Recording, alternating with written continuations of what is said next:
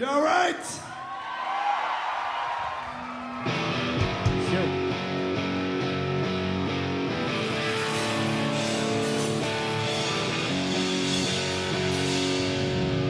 This show is dedicated to the weak, cowardly fuck who just punched our good friend Mel right outside the door.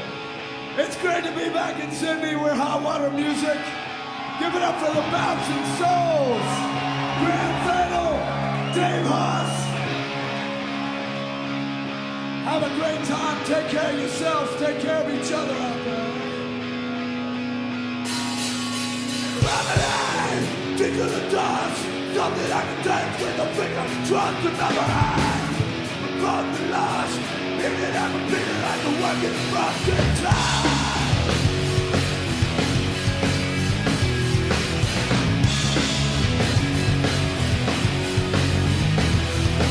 Just down in the rhythm of rain.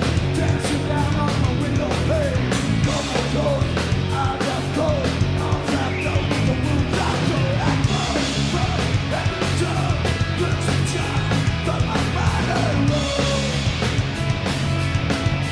Oh, I see.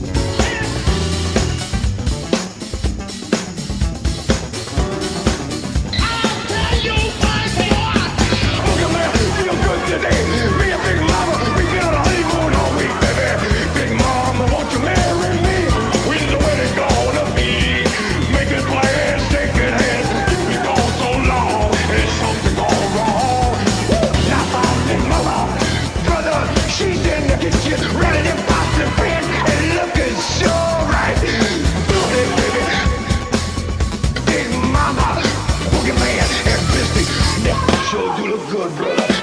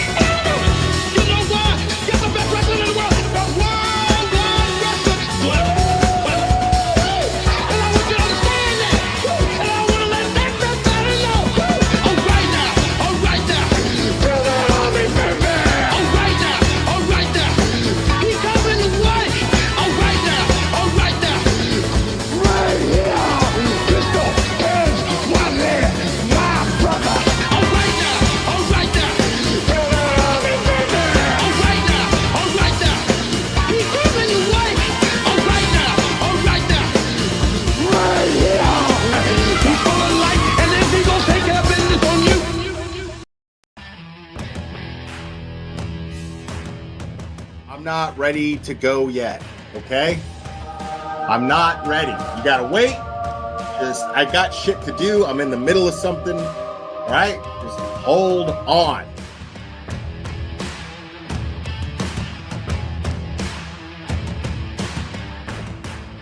Watch your mouth or don't come in here. Uh-oh. Uh-oh. Oh, yeah, people, come on, we're adults here. You know what? What is the point? Yeah, we're adults here. I got a fucking Burger King fucking thing on my head. We're all fucking adults here, guys. People in my chat, 2 words. What are they? 2 words. Let me see the chat flood. Let me see the chat flood. 2 words. Okay. Next caller. Please. Let's get into the meat and potatoes, which translate in American to dick and balls.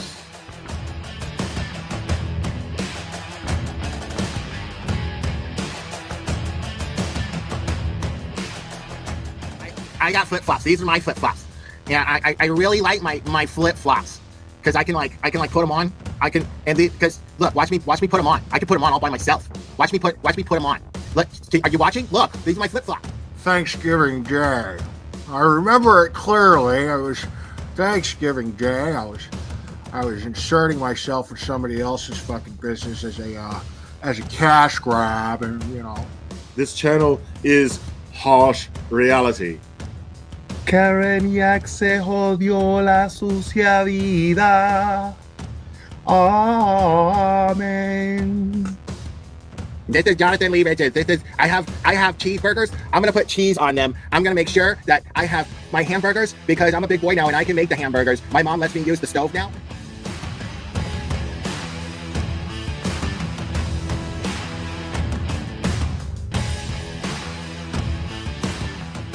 And I'm just like, wow, I like receipts, and they brought receipts. Like they had evidence to back up everything they said. And I'm like, okay, well, there's got to be another side to this, right? Like this can't.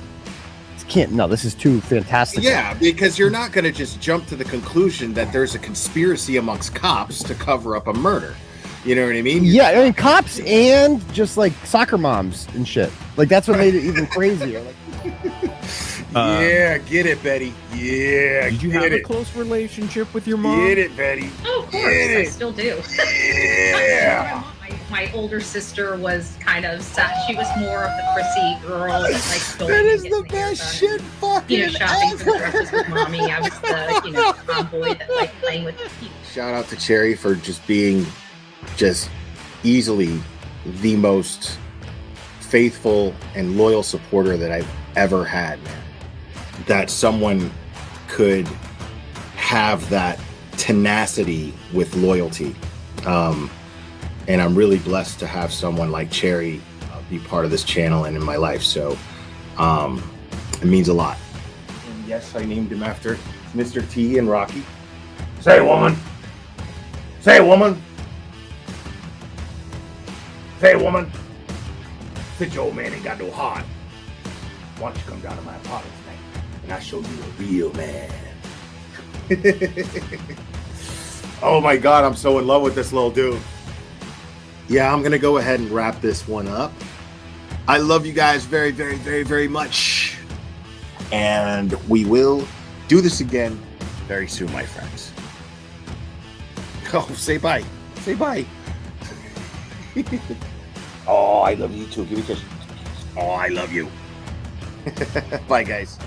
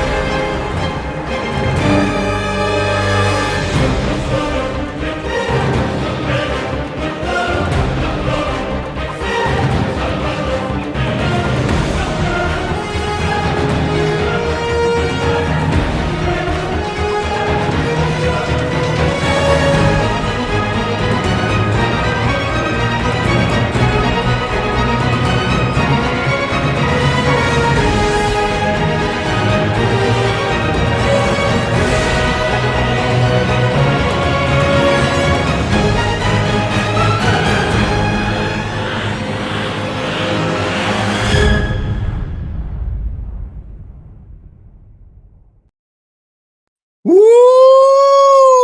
Good morning, people. Oh, I hope everybody's had a nice little vacay. Well, I mean, I kind of did, like I know I missed you guys very, very much. Nikki, thank you for becoming a new member, and Amy from Boston, thank you as well. I think that was Amy from no, sorry, a little Irish girl. Sorry. I get you guys confused sometimes. I'm so sorry about that. And welcome, Nikki. So yeah, I decided, to take a little time off myself, aside from the Turtle Boy panel Saturday, which I had a great time with, being part of, and talking to Mark and talking to Brian, as well as always with Turtle Boy. I want to give a shout out to Turtle Boy and say thank you for that, because again, I really enjoyed myself, and thanks to Mark and Brian for the great conversation as well. It was fantastic, and I really hope to do that again. But aside from that, I decided to just kind of like, you know what? Let me take advantage, man. You know, if the jury's gonna take it easy, fuck it, I'm gonna take it easy too. So I was just, slicing up eyeballs, debasing, and chilling out to Pixies and all the music and movies and gym and just me time, but big stuff happening this week, folks. Big stuff happening this week. Got some surprises coming up. Okay, big stuff. But also, I heard a rumor through a pretty reliable source that it is Bukkake week. I don't know if Bukkake will get called up to the stand today. Oh my goodness, wait, what? Oh man, it has been a minute, hasn't it? I think we got a super dad. Super dad. I think we got a super dad. Super dad. Super dad. Super dad.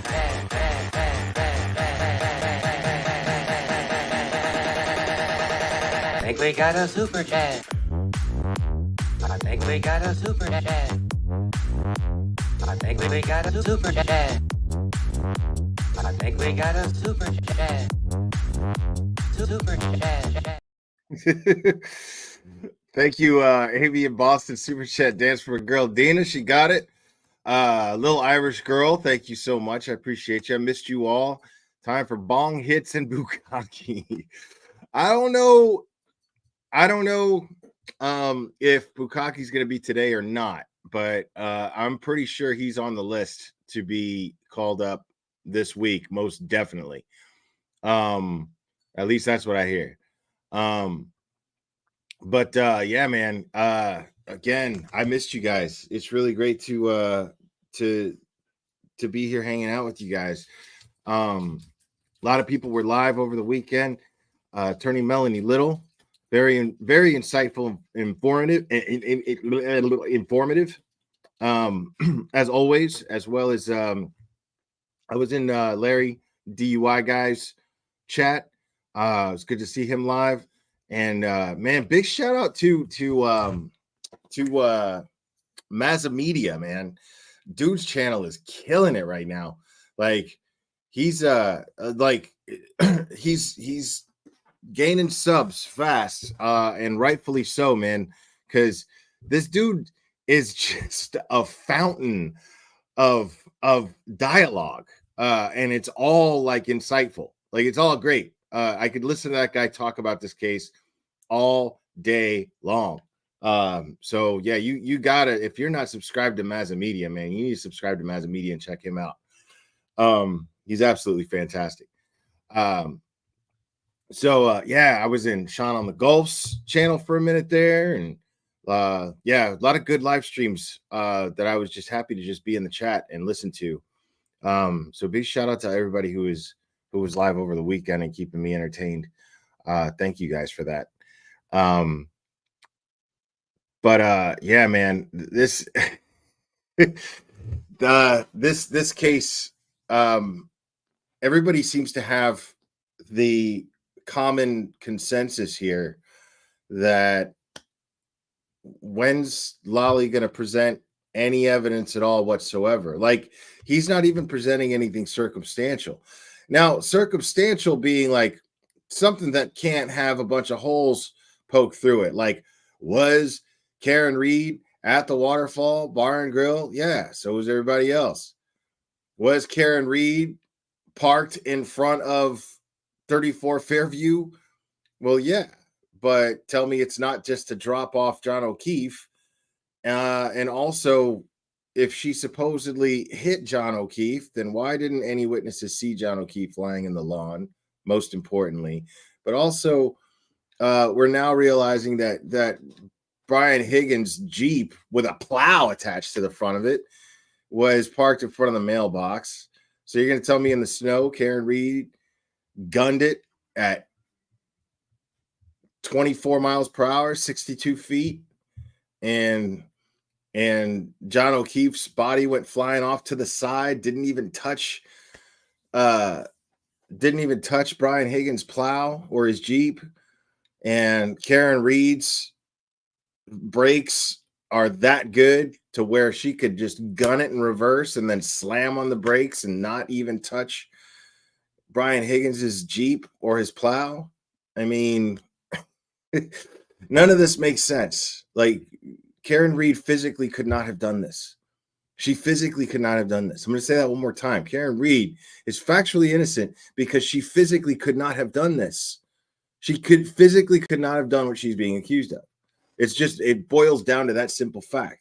We haven't even gotten into the fact that there was an independent federal investigation that took place with an independent federal investigator who determined, and I don't think then, now we know this only because Alan Jackson presented this in a preliminary hearing, but at the same time, like, so far, they've shown receipts for everything.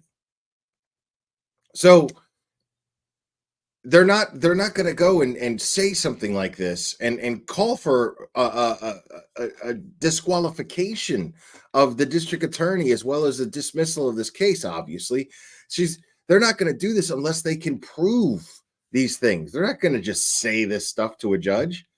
They're not going to just say, "Hey, there was a federal expert, an independent expert, conducting his own investigation who determined that there's no way that Karen Reed's vehicle could have hit John O'Keefe. John O'Keefe's injuries are not consistent with someone who has been hit by a vehicle, and the damage on Karen Reed's vehicle is not consistent with having hit someone. Period. Full stop. That's it. It's just, it can't be done. It couldn't have happened. This is where we're at. This is what's really funny. I love seeing these creators wanting to be on the safe side. You know, these big news channels wanting to be on the safe side and going, "Oh, could it be a conspiracy or a cover-up?" Like, dude, just think for 5 minutes. Karen Reed's Lexus SUV could not have hit John O'Keefe. Like, it could not have. It's just physically impossible. It didn't fucking happen. I mean, it's fascinating to me. Now, let's see. We should have a feed of Karen Reed's biggest fan here. Let's see. Yep, there it is.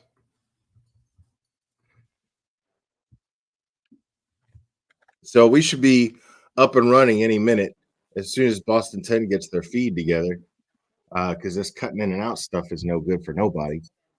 But yeah, I'm not sure exactly if we're gonna hear from Bukkake today, but I sure hope somebody slips and calls him Bukkake.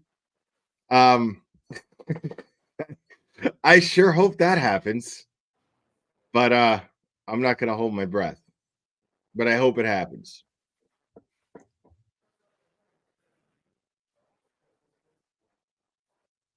Hold on, I hear some like people are definitely in the courtroom.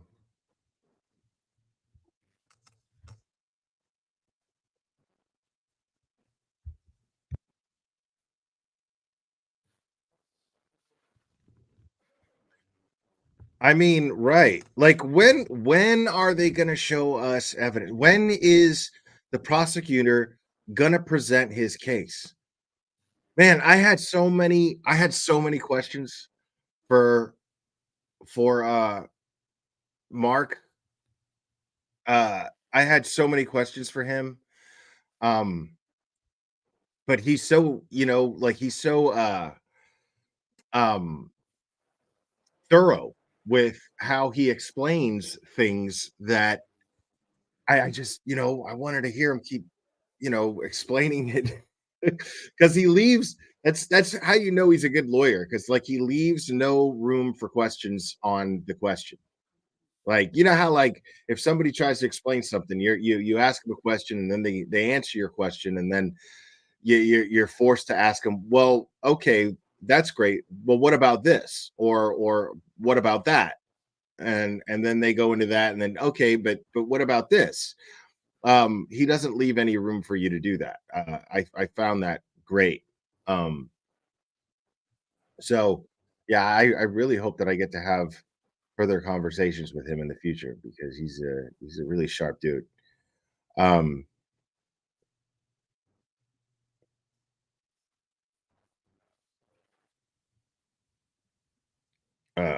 what is this? I'm the idiot that would slip up and say it because even spelling his name right looks like Bukaki with my dyslexic mind. Yeah, that's why I'm counting on it. That's why I'm counting on it, for that reason alone. I'm counting on someone in that courtroom in a position to have to say Buchanan's name out loud and call him Bukaki. And I'm counting on them being like dyslexic, and their their learning abilities, the shortcomings of their learning abilities. Because I have mine myself, so it's okay for me to hope that. You know what I mean? Like, you know what I mean? Like if I'm on crutches, if I'm on crutches and somebody I know happens to be a fucking liar and they're on crutches too, is it wrong for me to like hope that, they like kind of tip over on their crutches? I mean, that they're okay, but they gotta, they gotta get themselves back up. Like, oh my God, hold on. Excuse me. Jeez, hold on. I got it. Let go. I would just love that. I mean, is it wrong? Like, if I'm in crutches too, is that wrong? It's okay for me to have those fantasies about somebody else in crutches who I know to be a fucking liar. I think that's okay. I don't know what's going on with Channel 10 here, but hold on. Let me see if I can find another feed. Because I'm about to say fuck the world and stream like Court TV or Law and Crime.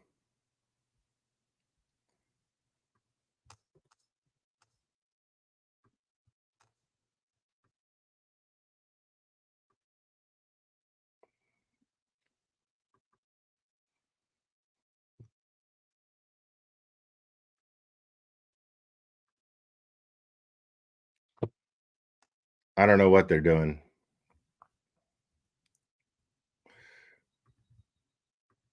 Let me just see.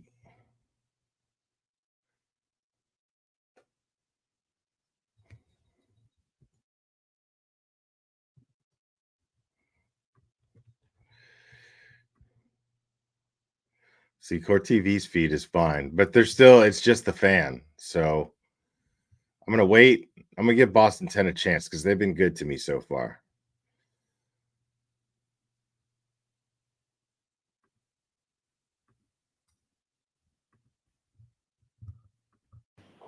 There we go.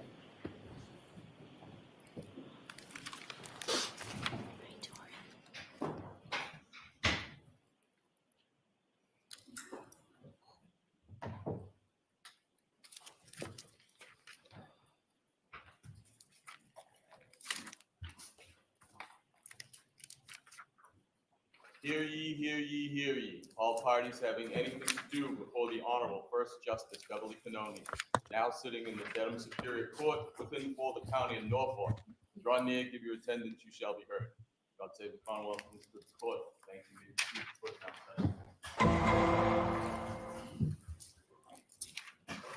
22117, the Commonwealth versus Karen Reed. Can I have counsel identify themselves? Thank you, Diane G. I'm Lyle for the Commonwealth. Good morning, Your Honor. Good morning, Mr. Levin. Good morning, Your Honor. Laura McLaughlin for the Commonwealth. Good morning, again, Your Honor. Alan Jackson. Is Laura McLaughlin going to do anything while she's there, by the way? Good morning, Mr. Yannetti. Good morning, Ms. Reed. Good morning, jurors. So I have those 3 questions for you. Is everyone able to follow the instructions and refrain from discussing this case with anyone since we left here last week? Cocky loser. What's up, Turtle Boy? Follow the instructions and refrain from doing any independent research or investigation into this case. Everyone said yes or nodded affirmatively. Did anyone happen to see, hear, or read anything about this case since we were last here? Everyone said no. Now, jurors, before we start, I do want to give you that instruction again on what is evidence. So in considering the testimony of any witness, remember that the questions that are asked are not evidence. Only the answers, which are really the only part of the exchange between the lawyers and the witnesses that are under oath, are evidence. So if a witness is asked, isn't it true that after you learned that your uncle left you money in his will, you poisoned him?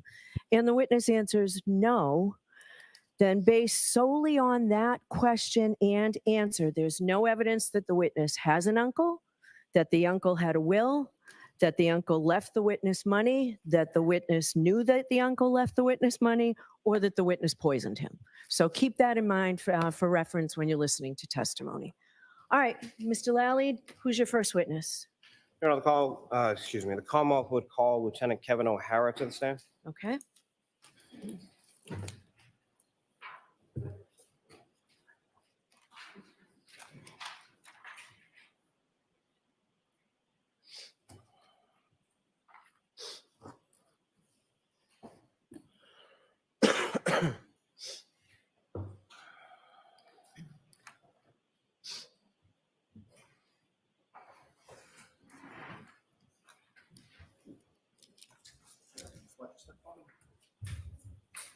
You promise that the evidence you give the court and jury in the case never gives you the truth, the whole truth, and nothing but the truth, so help you God. I do. Good morning.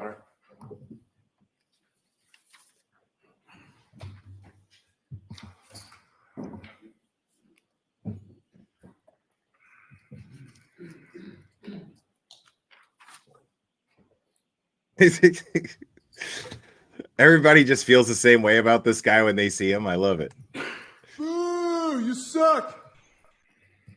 Forgive me, Your Honor. You're just like, fuck this guy.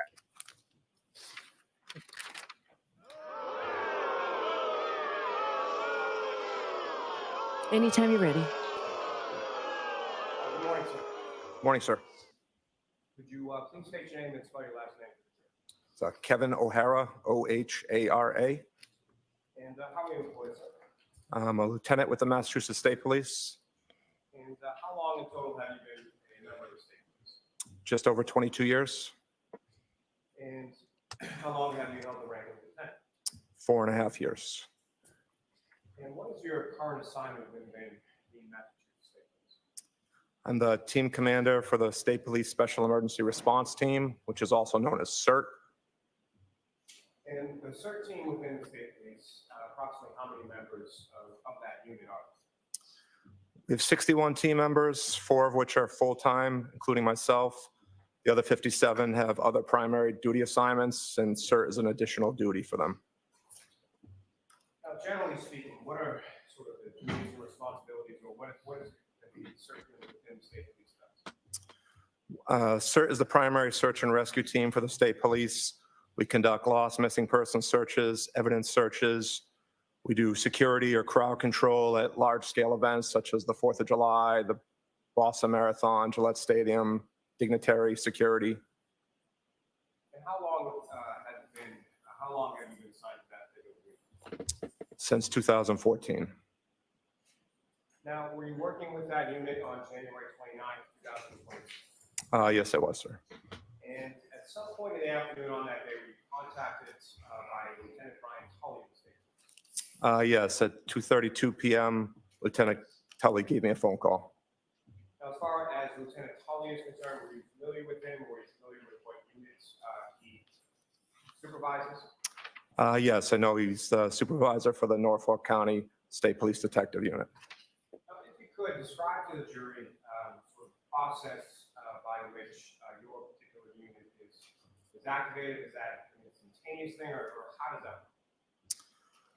Normally, we'll receive a courtesy phone call, which is what I received from Lieutenant Tully, seeing if we were available. We had members that could respond today for an incident he had ongoing. I told him we would be available. He then has to submit a request through his chain of command, which is the Division of Investigative Services. I also have to submit a request up my chain of command, which is through Field Services. To get approval on my end, has to be approved by the Special Operations Commander, which is a major. And depending on the request, it may even go above his level to the Lieutenant Colonel who is in charge of the Division of Field Services. So that initial call that you received about 2:32 in the afternoon, how would you characterize that first call?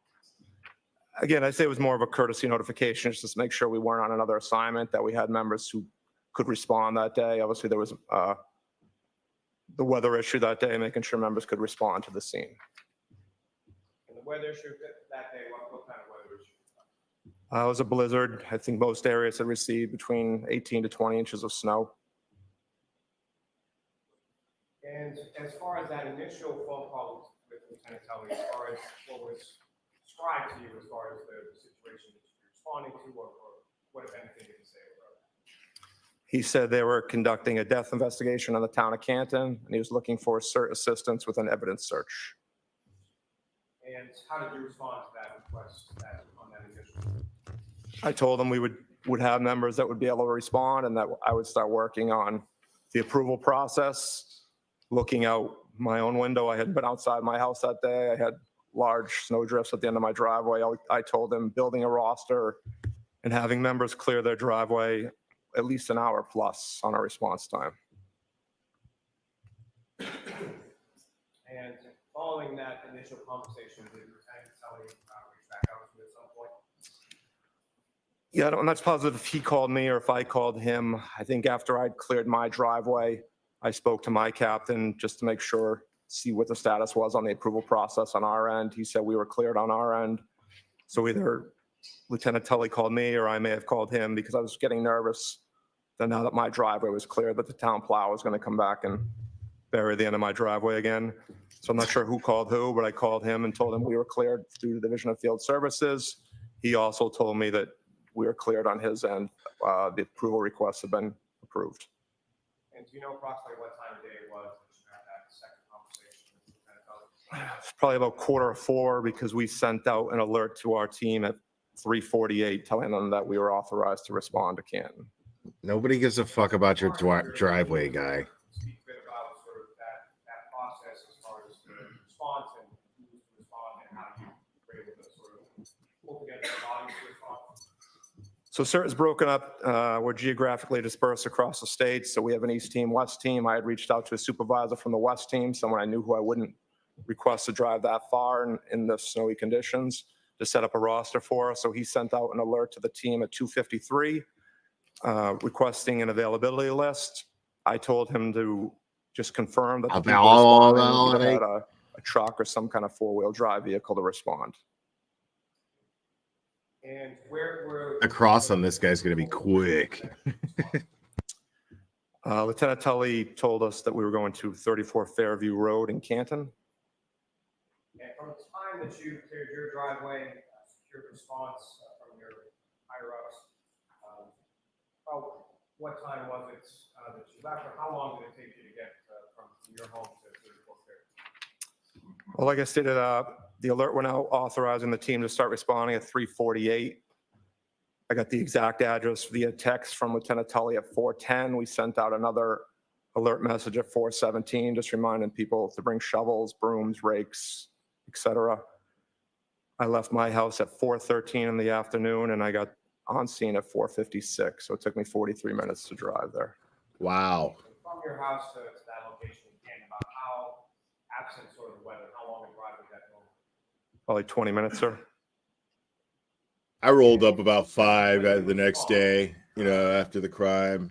How many other members of the unit were able to respond to the front of the scene? Initially, we dispatched 8 members, including myself. Only 7 of us made it to the scene. One of the members could not get off his street. The end of his street had been plowed in by his town, and he had called his town DPW to try to get some assistance, but he was not able to make it to the scene. So we only had 7, again, after we initially started 8, which did kind of shift some of the dynamics of how we ran the search on scene. And getting to that in a moment, when you first arrived on scene, I think anyone else preceded your arrival? Who was on scene? Just one other trooper from CERT, Trooper Jay Bousselet, was on scene. I believe he arrived 2 minutes prior to my arrival. Could you say that name again and spell it for us, Yes, please? sir. It's Trooper Jason Bousselet. It's Beausoleil.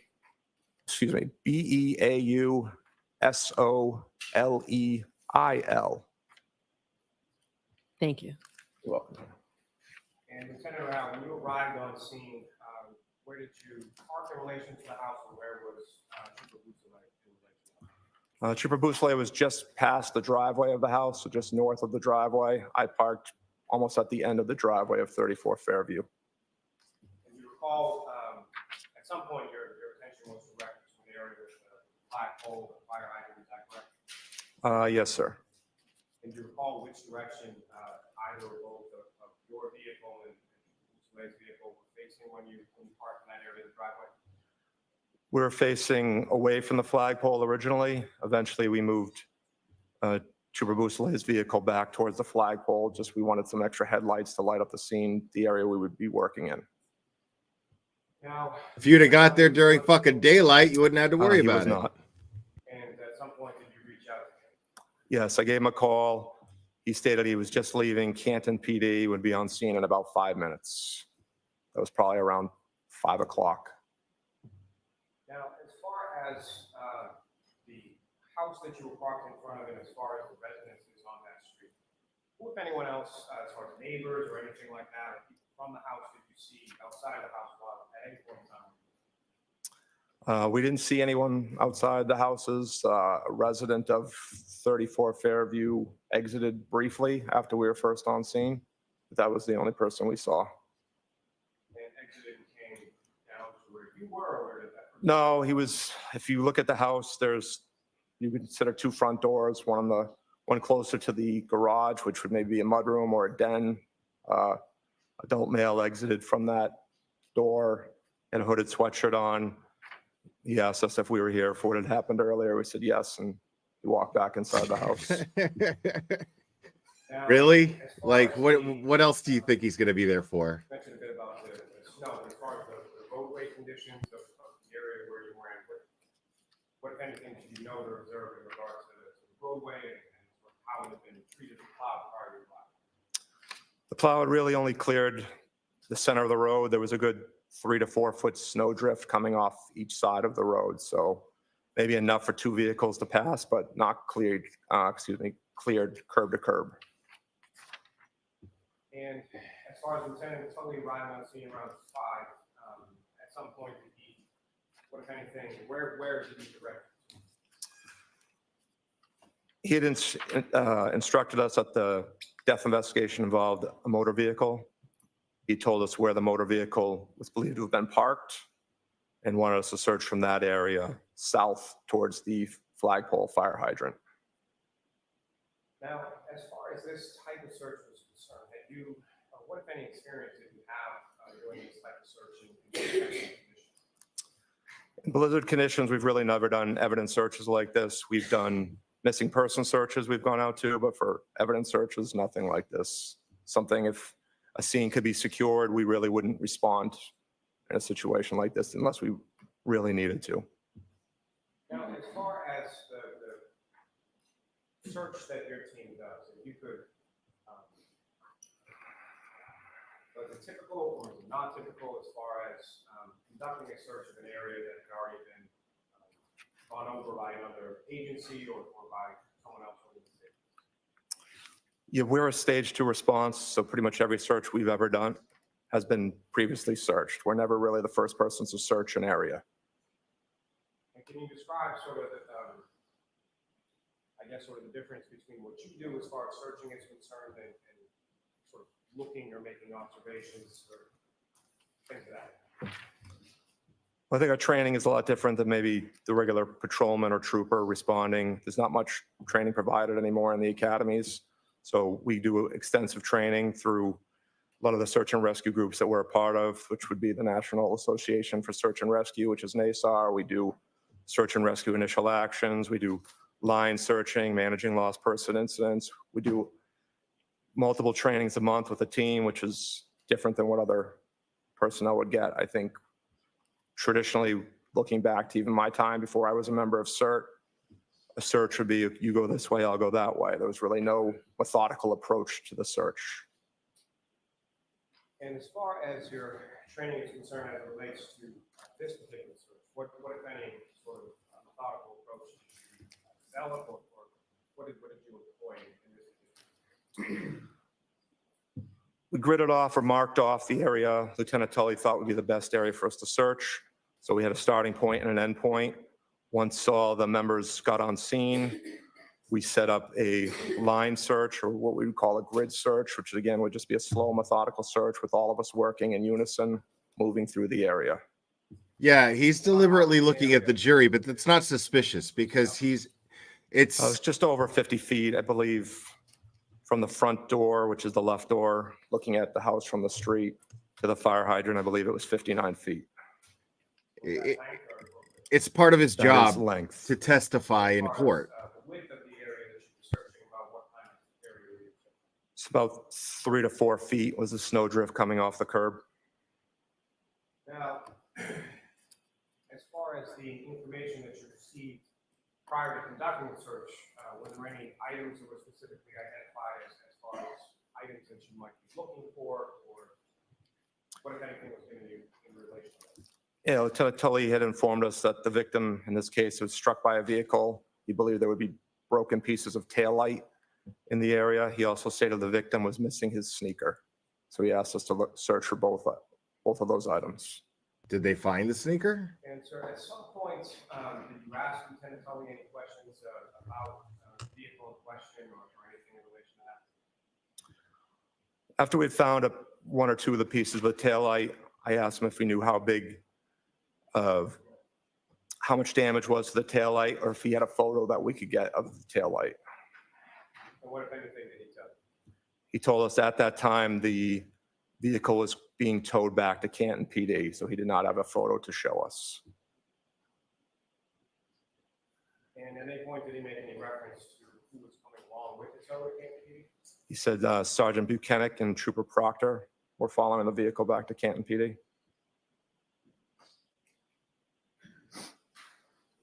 You mentioned an alert that was sent out to troopers as far as to rank certain items.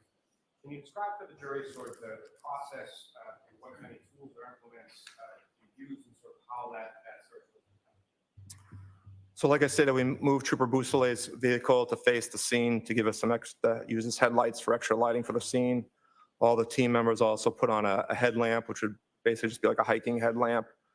We all had shovels. We had a couple of rakes, the smaller garden rakes, just to kind of help us sift through the snow. And I also had a small push broom to move the snow around as well. You mentioned sort of the headlamps and moving the vehicle as far as the headlights on the area that you were searching. What was the visibility, and what was the lighting conditions around that area at that time you were conducting? It was poor lighting. There really wasn't much as far as what we felt enough for street lighting, but with the headlamps, we had decent visibility. So when you first arrived on scene about 4:53 p.m. or so, was it dark out there? Yes, it was, sir. It remained dark while you were still on scene? Yes, sir. And in the area that you were looking, in your testimony, there wasn't much overhead sort of ambient lighting or street lighting in that area, as far as you recall? Nothing that really helped the search. So the area that you were searching was in the area of the fire. Dude, is somebody kicking a desk? We started almost You hear that directly shit? across from the front door and moved south towards Chapman Street, towards the fire hydrant.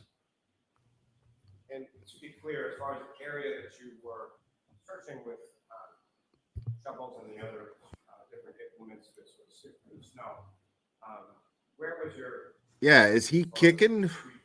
Is he kicking the stand out of being Our nervous? right flank was on the curb, and then we moved out across the street from there. So we were lined almost shoulder to shoulder. No, as we I was moved down- muted. As we moved south through the area we were searching. You're primarily searching or entirely searching along the roadway, is that correct? Correct, sir. And as far as some point that you Yeah, no, that's not me, dude. shoveling it, removal of snow from that area, did you approach or come in contact with the area of grass in front lawn? We did, as one of the members who was working along the curb, he started to clear some of the grass on the front lawn. Yes, sir. It's okay, Bev Squeaky Chair. Out there when you got to the grass. It was very difficult to clear the snow. I don't think we had very good visibility on what we were moving, even with the push broom and the rake. It was very difficult to definitively say we had cleared the lawn properly. So we didn't focus too much of our efforts on that area. Now, you referenced that only 7 members of your unit were able He's to communicating in Morse code with somebody, telling him the answers. and that had some impact as far as documentation of the scene, is that correct? Correct. Normally on a search, if I'm the overall, as a team leader, I would run what you consider a command post or be the incident commander for CERT. I would stay behind the line and kind of document our efforts, but because this was such a small search area, it wasn't really an issue because we weren't breaking people off into teams. No one was out of my sight line, and we had multiple detectives on scene that were able to fill that role for me. And so to that point, as far as the 7 members from your unit, in addition to the 7 members from your unit, who, if anyone else, was present for the course of that? I believe there was 5 other members. I believe there were only 2 that I recognized from the state police. So I'm not sure who the other 3 were. If they were Canton detectives or Canton patrolmen, but they were all dressed in civil, plain clothes. And as far as documentation for the scene, what, if anything, was done with reference? Doom, doom, doom, doom, doom. That's all I keep As we hearing. began to find evidence, I spoke to Lieutenant Tully and just confirmed that he was going to document everything we were recovering via photograph and evidence log. As far as His iPhone that no longer Yes, they were, exists. sir. and the items that were photographed, were they photographs prior to anyone sort of touching them or moving them or placing them, other than those sort of related to the search effort? Correct. As soon as we found anything deemed as evidence, we stopped our search efforts until they were documented by Lieutenant Tully. And in reference to your search efforts, what, if anything, of evidentiary value did you and your team locate? I found multiple pieces of red and clear taillight. And where were they in relation to sort of the grid or the area that you had set up?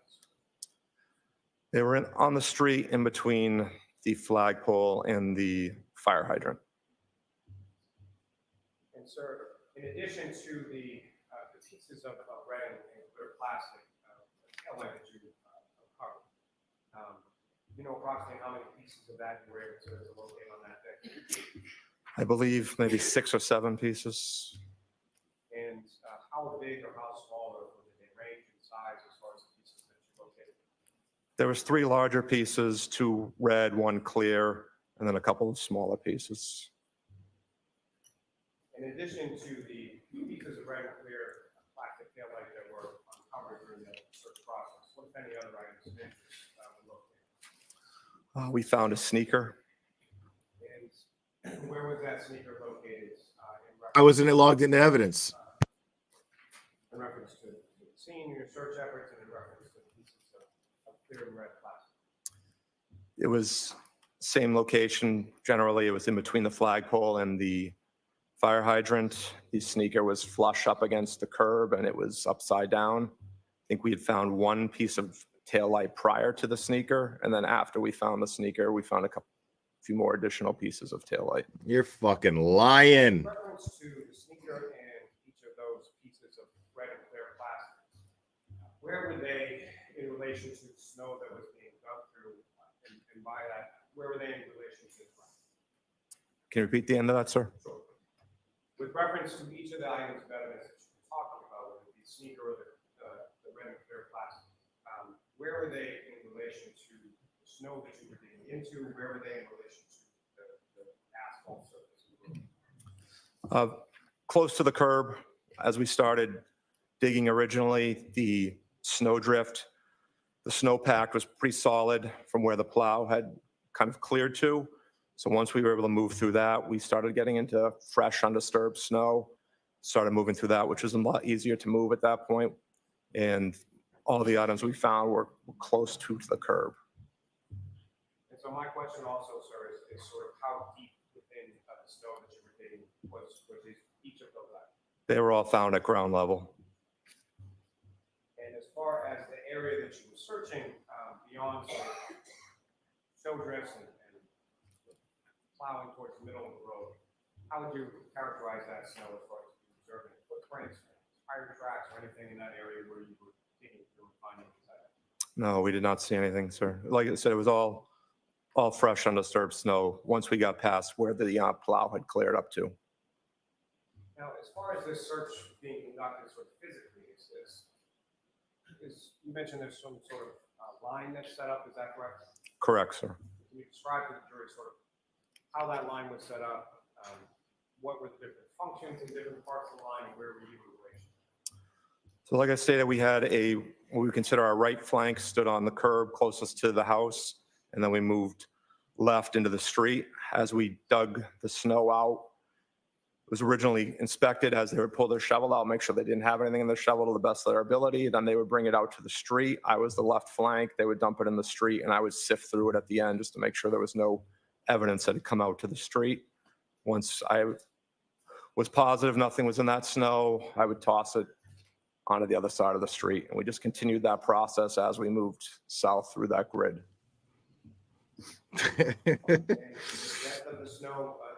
I mean, that's probably standard, but it makes me just look at everything they do as fucked up. Like this dude just sifted snow and where the plow had touched, clear to, I would say that was probably about a 3+ foot in height. But as we moved into the snow itself, getting closer to the curb, I was in level with the rest of the area, what was on the front lawn, which was on the neighbor's lawn. So probably maybe 18 inches of snow. And sir, as far as this search was concerned, about how long a period of time was it that you were on? That's right. One can't overlook that they plowed the fucking crime scene, bro. After they took a leaf blower to kind it. of informed us where we were going to search. We moved Trooper Boussolet's vehicle at 5:20, and that's when the rest of the team started to show up right around 5:21, 5:24. A couple other members with extended response time showed up a little bit after that, but all members were on scene by 5:41. We had already started the process before they had all arrived on scene, and we were complete by 6:15. We started to wrap up and clear the area.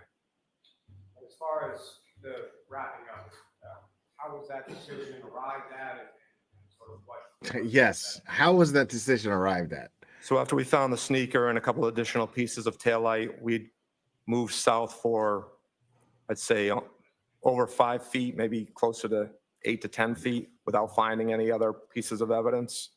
You are so Lieutenant full Tully of and I had a shit, conversation. man. He was very satisfied that we had found everything we were going to locate at that time, and we decided to suspend the search. And what was, as far as you were concerned, with the weather conditions and everything that had gone on, which was located at that point, what was sort of your thought process in relation to any sort of continuation of the search at some later? I told Lieutenant Tully, we'll do a debrief at the end. We'll go over probability of detection, how I feel, whether we would have found everything that was there. I told him that there was a good chance we did not find everything. I said if he wanted us to come back in the daylight, which give us better lighting to search, or after a couple of days, the weather was supposed to warm up. If you wanted us to come back after there was some snow melt, just to reach out to me. I just can't get over how they just waited until dark the next day. No, that was in consultation with Lieutenant Tully. I mean, right. Like, he's basically describing this, trying to dress it up. Correct, sir. At any point in time that you were on scene, did you, do you know either Sergeant Buchanan or Trooper Proctor? Yes, I know both of them, sir. And at any point in time that you were on scene, did you see either Sergeant Buchanan or Trooper Proctor in the area of critical failure during the entire time you were there? No, they were not on scene. So the other sort of troopers that you had mentioned around, they were not, correct? They were not there, no, sir. Now, as far as the securing of evidence, how was that done? Generally speaking, in relation to searches that your unit conducts, and how was it done in this specific?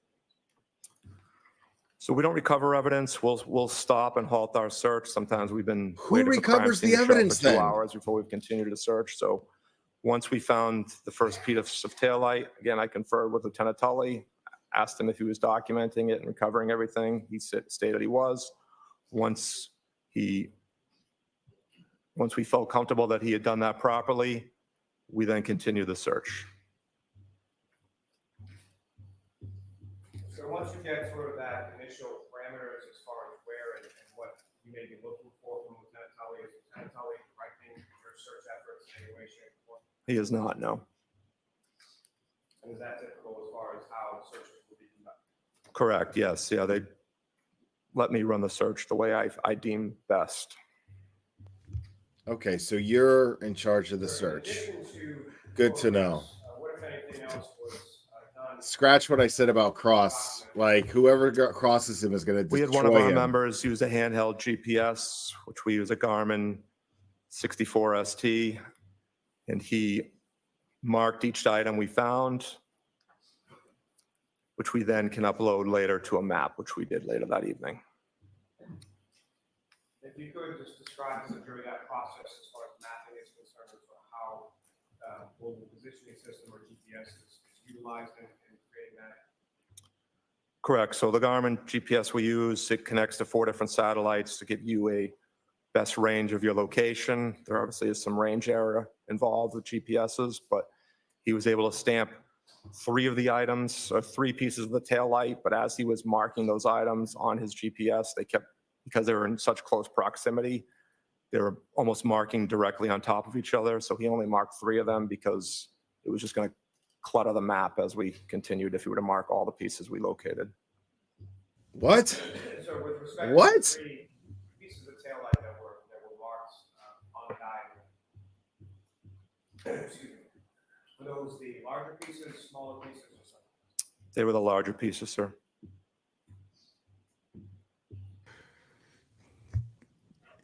So wait a second. You didn't want to clutter the map, and that's why you didn't mark the locations of where you found the pieces of taillight? That's what you're telling this jury right now? I love it. I like, oh, look, even Karen's looking at him like, dude, you just said that shit in a fucking open court, guy. You're in charge of these searches, and you just told the jury that you didn't want to clutter a fucking map. Cool. Cool.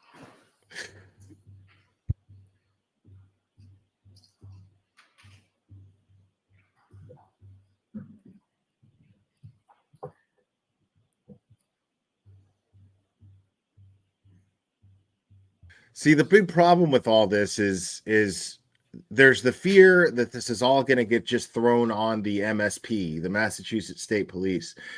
And, you know, the problem with that is it's not that a guilty woman got away with it through a negligent investigation. There's so much negligence that you have to, you know, if it quacks like a duck, waddles like a duck, it's a duck, man. So that's corruption. The conflict of interest alone. I'm going to ask you in a moment if you recognize.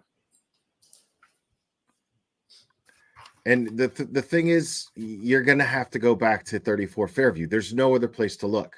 It's important that it doesn't just stop with Karen. Somebody's responsible for this. And it's somebody who was inside 34 Fairview Road in the morning hours of January 29th, 2022. That's a fact. Logic dictates what's this. in those photographs, sir? Yes, sir. It's the area we searched and some of the evidence that we recovered. Your Honor, the Commonwealth will seek to introduce and admit as the next exhibits. Any objection, Mr. Yannetti? There is no objection, Your Honor. Thank you. Yeah, they're going to try to put all this on the Massachusetts State Police for conducting a bad investigation, but what needs to be focused on is why they conducted such a bad investigation. What motivated them to conduct such a bad investigation? All right. Oh, I'm sorry. She needs to have her attention on the microphone. I'm sorry.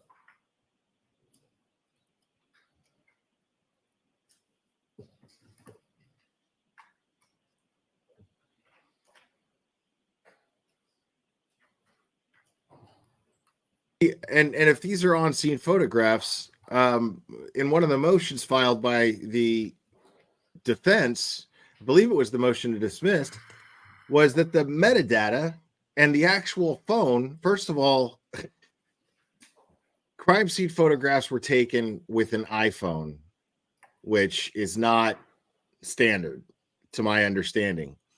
And the metadata, as well as the iPhone itself, are no longer in existence, is what apparently the Commonwealth told the defense when the defense wanted it in discovery.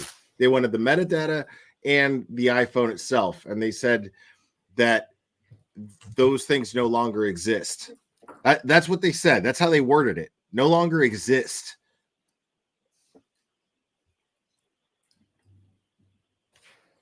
That's incredibly suspect.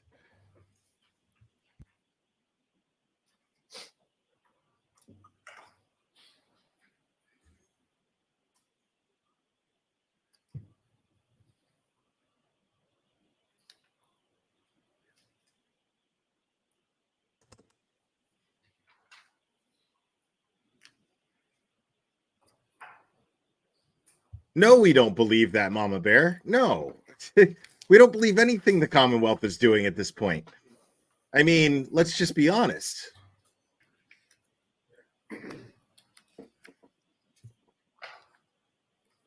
I mean, the thing is we have to understand, a lot of people are just starting to follow this since the trial started. They have been playing keep away with discovery forever. since this case broke, since she's been indicted. These people, since they decided this was going to go to trial, or since they decided that they were going to plead not guilty, the Commonwealth has failed to provide discovery to Karen Reed's defense. Sound familiar? Sound anything like Turtle Boy's case?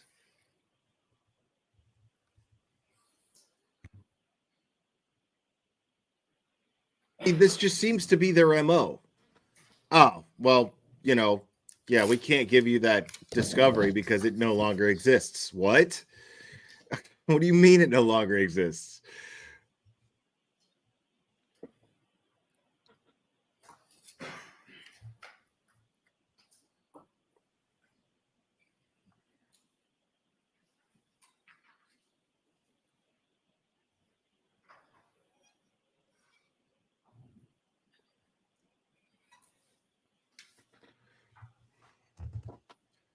I mean, that's the thing with cases like this. They need to be high profile.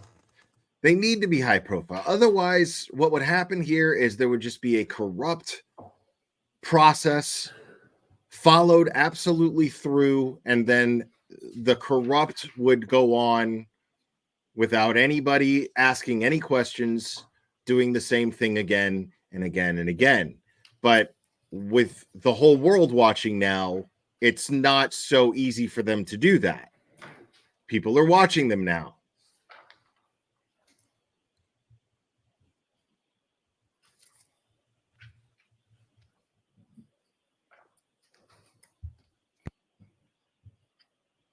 I'm not sure who's going to cross. But I mean, what seems to be happening with this case, what the defense's strategy seems to be, is they establish all Jurors, it's very important that we keep our record straight. It will be important for you during the deliberations that we do this. Sometimes it takes a while. We're fortunate we've got such a great court reporter here to take care of this for us, but sometimes it takes a while. I caution counsel that maybe you can all work together so that we don't do this, take up any extra time. All right, do you need those photos back, Mr. Lally? Maybe you approach on that, Nora, please. All right. Yeah, see, the defense's strategy seems to just be something, you know, very simple. Discredit the prosecution's witnesses. Also, discredit the integrity of the investigation. That's going to be their doubt. Like right there, that's how they indisputably establish doubt in this case. That's a lock. But in the process of doing this, in the process of discrediting the witnesses for the prosecution, especially the McAlberts, discrediting them while discrediting, and it's the way that they're painting the picture. Like when you look at the defense and how they're approaching the strategy, they make the whole thing of the integrity and of the investigation just seem easy. Like, yeah. Like we're not even worried about that. There's no way you're going to convict just on that. We're here to get to the truth. On top of this, just okay. You know, did you see any pieces of taillight? Did you see Karen Reed hit John O'Keefe? Did you hear any fighting? Did you all of these things? Thank you. But in the process, they're discrediting Proctor's investigation. Did Proctor come and interview you the day of? Did he ask to look at your phone? So all of these things is just in the back seat. The guarantee of how they're going to acquit Karen Reed's case is in the back seat. They're really going to focus on the corruption here moving forward as well. Yes.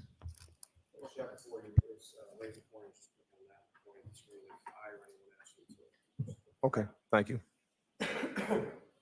Lieutenant O'Hara, I guess you if you could zoom in on that.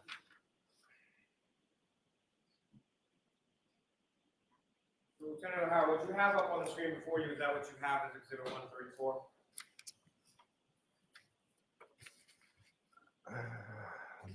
I'm sorry, 111. Hold on, might be backwards here. Yes, 111, sir. And if you could describe to the jury, if you, using that laser pointer, what if anything is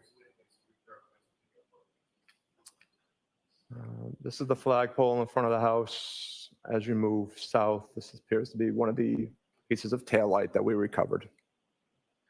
It's all plowed snow, and it's on top. Okay. Wow, dude. You're conducting the search, and when the actual searching process is ongoing, what was the weather doing while you were doing it? Is that visible in this photograph? Yes, because of the air conditioning. So you need to speak up really loudly if you don't have a microphone in front of you. And so, Lieutenant, during the course of the process that you're conducting this search, what was the weather doing, and is that something that you can observe in this photo? It was still snowing, and you can see some of the snowflakes falling here by the flagpole. As far as the wind was concerned, what, if any, impact did the wind have on the course of the search that you were conducting? It was windy, but it really didn't impact how we were searching through the area. And sir, if I could direct your attention to the next photograph on top.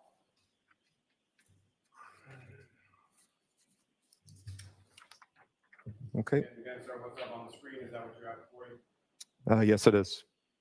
It's sort of a different perspective of the same area that you were talking about in the last photograph. Is that correct? Correct. Right, Micronauts?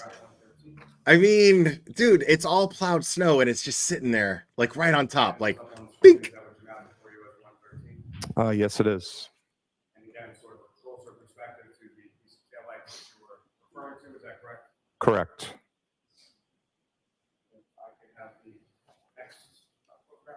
Okay, you really have to speak Bro, up. come on with that bullshit right there. Again, Look at that. What's up on the screen? Is that what you have before you?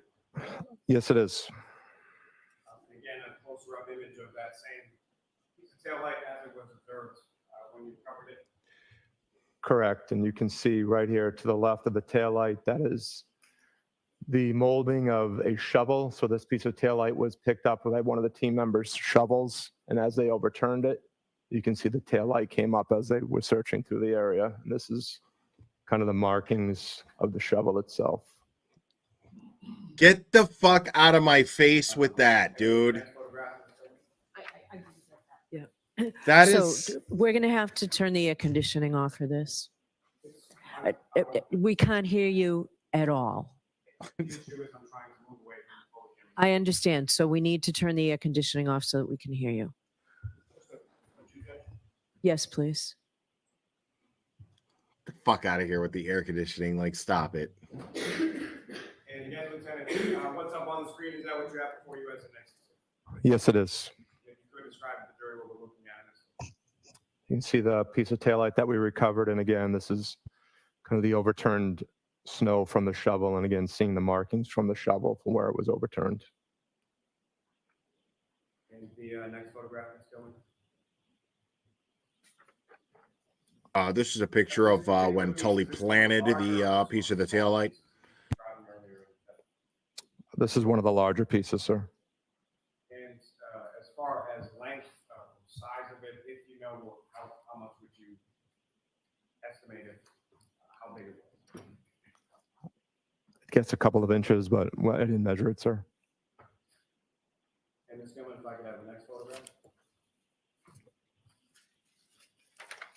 Here you see a bunch of police officers destroying the integrity of a crime scene.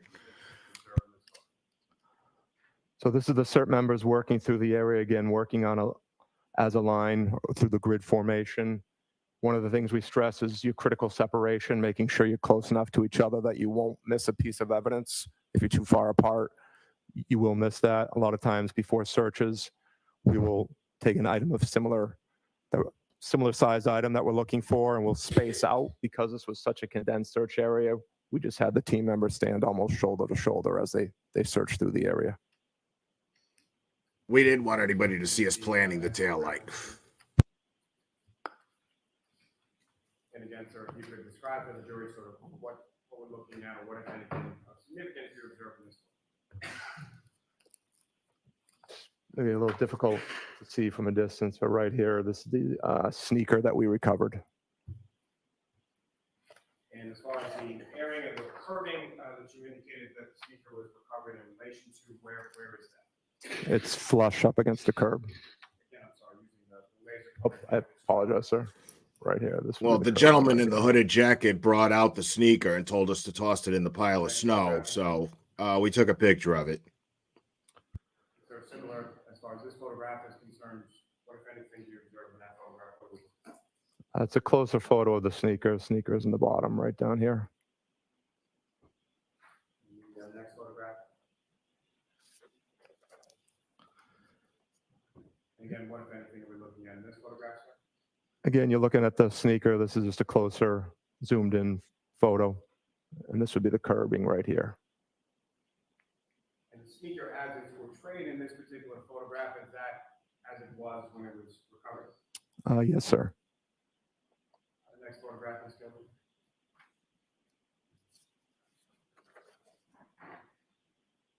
The other side of that sneaker, is that correct? Correct, sir. And is that sort of in relation to the curve that you were describing earlier in your testimony? Yes, sir. You can see the curbing right here. The next photograph.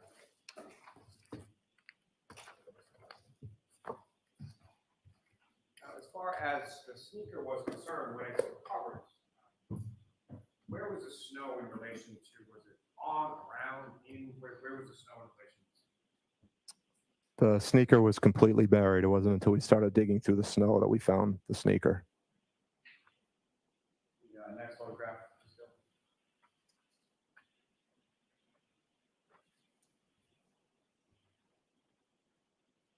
And this is how it was discovered, is that correct? Correct, sir. Or how it appeared when it was discovered? Yes, sir. Next photograph. Wow. So just out there, huh? In this photograph, if you could, using the laser pointer, draw the jury's attention to what, if anything, of significance you observed. This is exhibit 125. It's the photo I have in front of me. This might be difficult for them to see, but this is a clear piece of the taillight right here. And the next photograph.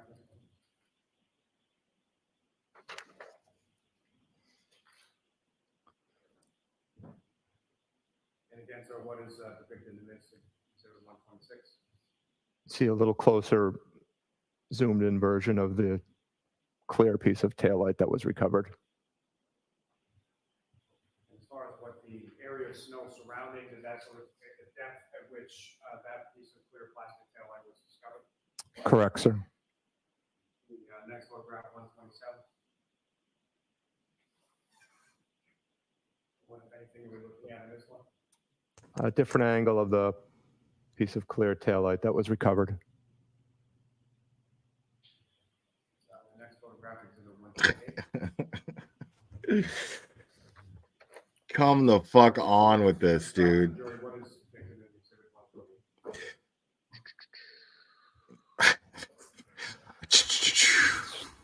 128? Difficult to see, but there's a piece of clear taillight right here.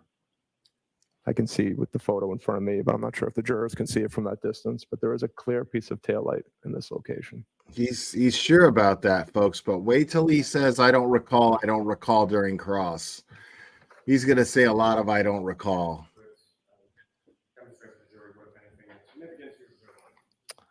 Again, there's a piece of clear taillight right in this location. Get the fuck out of my face with that bullshit right there, dude. There's not even any like...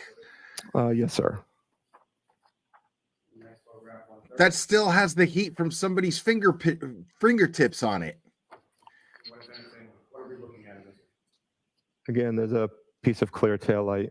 Again, might be difficult from the distance for the jurors, but that is the biggest crock of shit that I've ever seen right there, bro. There is no fucking way that taillight was sitting underneath a bunch of snow for hours and hours and hours. They threw that shit right up on top larger of that. piece of red taillight located on the ground in this location. And the next exhibit 132. Right on a footprint. What, if anything, are we looking at? That's a fucking footprint, bro. It's a closer photo of the same piece of taillight right here located on the ground. The next exhibit 133. Listen to this guy.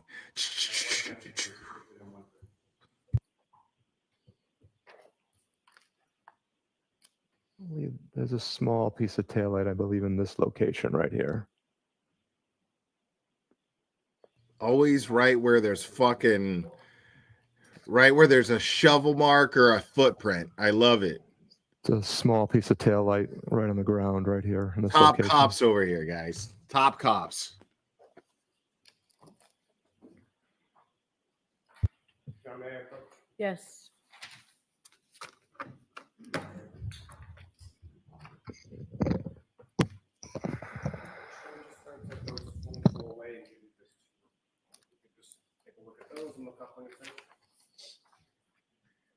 So far, everything that is wrong with yes, I this do, sir. investigation. This is the mapping system we use to map evidence we recover. Are those diagrams created pursuant to that mapping system? Yes, they are. What's contained in those diagrams is that a fair and accurate portrayal of where items were recovered in relation to various markers on scene at 34 Fairview on January 29th in the afternoon. Yeah, the marks showing on the map, they're a little offset, but that falls in the range of error with the handheld GPSs. May I approach again, Your Honor? Yes. I'll vote to seek to introduce. No objection to the maps. All right. Thank you. Yeah, we want to show those maps. Because so far, literally every aspect of this investigation seems wrong. Like every part of it. Not just, oh, let's pick one little thing here or one thing there. What about this? No, like find me something that was done correctly. You know what I mean? Thank you. And Your Honor, with the court's permission, may I publish those to one in each succession to the jury? Yes.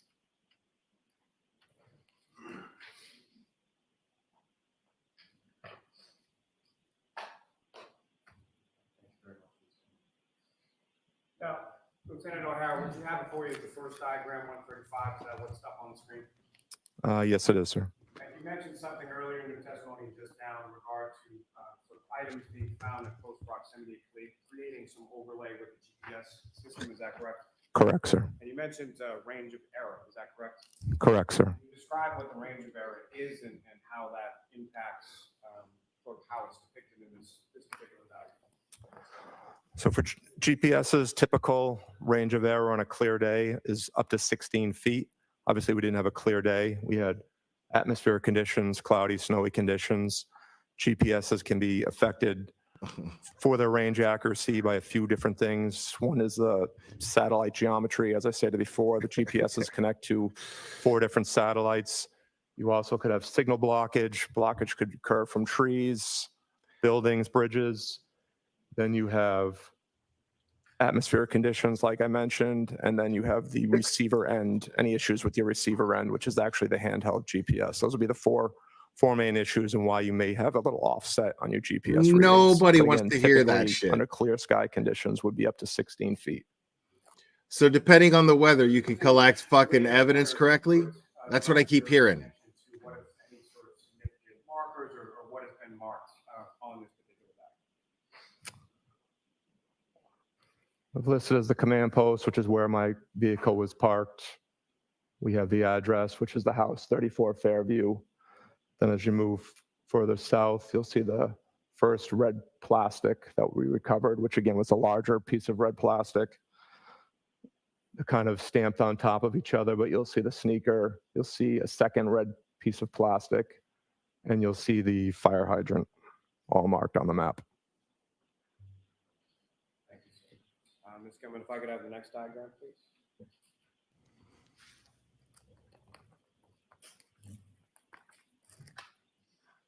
This is fucking hilarious to me, dude. Like, if it wasn't so fucking tragic. Yes, it is. And again, if you could describe to the jury sort of what we're looking at in this diagram or what, if anything, is different between 136 and 135. We just changed the layering on the map just to make it a little easier to read. So we removed the taillight pieces, and now we just have the sneaker and the fire hydrant listed on the map here. That's how you mark the evidence, right there. That area, as far as you were talking, sort of the concentration of the search was in the area of the flagpole and fire hydrant. Is that correct? I'm supposed to be a juror and look at that and Correct, go, sir. We started closer okay. to almost directly across from the front door. The evidence recovery all happened between the flagpole and the fire hydrant. And if you could, or if it's possible on this diagram that you have up on the screen, could you, using the laser pointer, direct the jury's attention to sort of where the search began and where the items of evidence were located? Search would have begun right in this area. And as we moved south, we started finding pieces of evidence right around here.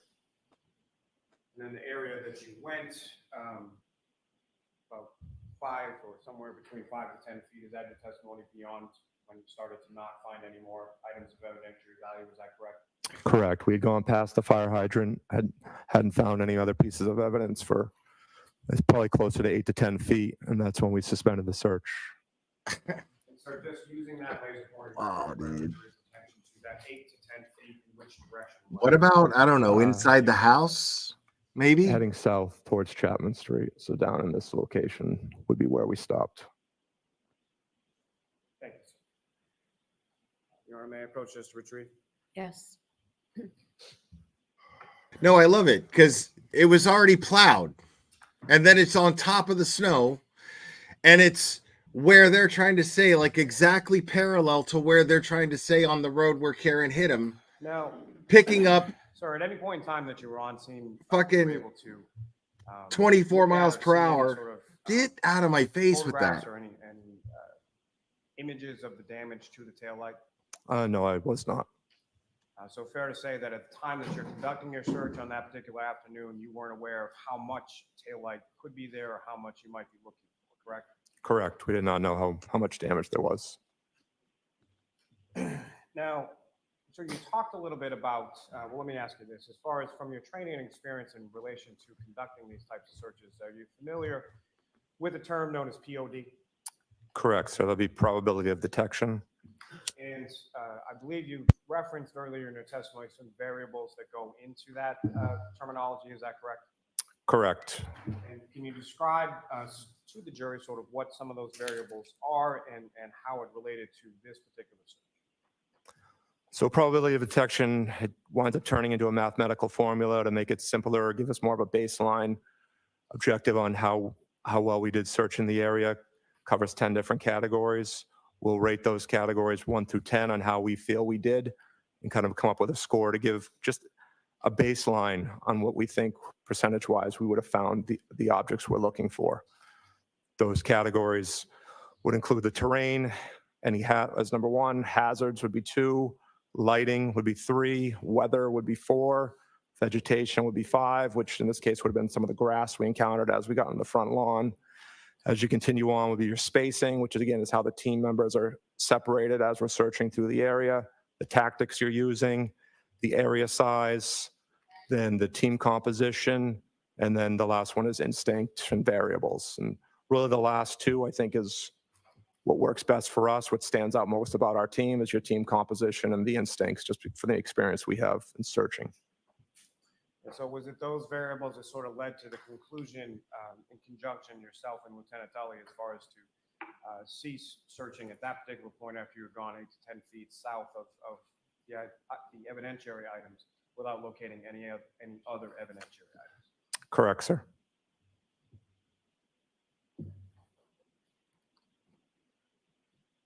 Thank you. I have no further questions of this witness. Thank you, sir. All right, cross-examination. Thank you, sir.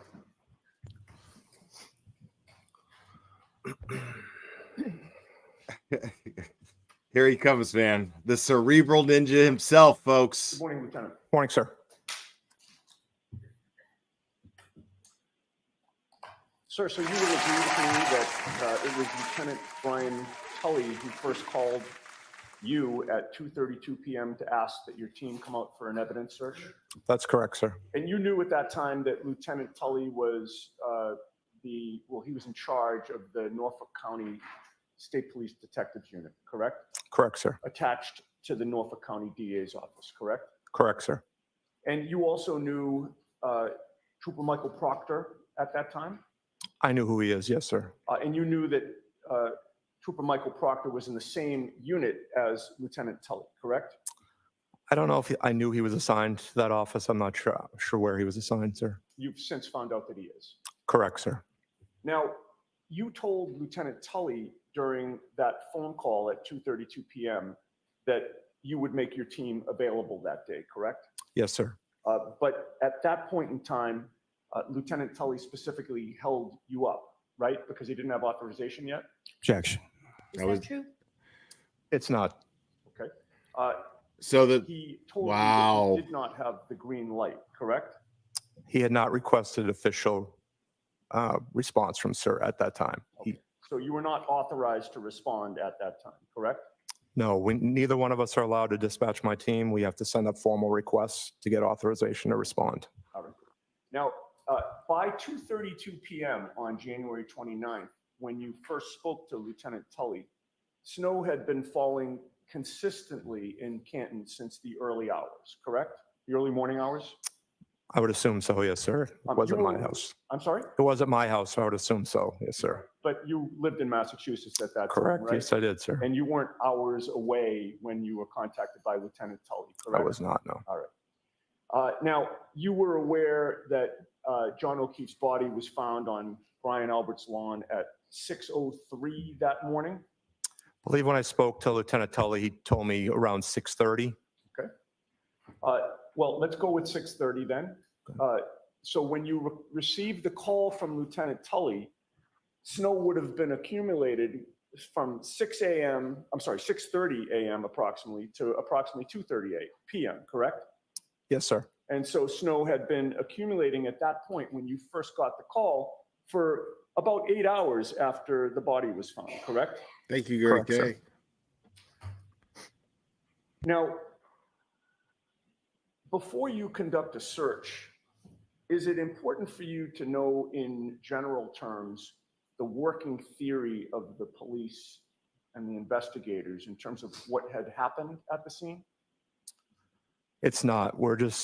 I want as detailed information on what we're looking for. As far as the investigation's concerned, that's not interesting to me.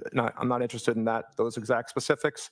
I just want to know where you would like us to search and what you need us to find. Right, but in order to know what you are seeking to find, you'd need to learn from the investigators what they believed happened that would leave that evidence, correct?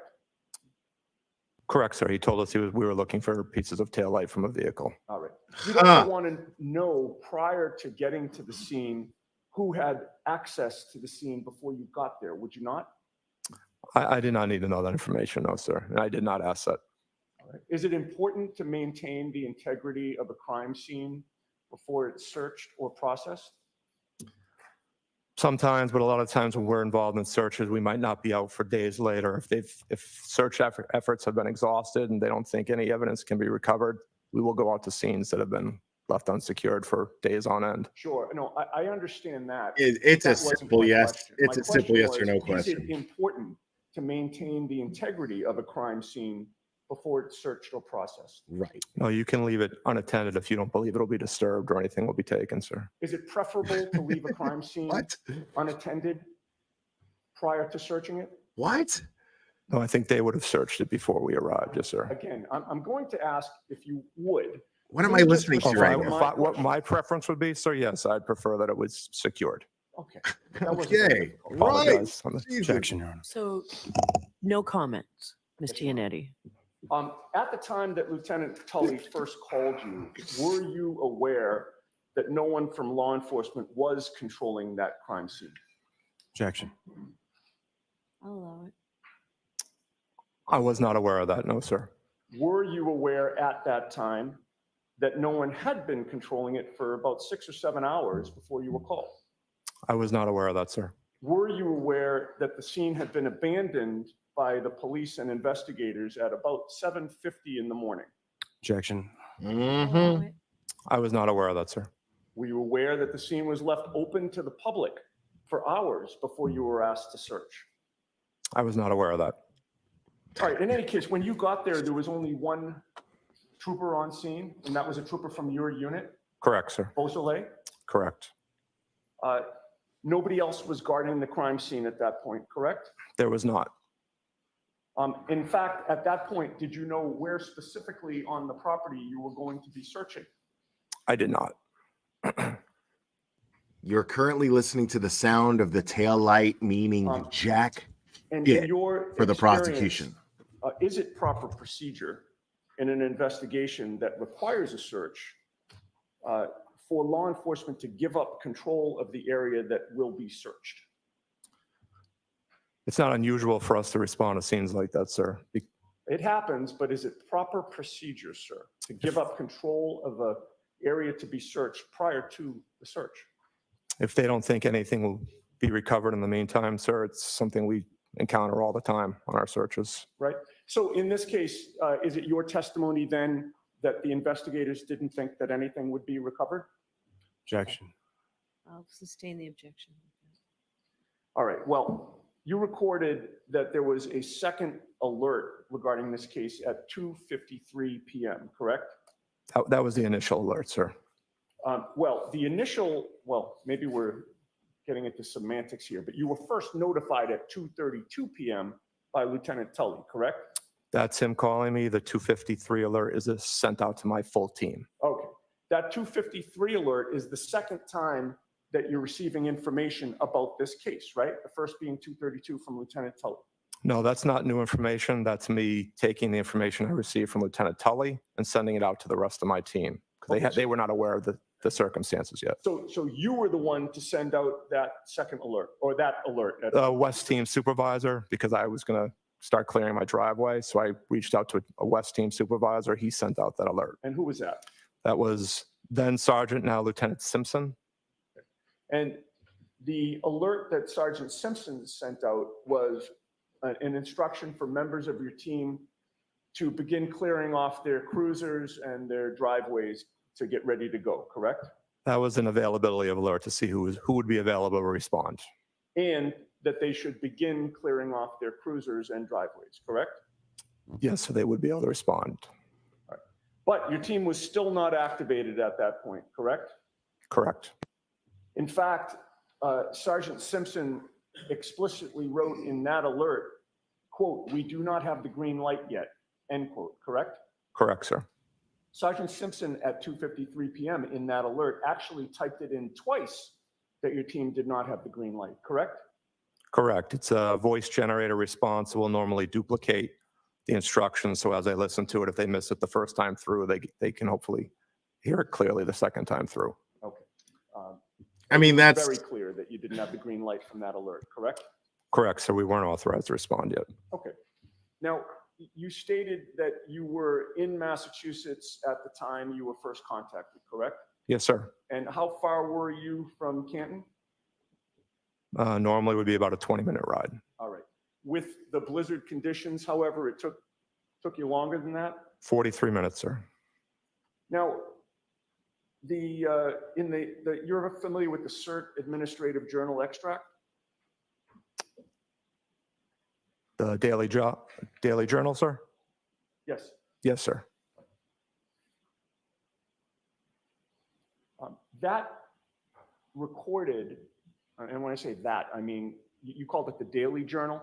Yes, sir. All right, I'll call it the daily journal. That daily journal recorded the initial contact that you had with Lieutenant Tully at 2:32 p.m., correct? Yes, that was entered into the daily journal. And then the second entry was the 2:53 p.m. alert that was sent out by Sergeant Simpson, correct? Yeah, I'm not sure if that's in the daily journal or not, but that would be the alert, sir. May I approach the witness, please? Yes. I mean, so I guess crime scenes in Massachusetts just I'd like to hand are never secure. this document and leave it He'd there. prefer that they were, I have no but problem with him referring to it. nah, you know. Once you've had a chance to review that, Lieutenant, if you look up at me when you're done. All set, sir.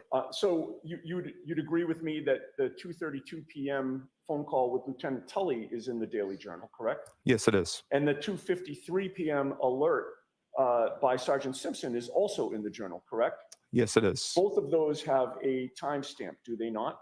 They do, sir. What is the next entry on that journal? It says CERT activated en route to Canton. Now, there is no time entry next to that. I'm sorry, no time is entered next to that entry, correct? There is not, no. The previous alert said only to clear the vehicles and driveways, essentially, right? To check on availability. Correct, sir. So the time that your team is alerted was entered in the journal, but there is no time entered in this journal as to when you were dispatched, correct? Correct, sir. But you have a memory of after that 2:53 p.m. alert sent out by Sergeant Simpson that Lieutenant Tully called you back about an hour later?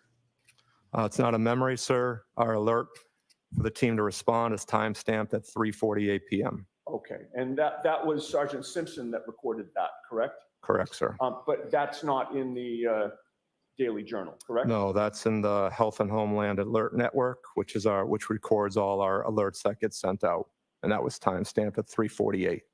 3:48. Okay. Now, other than authorization that would have been obtained, He's holding his after own, the though. 2:53 p.m. alert.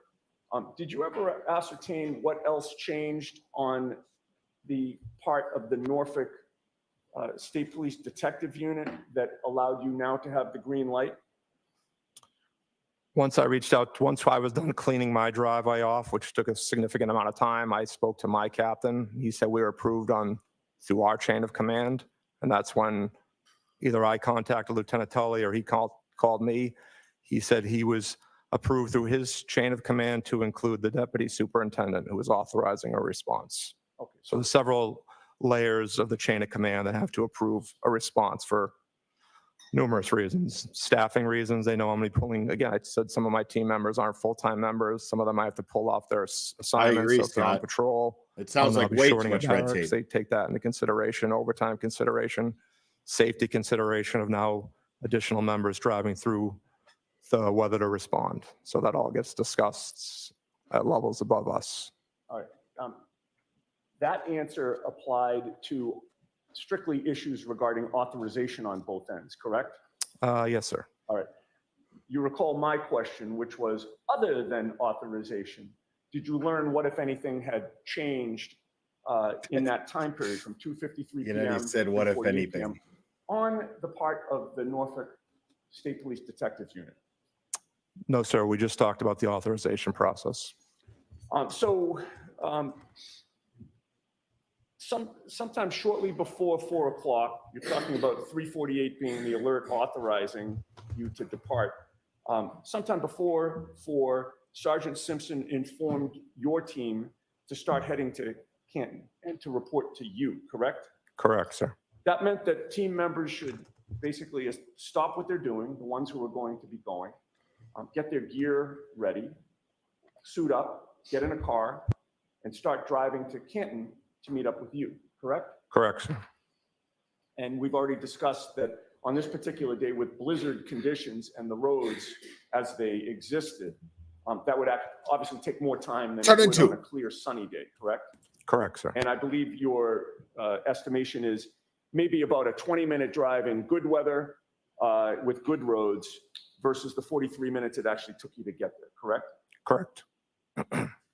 Now, the 7 members of your team who did show up were Bearden, Beausoleil, Carrier, Louise, O'Brien, you, and Viscardi, correct? Correct, sir.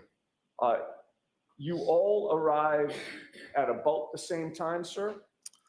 No, we had a pretty significant difference between arrival times. Okay. Is there something called a personnel status report that records arrival times, sir? No, it doesn't record arrival times. We just enter who's responding. We use our geotab, which is our vehicle locator, to determine arrival times.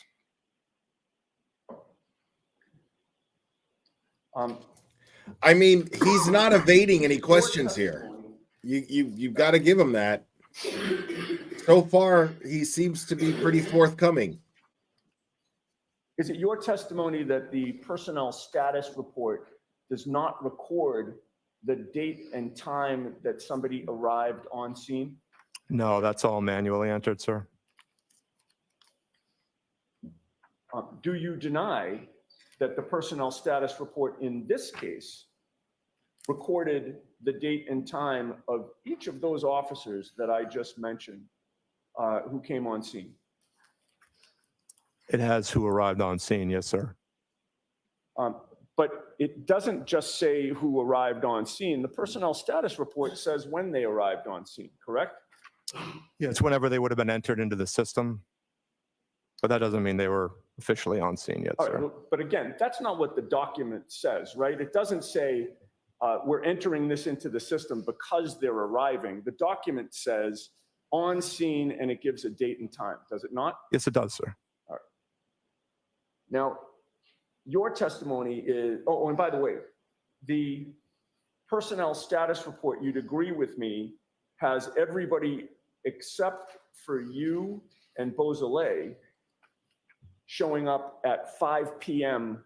on January 29th of 2022, does it not? Yes, it does, sir. And it has you and Beausoleil showing up 5 minutes before that at 4:55 p.m. on January 29th, correct? Correct. But it's your testimony that when you got there, it was just you and Beausoleil, correct? Correct, sir. Which actually would He's be not consistent texting. with the personnel status report, right? Yes, sir. Because that has you two showing up first as well, right? Yes, sir. And then Fidgeting, your he's not testimony texting. is that other members didn't show up until between 5:20 and 5:24 p.m. Trooper Bearden arrived at 5:21. Sergeant Luis and Sergeant O'Brien arrived at 5:24. Trooper Viscardi showed up at 5:34.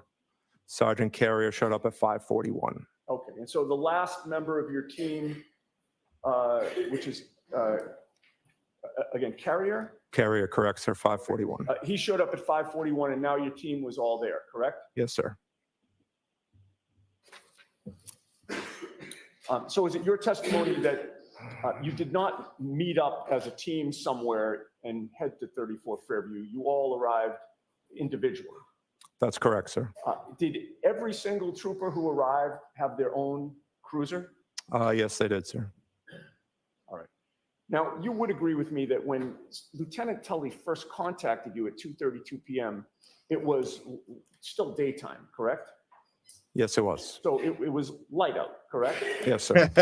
Here we You'd go. agree with me that at around 5 o'clock on this late January day in Massachusetts, it was See what he's dark out doing? by the time you got there, correct? Yes, it was. So when you finally arrived on scene, after getting your team getting the green light, it was dark for the start of your search, correct? Yes, it was. When you got there, you set up a command post. Well, you could call my cruiser command post, sure, sir. Well, I didn't use the term command post, sir, did I? You did Who not. used it first? We marked my cruiser as a command post on the map, sir. Okay. And a command post Nice. is a base of operations at the scene, correct? Yes, sir. And you parked your cruiser basically in front of the driveway at 34 Fairview to serve as the command post? Yes, right side of the driveway, yes, sir. And you were initially facing away from the flagpole when you did that, Yes, sir. which would mean that your cruiser was parked technically on the wrong side of the street facing Cedar Crest because you were against 34 Fairview, Correct, sir. and then ultimately turned it around? Well, yes, myself and Trooper Bousselet moved our vehicles. All right, and you initially parked there in part because you wanted to keep the area where you were searching clear of vehicles, correct? Yes, sir. And that was where you met at the, we'll call it a command post because you did, your cruiser. That was where you met to discuss the parameters of the search? When Detective Lieutenant Tully arrived on scene, that's where we spoke. Okay. And you would agree with me that it was Lieutenant Tully from the Norfolk State Police Detectives Unit who told you where to look and what to look for, correct? Correct. He told us the area he thought would be the best probability to find what we were looking for. In addition to your team, the 7 of you, you noted that there were 5 other officers on scene at various points, correct? Yeah, I believe it was about 5, sir. They were all in uniform? They were not. Some were in plain clothes? They were. And you didn't know who those 5 other officers were, correct? I only recognized 2 of them, sir. And so the other 3, you didn't know if they were state police or What? Canton police? Correct, sir. What? At that point, were you made aware that the Canton police had been conflicted out of this investigation? I had not, no, sir. Holy now- shit, dude! None of them identify themselves Lieutenant as Tully cops and search the directed scene. you to an area where he said that John O'Keefe's body was found, correct? He directed us to where he believed the vehicle involved had been parked and to where the victim's body was recovered. All right, so again, in answer to my question, he did direct you to an area where he believed the victim's body was found, correct? Yes, sir. And he told you that he believed that the victim officer was hit and dragged by a motor vehicle, correct? Yeah, I Right. believe he might have said That's- possibly dragged. All right, but in terms of your paperwork on the case, there's something called a final mission report, correct? Yes, there is, sir. And what is the final mission report? That's just a brief summary of the actions conducted by CERT during our assignment. And with regard to, just going back for a second, with regard to those 5 officers, you mentioned that you recognized 2 of the 5 officers that were in plain clothes at the scene. Correct, sir. And what departments were they from? The only two I recognize were from the state police. Okay. Now, getting back to the final mission report, you called it a brief summary of what you had done with regard to the search, correct? Yes, sir. Just because it's brief doesn't mean that it should be inaccurate, correct? Correct, sir. It's important with regard to anything that you submit on this case that you be as accurate as possible, correct? Yes, sir. And you try to be, correct? Do our best, sir. And there is an entry, well, there are 6 different categories on, or I should say 7 different categories on the final mission report. The first being the mission name, which you entered as the Canton Evidence Search, correct? Yes, sir. And that was accurate. The evidence search occurred and it He occurred was, in Scott. Canton, correct? Yes, sir.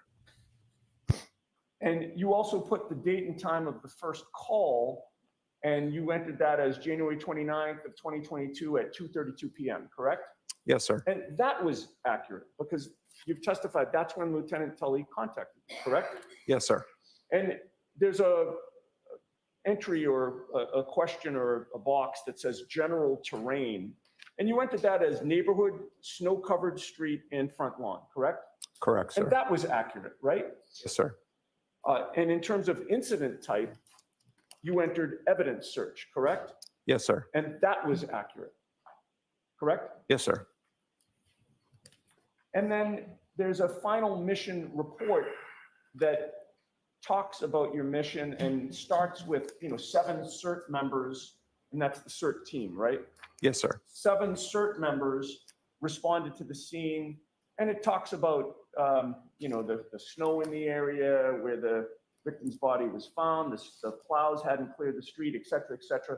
That paragraph is accurate as well, correct? Yes, it is, sir. And then there's a final mission report by, and it gives your name, Lieutenant Kevin O'Hara, and it has your accurate badge number, which is 3042, correct? Yes, sir. All right, everything that we've just discussed in terms of what you put in your final mission report was entered accurately, correct? Yes, sir. And the final category is general description of mission. And would you agree with me that you entered the off-duty officer was hit and dragged by a vehicle at approximately 12:30 a.m.? I don't remember exactly how it's worded, sir. If I could. May I approach you on? Yes. It's been a recurring theme. Do you need I do not. glasses? You I do don't? not, Okay. sir. All right, I'm sorry. See, it's weird that the Thank you, sir. prosecution didn't present this as evidence. Why didn't the prosecution present this? Like his report?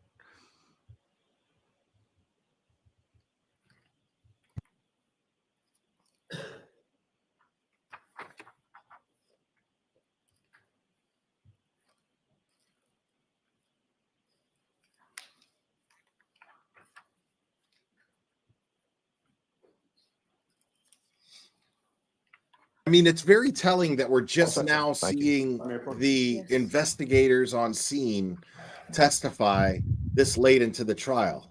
Lieutenant, having read that portion of the final mission report, is your memory refreshed? Yes, it is, sir. All right. And did you enter in there, the off-duty officer was hit and dragged by a vehicle at approximately 12:30 a.m.? Yes, it is. I did, sir. All right.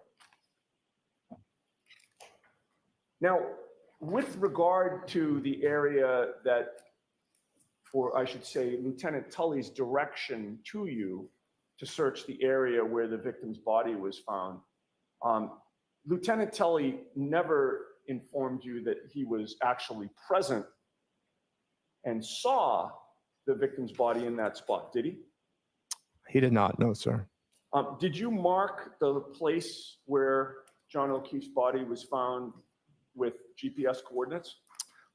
We did not. He wasn't no longer on scene, sir. So I think that would have been not 100% accurate. Okay. You also mentioned that Wouldn't have been accurate Lieutenant at Tully all. directed you to the area where the SUV had been parked, correct? To where the vehicle was believed to have been parked, yes, sir. At that time, did you know it was an SUV or not? I did not, sir. All right. But in any case, Lieutenant Tully didn't tell you that he ever saw the vehicle parked in the area to which he directed you, correct? He did not say that he saw it there, no, sir.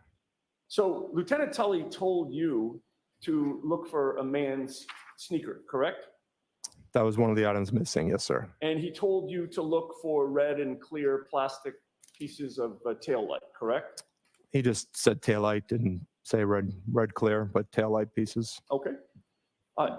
Did Lieutenant Tully give you approval not just to search outside the house, but also inside the house? No, we never discussed searching inside the house, sir. There you go. You mentioned during your testimony that you confirmed that the homeowner was there, right? Because he came out of the house at one point? I don't know if it was the homeowner, but an adult male exited the house while we were there, sir. Sure. And he appeared to live at that home, correct? Let me just a moment.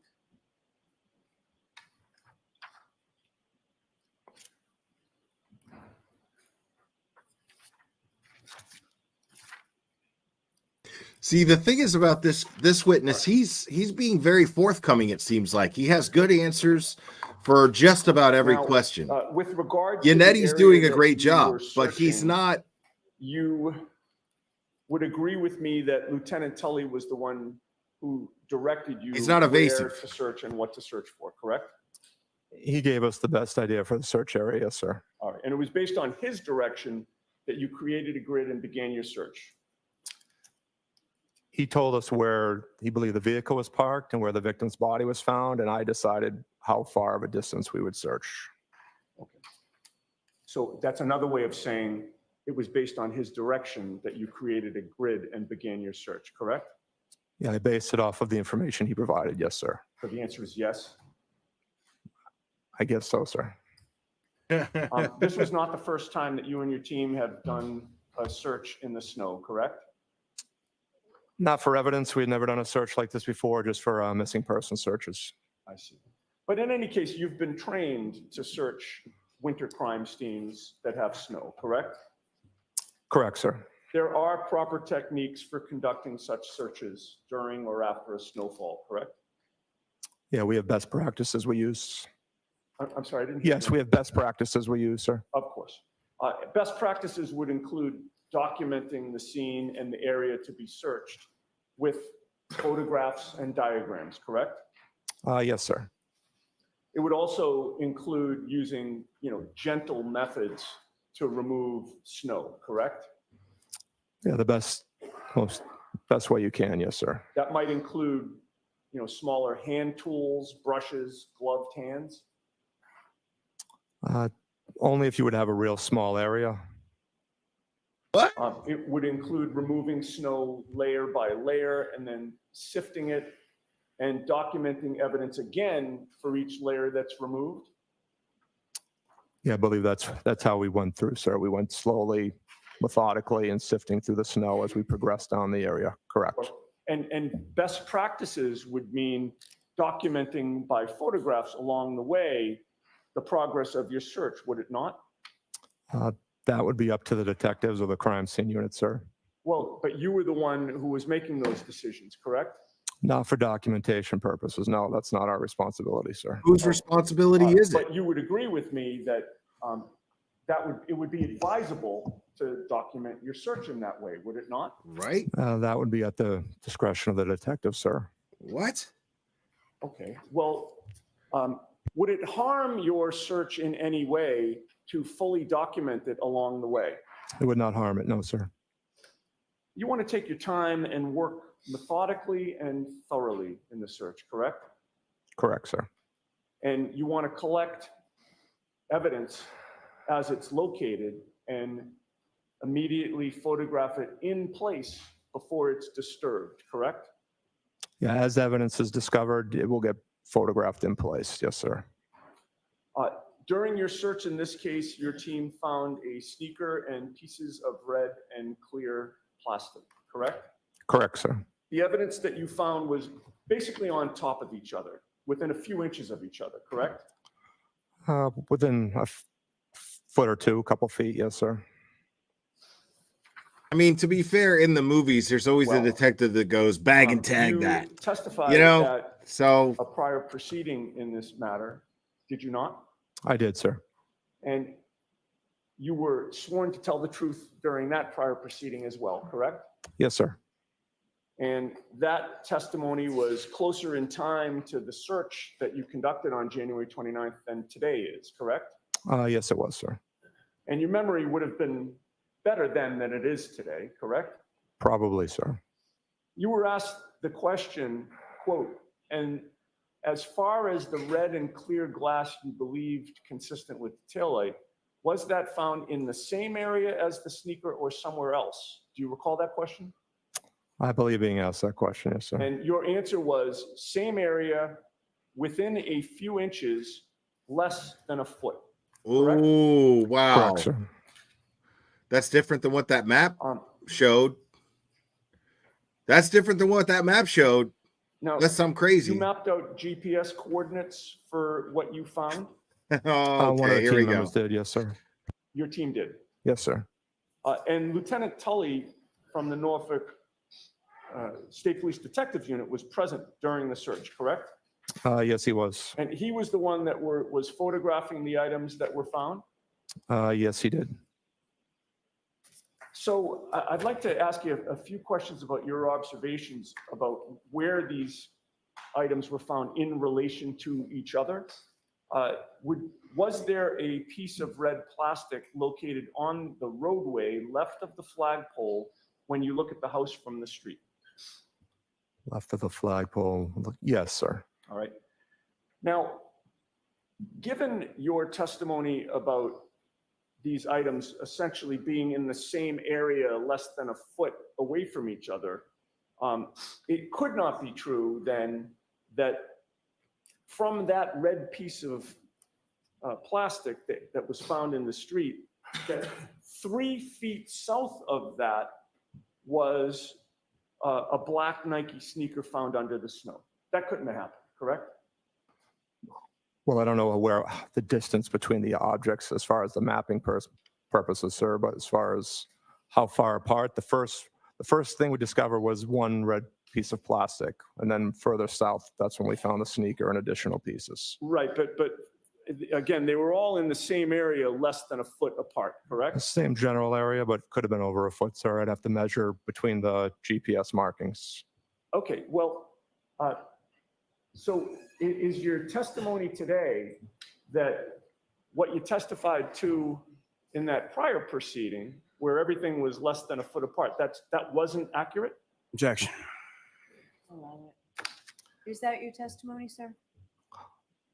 Best recollection that they were within around a foot, but to be 100% accurate, you would have to measure between the two GPS points, which I have not done. Sure, but if your estimate is you didn't even say a foot, you said less than a foot, correct? I believe that's what you read, around a foot, yes, sir. Which is what you testified to, correct? Correct, sir. So if it's less than a foot, then by definition, the sneaker couldn't have been found 3 feet south of where that red piece of plastic was, correct? Right. Yeah, and I don't know if that's accurate, sir. You don't know what's accurate? Where you're saying 3 feet, I don't know if that's accurate, sir. No, that's what I'm asking you. Is it accurate? Right. Oh, I don't know, sir. I'm not sure the exact distance. I didn't measure the GPS markings, sir. I'm not. All right. I don't know where. I didn't know where you came up with that number 3 feet, sir. I'm just asking questions. Okay. Well, I'm just asking questions. All right. So with regard to, let's assume for a moment that the sneaker was found 3 feet south of that first red piece of plastic. From your observations, was there a clear piece of plastic that was found a few feet south of that black sneaker? There was a piece of clear plastic found just past the sneaker. A few feet south of the sneaker? I don't know where you're getting that from, sir. Again, you don't have to worry where my questions are coming So, from. Mr. Yannetti, no comments. Next Sure. question. I'm just asking a factual question. You were there, Right. I was not. Mr. Yannetti, just ask the Yes. question.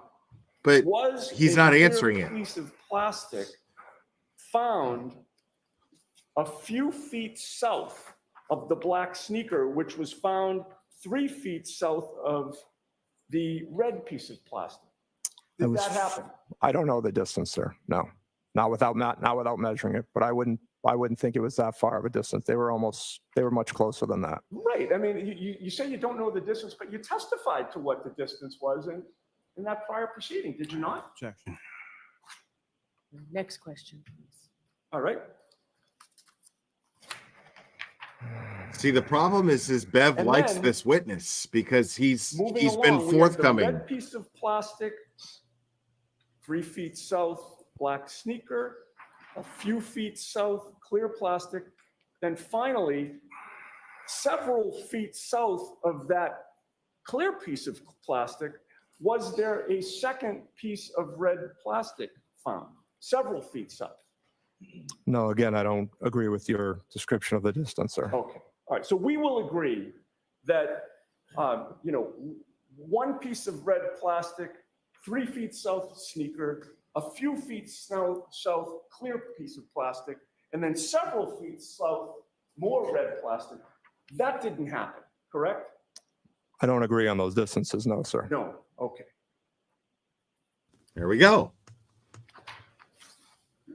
I mean, that didn't Now, happen. You testified that these items were buried under some snow, correct? Correct, sir. They were under snow. But they weren't, though. Can I have those exhibits, please? Yeah, like, can we show the pictures? Because they were not under snow. They were on top of snow, clearly on top of snow, on top of footprints.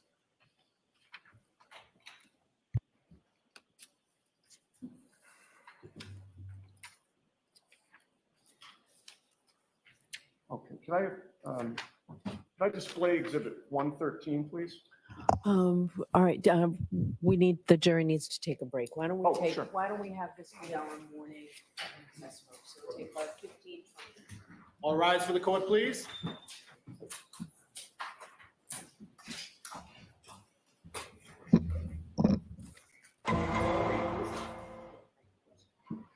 Yeah, see, I don't think that this dude, I think that this guy is absolutely negligent, but I feel like there's a chain of command. He does what he's told. The safe way to go is to do exactly what he's told. And the people who told him what to do weren't telling him what to do. They weren't telling him enough of what to do. He was just following not protocol. He wasn't following protocol at all. He was following chain of command. And he was honest about it. Like, what I prefer? Yeah, no, I would prefer that the scene wasn't fucked with, but you know what I mean? Like, this is happening. This is happening where this guy is explaining how horrible the integrity of this crime scene was. Because, I mean, Yannetti's asking all the right questions. He's doing everything that a defense attorney would do, speaking to somebody who was in his position as far as this investigation goes. The thing is this guy's answering. He's going, yeah. He's like, yeah, the 3 feet away. No, I don't know where you're getting those numbers from, but no, you're right. That's very different than a few inches. I'm not saying that they were found 3 feet away or 3 feet further down. I'm not saying any of that. But yeah, and as far as Judge Bev, like cutting, I mean, this is classic Bev. Cutting off Yannetti, going stick to the question. Don't talk. Just stick to the question. Dude, Yannetti is trying to explain to the man the nature of his question, like what he's trying to get at. And he's treating the witness with respect. It's a courtesy that he's extending the witness by explaining the question. This is just what I want. Maybe you're not understanding what I'm trying to get from you here. This is why I'm asking this question. And he every time he tried to do this, every time he tried to do this, Judge Bev would shut him down because she was just so impatient. She's losing her patience with Yannetti. Like, and it's really ridiculous. Like, she just simply doesn't like Yannetti. And I'm sure that she likes the witness to some degree because this is the first fucking dude who sat up there who didn't look like a complete and utter idiot. Like, did he seem incompetent? Yes, but he seemed incompetent. He seemed to be somebody who was competent but understood the chain of command and was following orders that it didn't even really make sense to him. When put in a position where he's asked whether or not these things made sense to him, he was like, "No, you're correct." You know, so I so far I'm not getting a combative vibe from Lieutenant O'Hara. I'm not getting that at all. What I'm thinking is Tully. I mean, basically, this guy is up here on the stand, and he's not saying that he showed up after dark, hours and hours and hours after the incident, after it was reported, after first responders showed up. I mean, hours and hours and hours after all of this.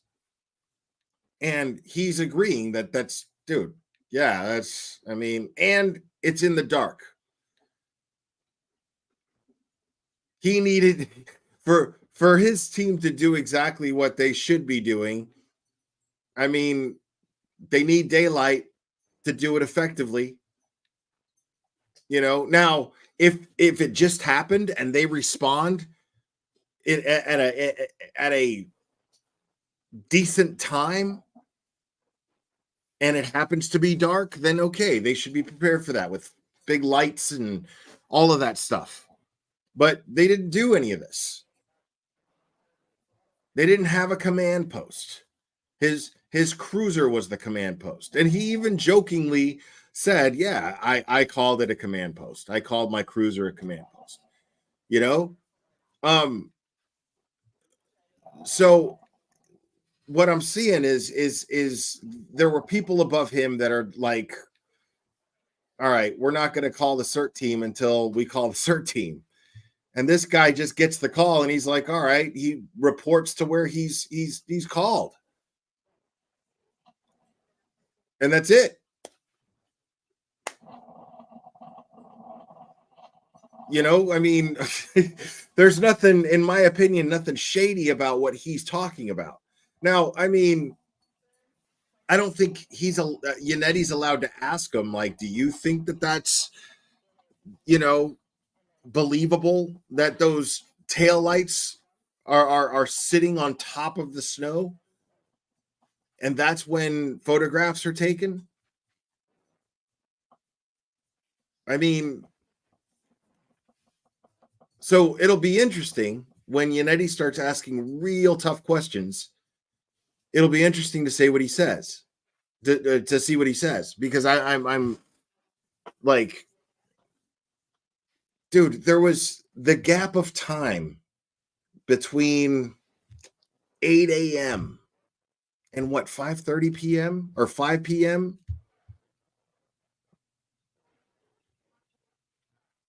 I mean, the entire day, completely, the crime scene completely unattended, not taped off, nothing. And the fact that he's nervous doesn't really mean anything to me. A lot of people were saying, you know, he's so nervous. He's so nervous. Look at him. Yeah, he's nervous. But I mean, maybe he knows he's being broadcast all over the fucking internet, you know, and that makes him nervous. There's an infinite amount of reasons as to why a guy sitting in that position would be nervous. So I'm not going to fault him for being too nervous, you know, but he's making it very obvious. But I think that he had very precise answers, like answers to yes or no questions. But when he would answer the yes or no, he would explain, and they seem to be logical explanations, you know, like explaining how they have basically an iPad where their response team checks in or whatnot. I don't remember exactly what he said, but it made sense at the time. It made perfect sense to me at the time. But I'm not quick to call this guy a liar just yet. But maybe we'll see. Because the thing that sticks out to me is where they found the shoe and where they found the tail lights and the tail light pieces, and it doesn't add up. Like, it doesn't make sense. Like, anybody with common sense is gonna go, okay, dude, come on, like, it's on top of the snow. And then you show me these clear pieces of tail light that don't even have like traces of snow on them, like just one little spot. You know, I think that the chain of command at the Massachusetts State Police, as well as the Canton Police Department, is just all kinds of fucked up. It's just a lot of what's wrong with this case is the chain of command. And I mean, shit rolls downhill. It just does. You know what I mean? You got people in higher ups. If we suspect Michael Morrissey, the Norfolk County District Attorney, to be dirty, I mean, there's going to be shit happening on all levels that is the wrong thing to do. And it's just because they have a boss that they have to answer to. You get a paycheck day in and day out, and it's a steady paycheck. You know what I'm saying? Like, you're not going to ask a whole lot of questions unless it's just blatantly in your face. This is fucking corrupt, you know? But you're not going to ask a lot of questions, man. You're going to want to put food on your kid's table. You know what I mean? This is just crazy to me that this has gotten to this point. It's mind-blowing to me that this has gotten to this point. It's mind-blowing to me that the prosecution even thinks that having that guy on the stand and explaining that so-called evidence is going to look credible to the jury in any way, shape, or form. That is mind-blowing to me. That's insane to me that Lolly thinks that this is effective in any way, shape, or form.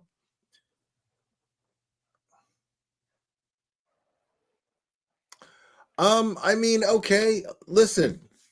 What I'm talking about is I'm thinking of this as how the jury is going to view him and how effective it's going to be for the defense.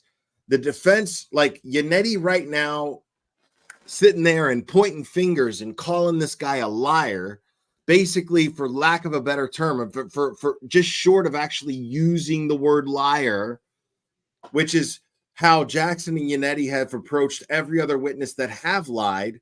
They just prove that they're a liar. He's doing this, but he has to be a lot more careful. He can't sit there and word things like, I'm accusing this guy of being a liar, because right now the jury likes him and Judge Bev likes him. So the jury, you know what I mean? Yannetti has to be careful. So he's just going to focus on just how shitty the investigation was.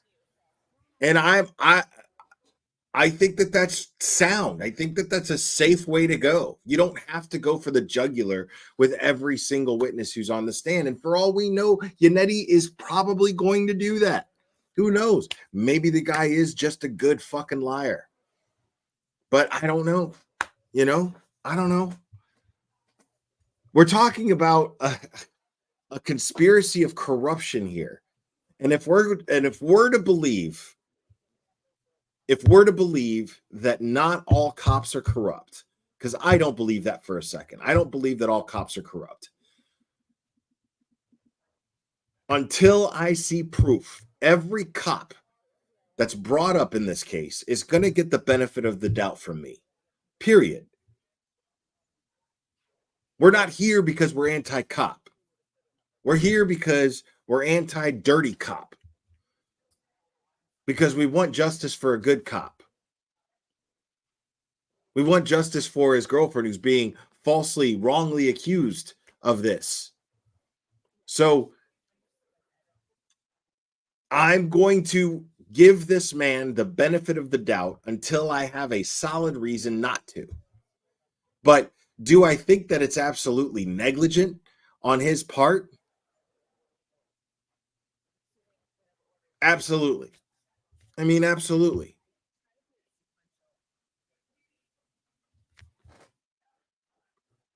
Amy in Boston, thank you. We're all entitled to our own opinions, but we can also do it respectfully in chat. Okay, off my soapbox. Haha. Thank you, Amy in Boston. Yeah, I mean, no, you can absolutely disagree with me, man. Like, please knock yourselves out. What I'm saying is there's a lot of variables as to, like, if I'm weighing the pros and cons of giving this man the benefit of the doubt versus just accusing him of being a dirty cop. You know what I mean? Like, I'm still on the side of giving him the benefit of the doubt of just being maybe negligent, but not dirty. That's just where I'm at right now.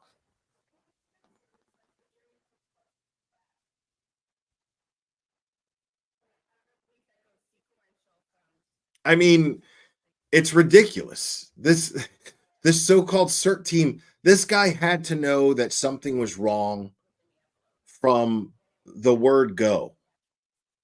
Just showing up. Like, when did this supposedly take place? Fucking last night? Late last night? And we're here now? And the thing is, it's up to the detectives. They're not detectives. This guy's not a detective. The detectives say, hey, we need you guys to search for these specific things. The detectives are the ones with the leads. The detectives are the ones with the theories, not this guy and his CERT team. So it's up to the detective to say, listen, this is what we're looking for. Specifically, keep your eyes on pieces of taillight as well as a shoe. We're missing a shoe. Thank you so much, Jessica. Judge Bev allows for breaks, giving the witnesses a chance to coordinate their stories. I mean, is that a casualty of the break? Probably. You know what I mean? But I think Judge Bev is given breaks because they're, you know, I mean, who the fuck knows? Who the fuck knows? She says the jury needs a break. The jury has had a fucking week off. And there's no court tomorrow. But the thing is, you got to understand there's a lot of scheduling issues. So they have to work with the jury as far as their needs and their private lives go. They have to work with the attorneys and what's going on with other cases that they're handling. They have to work with everybody's schedule here. So there's going to be changes in the schedule that are going to seem like completely absurd, but at the same time, it's like I don't know. It's like it seems like there's a lot of breaks, you know? Seems like there's a lot of breaks. But I mean, this is standard. The morning break takes place about this time. So, you know, they take a morning break. It's about 10, 15 minutes. And then they continue with questioning. And then they go to lunch. And we got a full day today. So.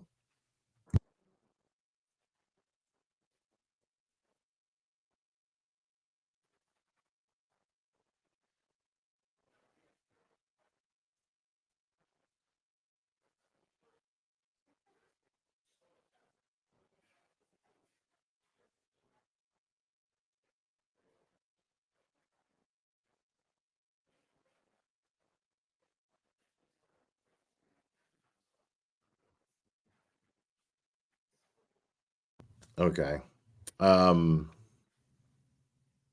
Sorry. I don't know what's going on in chat, but everybody just fucking chill out. Yeah, no court tomorrow. Yeah, I know.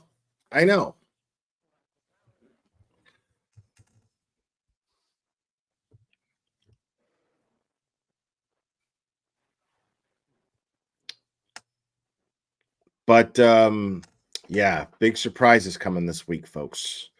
Big surprises coming this week.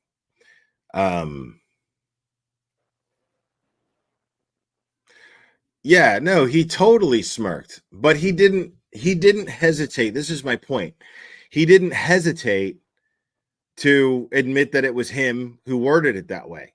Every other person that we've seen sit there on the stand who is a police officer, a first responder, or a witness, whenever they're confronted with something that they said in a report, they're like, they get all evasive, like, I'm sorry, can I see that, please? Blah blah blah blah blah. He didn't do that. He was like, yes, yeah, I stated that in my report. You know, I called the cruiser my command post. I mean, like he joked, making fun of himself before it even, before Yannetti even confronted him with it. So right, it was a nervous reaction. I'm just not quick to call the guy dirty yet. That's all I'm saying. That's all I'm saying.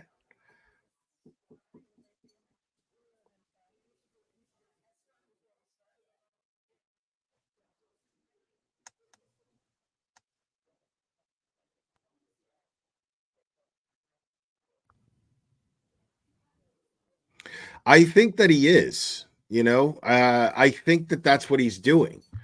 Like, he's proving that there is clear incompetence.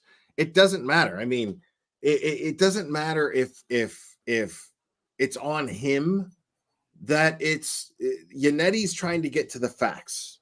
This guy was on that scene and he was in charge of documenting. Well, he wasn't in charge of documenting. He says he wasn't in charge of documenting. He's saying that the detective was in charge of documenting. The lead detective on this case was Proctor. So where was Proctor during this search?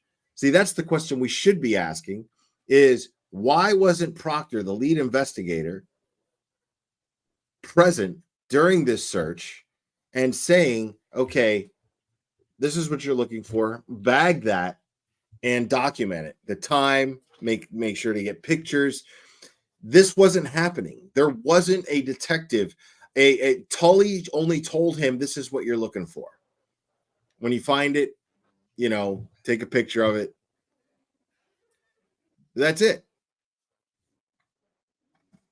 So why was there no chain of command if the responsibility of command is not on O'Hara for being the lead member of the CERT team?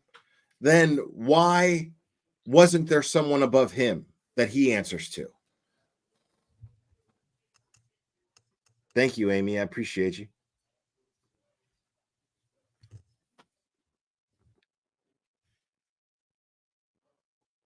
I mean, and the thing is Yannetti has already basically destroyed the integrity of the crime scene through his line of questioning. He's already created this gap in a timeline. He's already shown a gap in the timeline of how the integrity of that crime scene was compromised, to say the least. To say the least.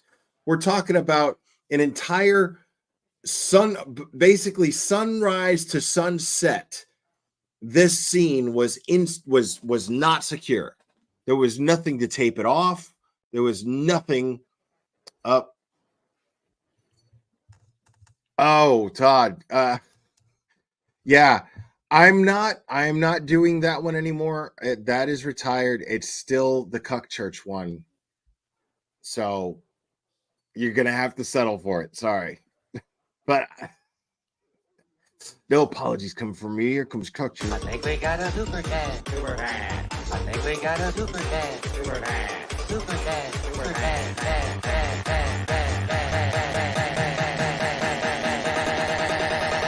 I think we got a super chat. I think we got a super chat. Thank you, Todd. Appreciate you.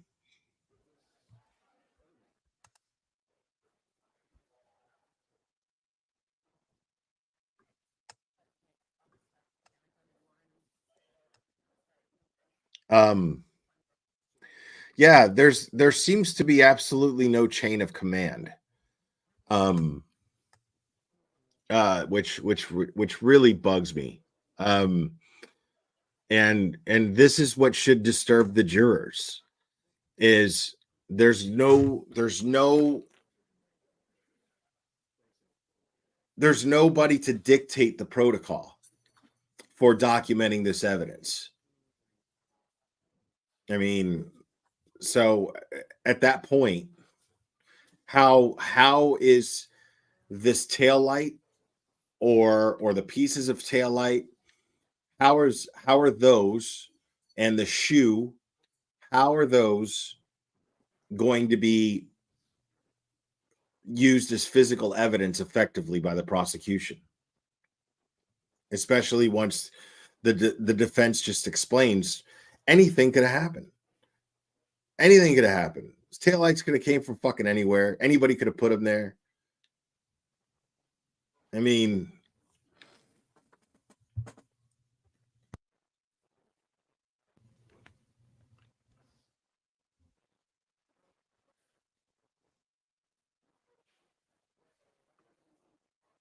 hold on.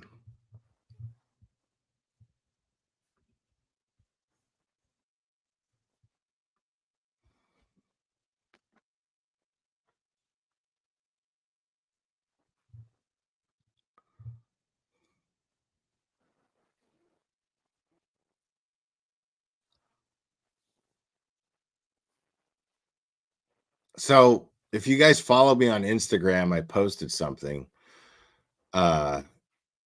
This is unrelated, but I figured it'd be a fun thing to go over for a second.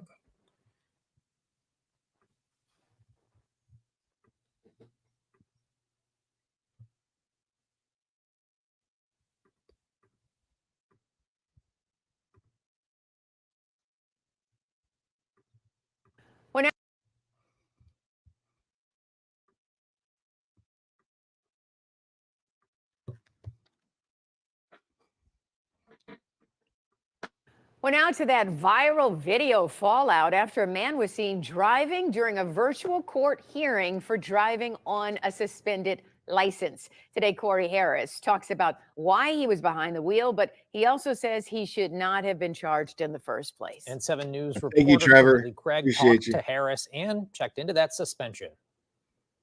After he was busted driving on a suspended license, Corey Harris had to report to the Washtenaw County Jail here. And today I asked him what everyone wants to know. What were you thinking? What was I thinking? I was thinking about getting my wife medical help.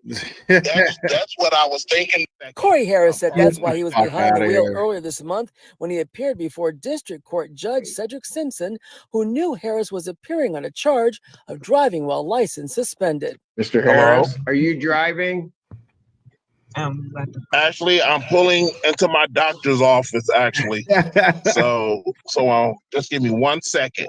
We spoke to Harris by phone today, and he said the doctor wanted to see his wife for some ongoing medical issues that had worsened, and he didn't think about anything but getting her there.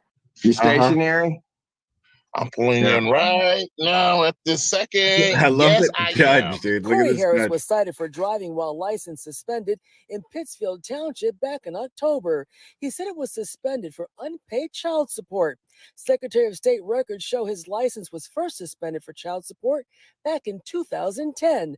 But Harris told us he thought his license had been reinstated. They were supposed to have been lifted it two years ago, but they didn't. And according to the Saginaw County court records we found, Harris is right. Why in were January you- 2022, a judge rescinded that suspension on his license. Okay, so here's the problem with old Jimmy here and his story. So he's claiming that 2 years ago they were supposed to have lifted it. He thought it was lifted. I don't understand what the hell. But you appeared in court via Zoom, right? You appeared in court and you didn't know what you were going to court for. You got a summons to go to court and you were like, I'm going to court. I'm going to show up in court. Like, okay. Okay, dude.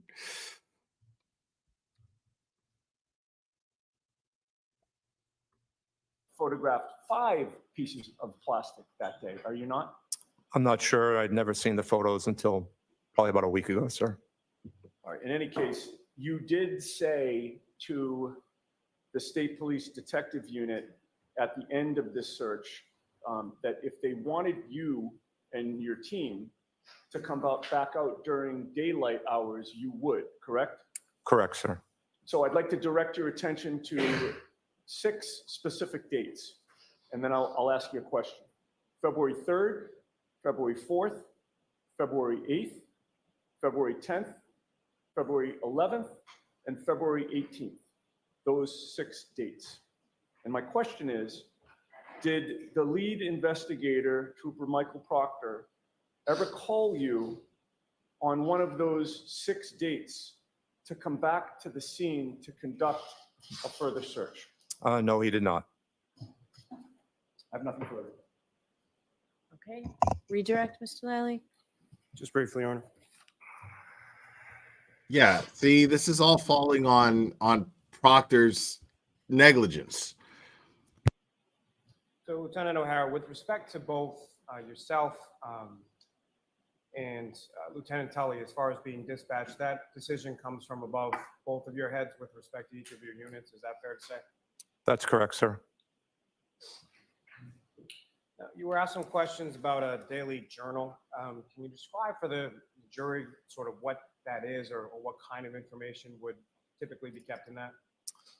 That would just be our day-to-day activities. We'll give a quick gist of what we're doing each day. Be more general than, not doesn't get too thorough. Now, you had made mention during your testimony of some other documentation that would be more specific. Is that correct? Correct, sir. And what would some of those be, and how would that be more specific? That's a report that gets generated through our mission manager software, so it creates a little bit more detailed response. And are you familiar with an AVL? I am, yes, sir. And what is an AVL? It's the Geotab GPS on the cruiser's automatic vehicle locator system. And the vehicle that you were operating that day, was that equipped with an AVL? Yes, it was, sir. And is that how you're able to tell the precise time of your arrival on scene, Correct, sir. as well as each member of your unit? Is that correct? Correct, sir. Now, as far as the items and where they were, again, I just asked from the photographs that were marked as exhibits before, where the items were when they were located by members of your team, they were photographed as they lay. Is that correct? Correct, sir. As they were discovered, they were photographed. So regardless of inches versus feet versus whatever distance it was, you didn't measure that. Is that correct? We did not, no, sir. But as far as where they were actually discovered or where they were recovered, they were photographed where they were when you found them, correct? Correct, sir. Nothing further. All right. All right, Lieutenant, you are all set, sir. Thank you, Your Honor. Thank you. Appreciate it. Need this journal back. Thank you. Mr. Yannetti, this is your paperwork, I believe. All right, Mr. Lally, your next witness, please. Yes, Your Honor. The Commonwealth will call Ms. Maureen Hartnett to the stand.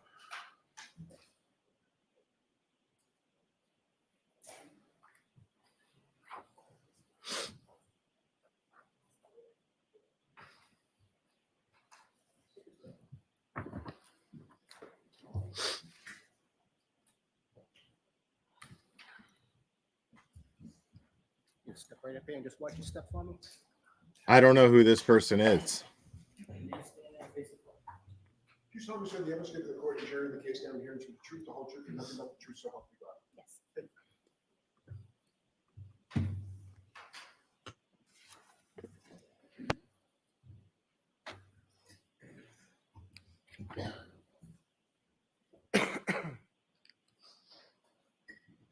Morning, ma'am.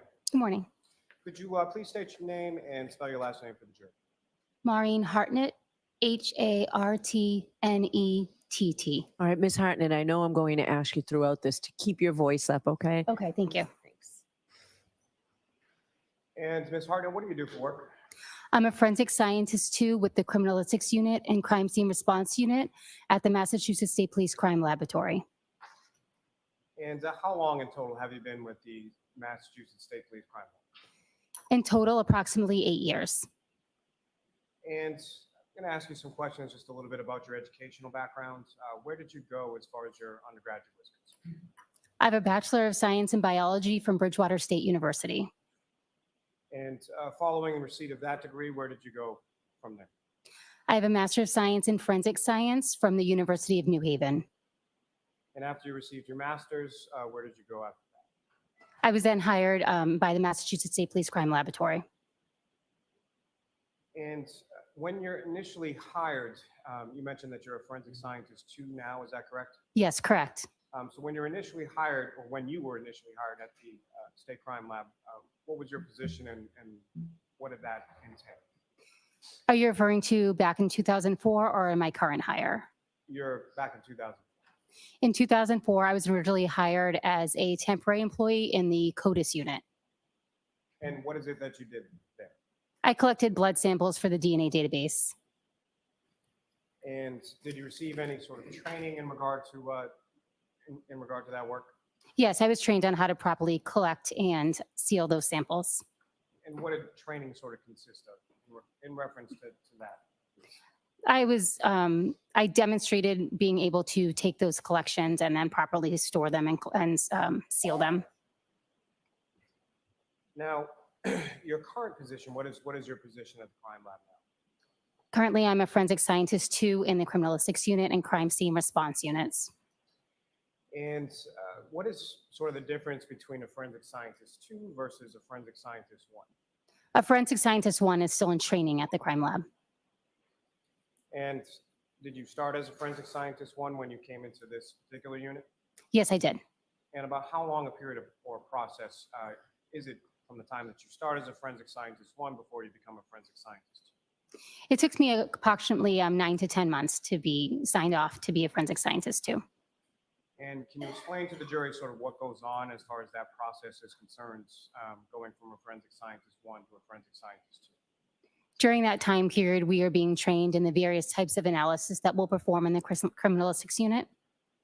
And what exactly does that training sort of consist of? The training is broken up into modules, which addresses each type of analysis. At the end of each module, we take a written exam, an oral exam, and a hand-on practical exam. Once each module is successfully completed, we'll move on to the next module. And what are your duties as a forensic scientist in the criminalistics unit and the crime scene response unit? In the criminalistics unit, I examine items of evidence submitted by law enforcement personnel or crime scene responders for the presence of biological fluids such as blood, semen, and saliva, as well as trace materials such as hairs and fibers. I also perform gunshot residue collection and damage analysis. Sounds like a Saturday night for And with Sherry. respect to the crime scene response unit? For the crime scene response unit, I respond to crime scenes. I document crime scenes, analyze or test evidence, preserve the evidence, and then transport that evidence back to the crime lab.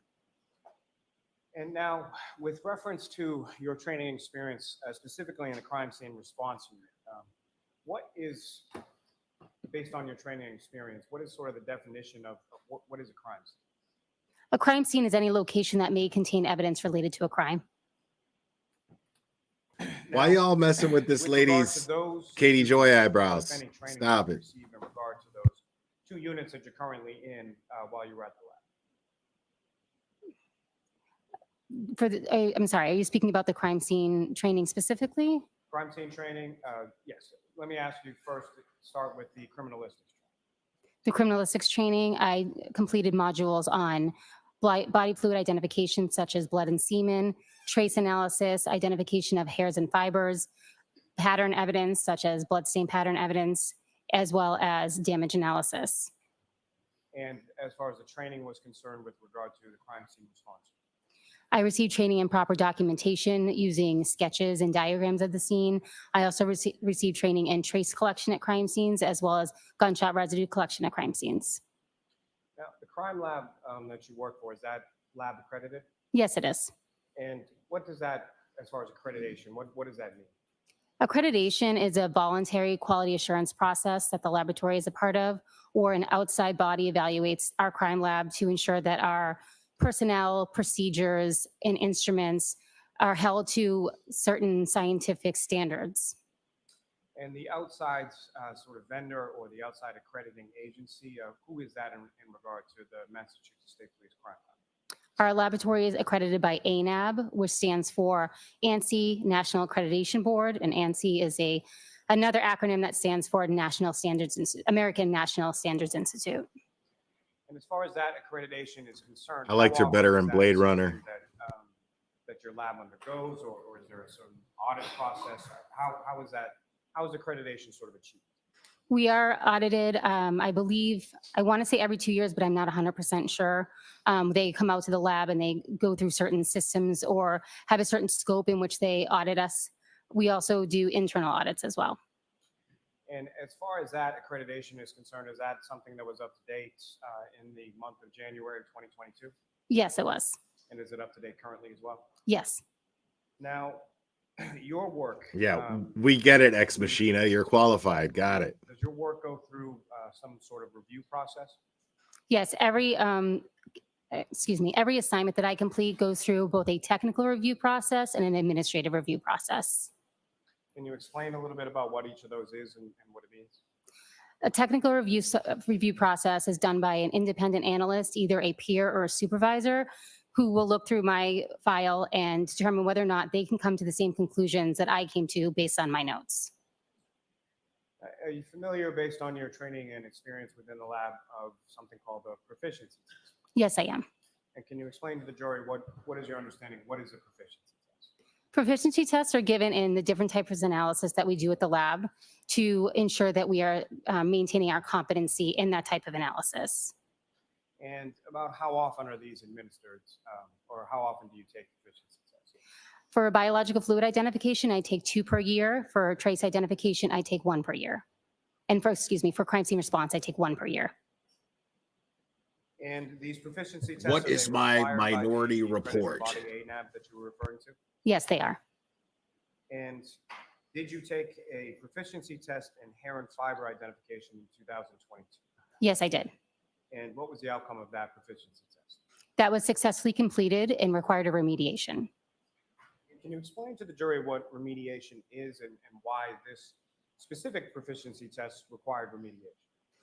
A remediation occurs when you have an inconsistent answer with that is expected by the laboratory or by the test provider. In this particular instance, I had an inconsistent answer with the expected laboratory result. That sounds a lot like you flunked your test and then they made you take remedial classes to retake it. After the inconsistent answer was identified by my technical leader, we had a verbal discussion about why I came to the conclusion I did. To be more specific, each item had 2 samples. One of the samples for item 4, I determined as being a human hair without a root, when in fact the root was present. We had a discussion on how I came to that conclusion, and then she then mounted that hair back on the microscope, and we discussed different ways that I could have come to the correct conclusion. Like by looking at it and knowing the difference? During that remediation like that? process, were you permitted to continue to perform casework during that time? Yes, I was. I was permitted to continue to perform casework in hair and fiber identification. However, I was temporarily asked to not perform technical reviews of my peers' work on hair and fiber identification. And was prior casework that you had completed evaluated to verify that the previous reports were issued correctly? Yes, they were. And what was the determination in regard to that? No previous casework was affected by this error. And have you since completed additional proficiency tests in hair and fiber identification? Yes, I did. And what were the outcomes of those subsequent proficiency tests? Those were successfully completed without needing any additional remediation. As far as the remediation was concerned, if you could just explain to the jury sort of what the issue was and what that remediation process looked like again. Sure. So I received 4 items in hair and fiber identification. Each item was told that they came from the same source. Item number 4 consisted of 2 items. One was a hair with a root. The other was also a human hair with a root, but I had said the root was absent. That was due to the fact that I didn't see anything like that under the microscope. It was something that was new to me. My technical leader reviewed that hair with me under the microscope. She showed me various characteristics such as the loss of scale pattern and the soft appearance of the root, which I thought was damage. Because we had this discussion and I agreed with the different characteristics that she showed me, she then gave me several hairs, both with damage and with roots, so that I could basically continue to understand the difference of what I was looking at. Once she looked at all my notes and agreed with everything that I had done, she then issued me an additional test to demonstrate my continued competency in this. Now, how many criminalistics cases have you processed over your time at the lab? Over 1,000. And how many scenes have you processed in regard to your work with the crime scene response? I responded to approximately 150 scenes, 80 of which I was the lead investigator on. And how many exams have you completed with regard to motor vehicles? Approximately 65. Now, if I could ask just a general question as far as blood testing is concerned, how is it that you test for blood? Normally, I would test for blood by locating a visible red-brown stain or an area that may contain blood. I perform a screening test, which is not specific to blood, but other items may also come up positive for screening tests. If that screening test is positive, I go on to perform a confirmatory test. And as far as the screening test is concerned, can you explain to the jury sort of what it is that you do in performing that screening test? The screening test is a two-step process. I take a cotton swab, which I apply sterile water to. I take that cotton swab and apply it to the area that I would like to test. And then I add my 2 chemicals to the swab. Depending on what type of screening test I perform, there'll be a color change, either blue or pink for blood. And with regard to the confirmatory test, can you explain to the jury sort of what does that consist of? If the screening test is positive, I'll go on to perform a confirmatory test, or again, a cotton swab is applied to the area of interest, or I may take a cutting depending on what the substance is. I then add a chemical to that cutting or swab, and then the liquid portion is added to a test card, something similar to a COVID, if you've taken a COVID test or a pregnancy test, the liquid is spotted at one end of the card and it flows up the strip. If there's 2 lines, it's positive. If there's 1 line, it's negative. And So a pregnancy your test. training experience and work with the lab, are you familiar with a term called QLIM or QLIM? Yes, I am. And can you explain to the jury what QLIM means or how it's applied? QLIM stands for quantity limited, which means that the sample, if it's being sent forward to DNA, would not be able to be divided in 2. Typically, we divide each sample going forward to DNA into 2, 1 to be tested in our DNA unit and 1 to be preserved for future testing. If an item is deemed QLIM, it means that that item, the entire item will be used up in the DNA processing. Now, Ms. Hartman, if I could turn your attention to February 2nd, 2022. Do you recall that date? Yes, I do. And on that date, were you dispatched to the Canton Police Department? Yes, I was. And do you recall approximately what time of day it was that you arrived at the Canton Police Department? I believe it's approximately 9 a.m. And when you arrived there, who, if anyone, beyond yourself from state police or other sort of personnel was present at the Canton? Trooper Proctor, Trooper Dunn, and Trooper Clark from Crime Scene Services Unit. And at some point subsequent to that, were there other members of the state police that arrived in that area as well? Yes. And was one of them a reconstructionist named Trooper Paul? I'm not sure what the name was. I do know that the reconstruction team did come on after I arrived. Now, where within the Canton Police You Department? ladies are vicious, man. I was directed to the Canton Police Department garage. Like I would have never noticed her eyebrows. I'd have never noticed them. Did you observe there, and what, if anything, were you asked to do? I was asked to examine a black Lexus SUV. And did you then examine that black Lexus SUV? Yes, I did. And you made certain observations of that, is that correct? Yes, correct. Now, with respect to your observations that you made of the black Lexus SUV. Yeah, I do now. That's what I'm saying. Was that Y'all are memorialized fucked up. in any way? Yes, I took fucked notes as up. I was examining it. And you mentioned Trooper Clark as well, is that correct? Yes, correct. And is he from the Crime Scene Services section within the State Police Lab? Yes. And what, if anything, was he doing with reference to the black Lexus while you were making your observations or while you were conducting the work? I believe he was taking photographs. I don't know any other, I don't know what else he performed while he was there. And Your Honor, may I approach? Yes.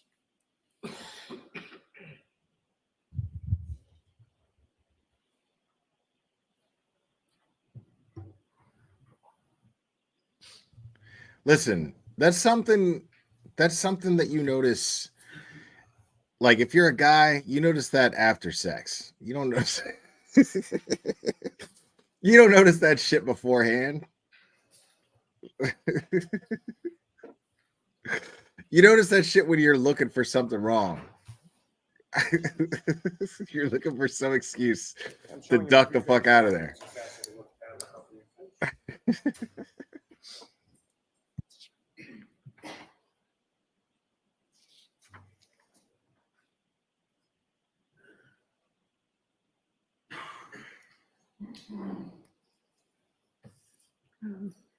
Do you recognize that document, ma'am? Yes. What do you recognize it to be? It's, it looks like diagrams that I had taken at the scene. However, it appears to be missing some information. So as far as the notes that you took, they're not memorialized. Ms. Harden, you had taken notes on those diagrams when you were at the Canton Police Station in the garage? Yes, I did. And that diagram that you have before you does not contain those notes, is that correct? That's correct.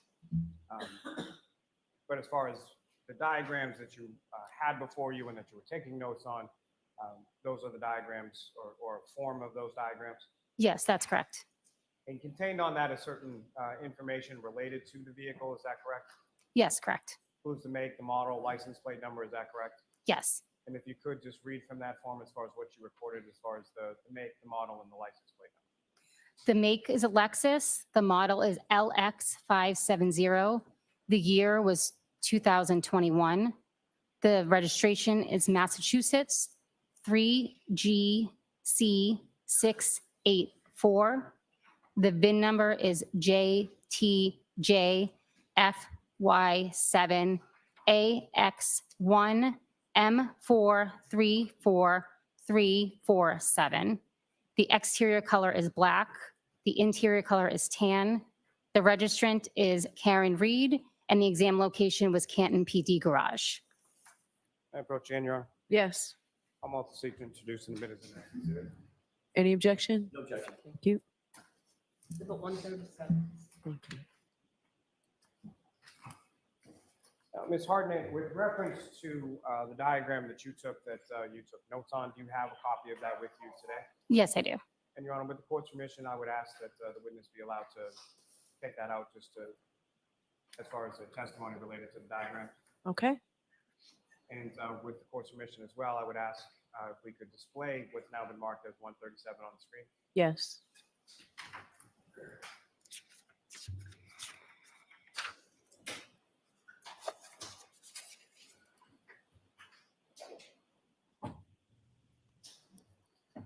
What the fuck is this?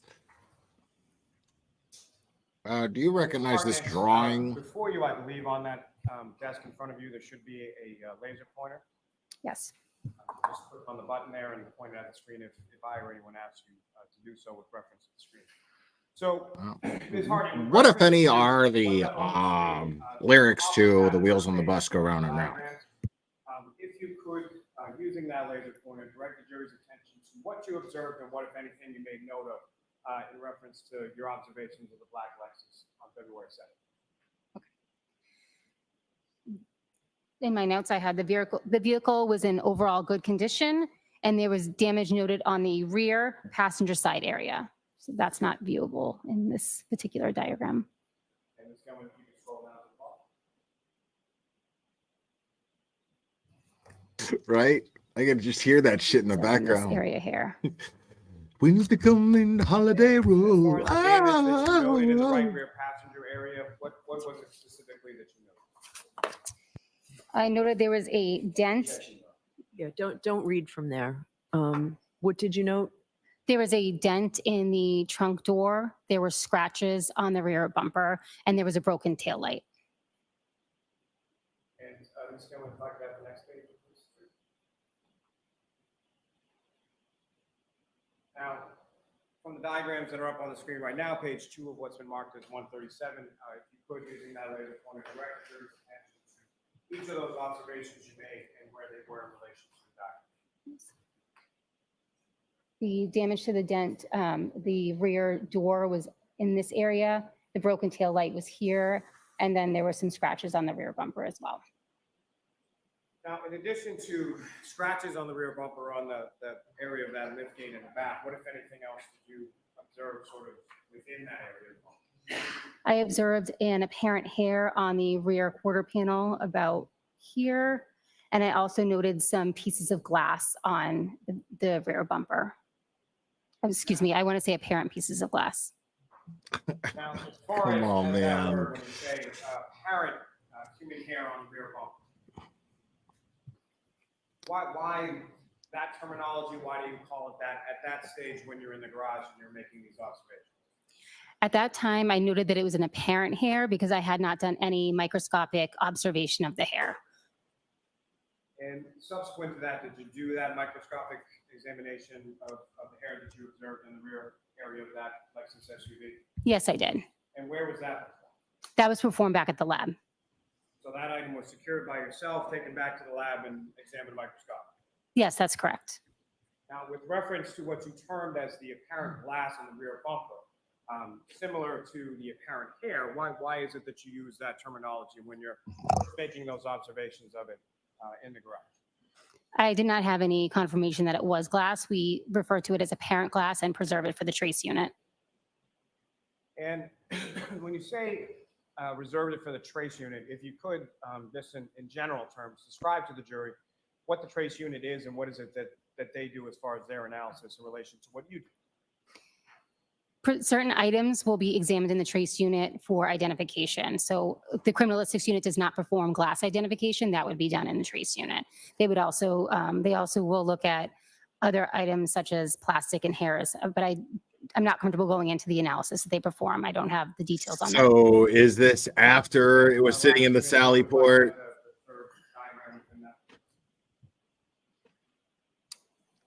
And again, Ms. Harden, what's up on the screen is that what you have?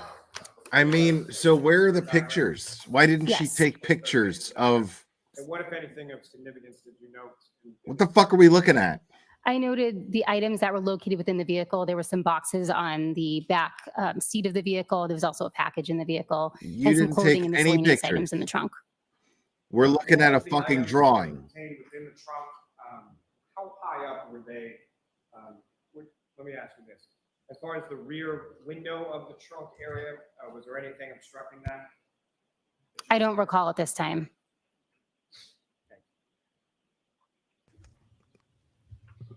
Ms. Gunn, you can- I mean, so that's forensic science right there at the Massachusetts Daniel. State Police Yes. Department, right? Showing a fucking half-ass looking I'm gonna show blueprint you of her initially a vehicle. set of 18 photographs, just asking you generally with those, and I'm just gonna ask you, generally speaking, if you recognize what is contained there. I mean, that's forensic. Are you kidding me with that? That's forensic. Is that fucking drawing up there?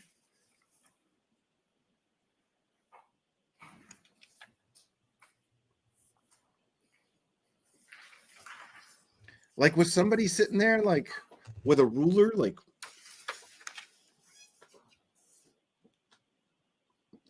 drawing that shit? And they're like, yes, this is what we're going to present as forensic evidence to a jury in a murder trial of a Boston police officer. That's what we're going to do. We'll just use a laser pointer to point the parts of the car where I supposedly saw this shit. But I didn't take any pictures of the vehicle. I mean, I just, you know, got it all locked in the old noodle. Just show me a drawing of the car and I'll point at it in the murder trial. That's designed to get justice for a fallen Boston police officer. Hey, ma'am, do you, generally speaking, do you recognize what's depicted in those photographs? Yes, I do. And what do you recognize those to be? These are photographs of the black Lexus SUV that I examined at the Canton Police Department. Oh, now we Taking those see the Is photographs. that a fair and accurate portrayal of what you observed as far as the black Lexus on that date of February 2nd? Yes. May I approach? Yes. How long does it take to excuse the minutes and next minutes? No objection.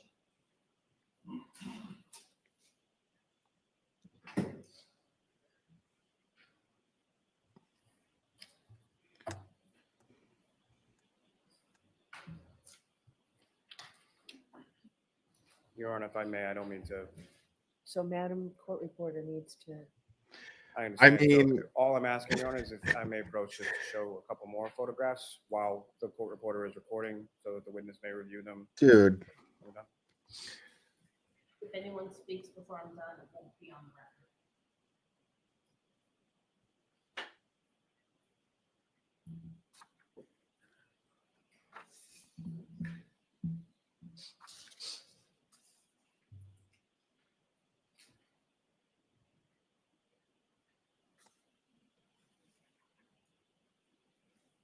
Dude.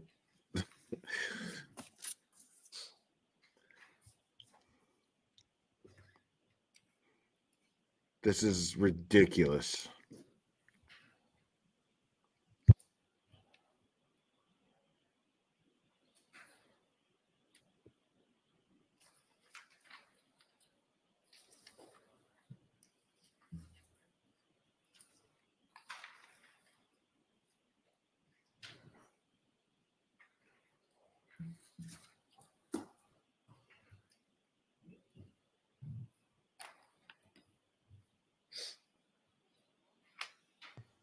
Yeah, I mean, it all depends on how fast they get through this.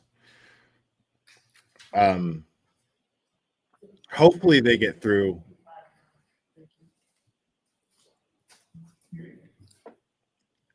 And get to Bukkake today. Hopefully we get some direct on Bukkake today. But I'm not holding my breath. Your Honor, with court permission. So, Mr. Lally, you really need to keep your voice up and the witnesses. Yes, Your Honor. Your Honor, with the court's permission, may I publish those photographs that have now been marked for the jury? Yes. And Ms. Gilman, if I could start with 2498.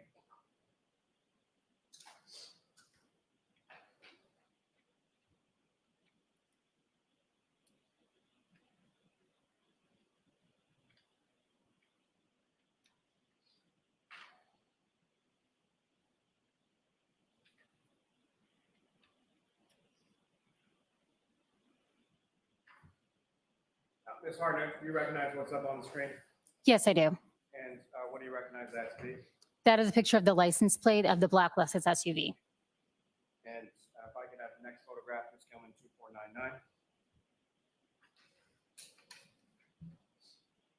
Again, do you recognize what's up on the screen, Ms. Hartnett? Yes, I do. And what do you recognize that to be? That is the front end of the Lexus SUV. And Ms. Gilman, the next photograph, 2500.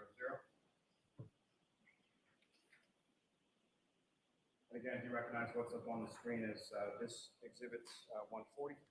Yes, I do. And what do you recognize within this photo? It's the exterior of the Lexus SUV. And as far as this is inside of the garage of the Canton Police Station, is that correct?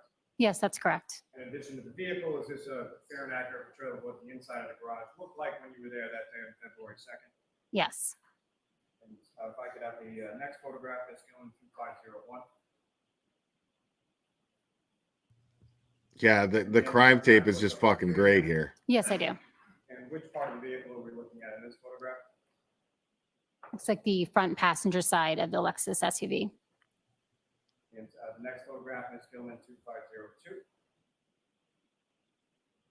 And do you recognize what's depicted in this photograph as well? Yes. And which side of the vehicle are we looking at this point? The driver's side. And Ms. Gilman, if I could have 2505. Dude, whose garage is that? Like, why am I seeing bicycles and fucking fishing rods? Do you recognize what's in this photograph, Ms. Harnett? Yes, I do. And what do you recognize this? That's the rear driver's side of the black Lexus SUV. And the next photograph, Ms. Gilman, 2506. Do you recognize this as well? Yes, I do. And what do you recognize this? That's the rear of the black Lexus SUV. As far as the caution tape that's up and around the vehicle, is that something that was around the vehicle at the time that you first came into the garage? Yes, it was.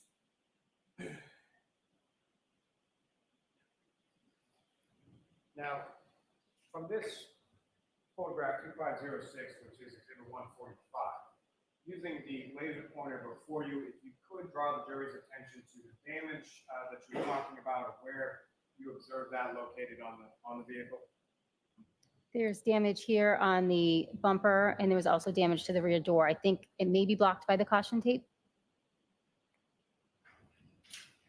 And Ms. Gilman, if I could have photograph 2508. Y'all are fucked up. Looking now what's been marked exhibit 147. Ms. Gilman, if I could ask you to zoom in a little. Now, with reference to the damage that you were talking about that may have been blocked by the caution tape in the prior exhibit, do you see that in this exhibit? Yes, I do. And if you could, again, using the laser pointer, before you draw the jury's attention to where in this exhibit you observed that damage. Right here. It's on the rear door, right underneath the window.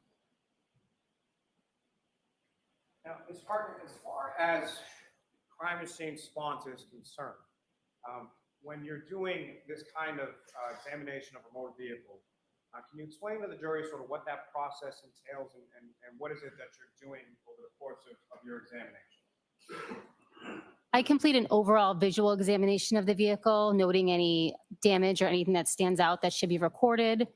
I then look for any stains or material that is on the vehicle, specifically any transfer that could have been left behind by a victim. And as far as making those observations, what, if anything, do you then do with regard to those observations that you made from visual inspection?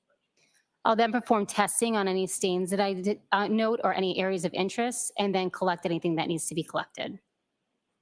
Now, with respect to this vehicle and this examination, what is exactly that you were requested to examine?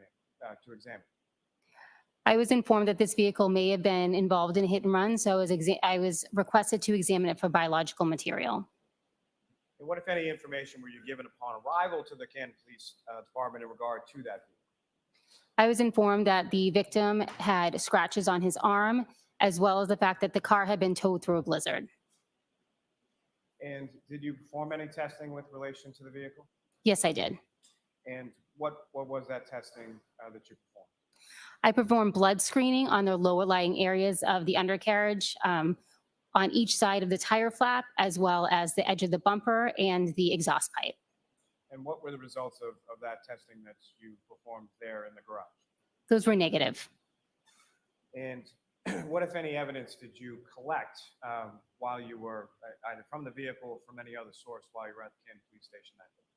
I collected the apparent glass from the rear bumper. I collected a paint standard from the area of damage on the rear door. I also collected a paint standard from the area of damage on the rear bumper, as well as the apparent hair from the rear quarter panel. And I collected the taillight housing from the vehicle. And turning away from that, Which was already removed. Ms. Gilman, if I could ask for photograph 2512.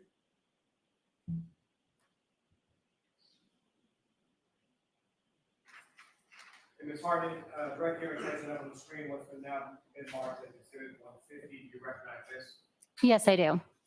And what, if anything, of significance in relation to items collected or items that you observed, do you observe in this particular photo? I observed the apparent glass on the rear bumper. And Ms. Gilman, if I could have photograph 2515. Okay, well, there's the pictures of the glass that I was like raving about earlier that Again, up on the screen, I didn't think existed. marked as exhibit 153. Do you recognize this? Yes, I do. Now, as far as that area that you were talking about where you recovered, which you termed initially in the garage as an apparent human hair, do you see the location of that within this photograph? Is it possible to zoom in a little bit on the area right next to the rear tail light?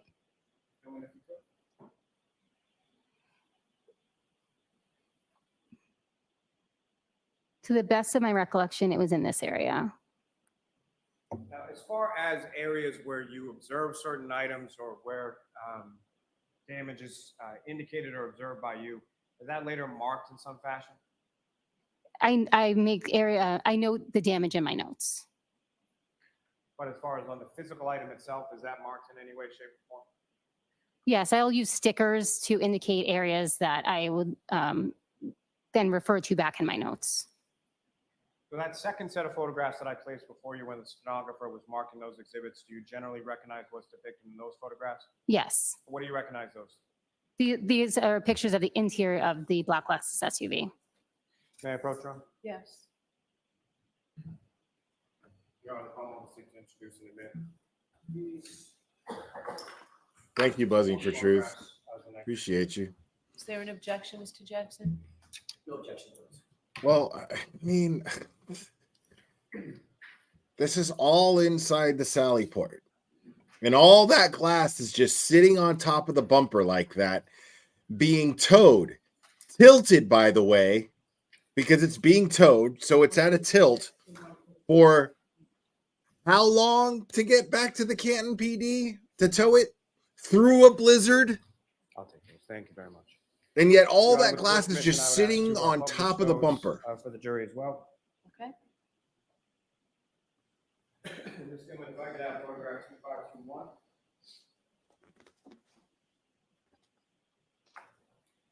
Ms. Harden, again, direct your attention to the screen. Do you recognize what's now been marked as Exhibit 156? Yes, What do you recognize that to be? that's the driver compartment of the black Lexus SUV. And if I could have Ms. Gilman photograph 2527.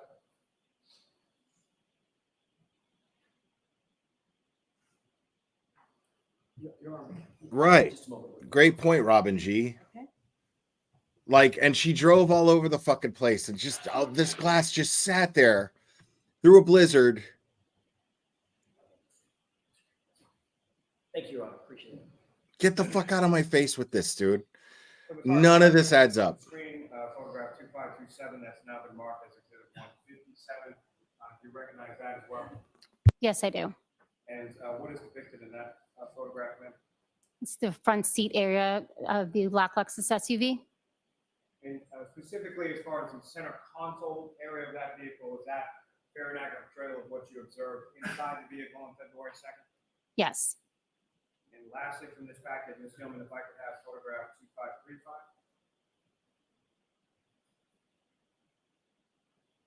And Ms. Harden, it's 2535, which has now been marked as Exhibit 159. Do you recognize what's up on the screen there? Yes, I do. And what do you recognize that to be? That's the interior of the trunk of the black Lexus SUV. And is that fair and accurate portrayal of the interior of the trunk as you observed it in the Canton Police Department garage on February 2nd? Yes. Thank you. Can I approach the witness again, Your Honor? Yes.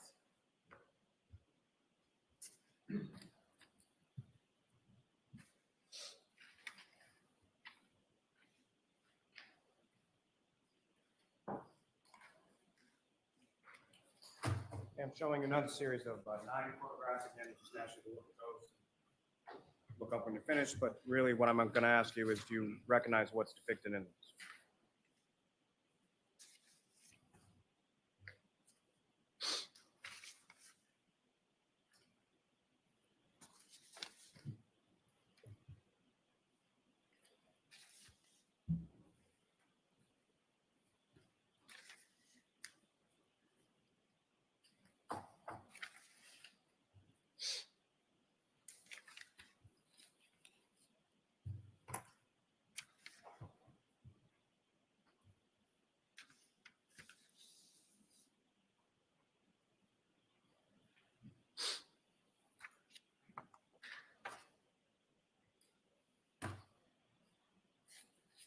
And do you recognize what's depicted in those photographs, ma'am? Yes, I do.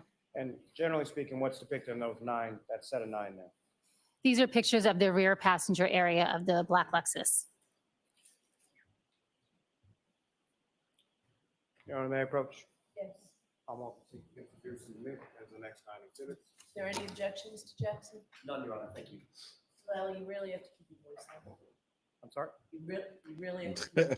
I apologize, Your Honor.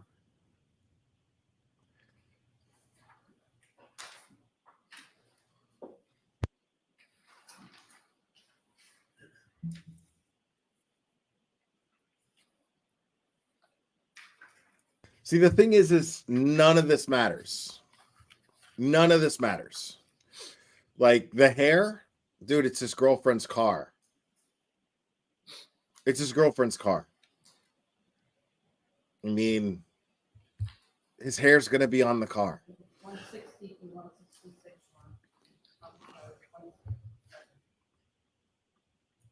166. Thank you, Team Brittany. Appreciate you.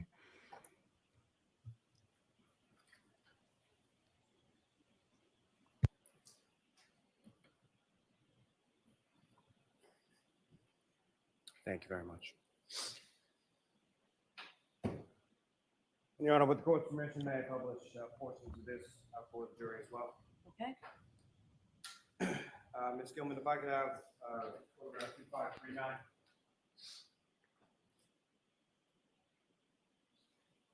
Sergeant, what's up on the screen is photograph 2539. That's now been marked as exhibit 160. Do you recognize that?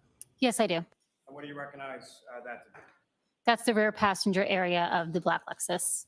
Now, as far as the damage that you observed from the broken taillight, if you could, using the laser pointer before you, direct the jury's attention to that, or what's visible of that in this photograph. This area here is the broken taillight.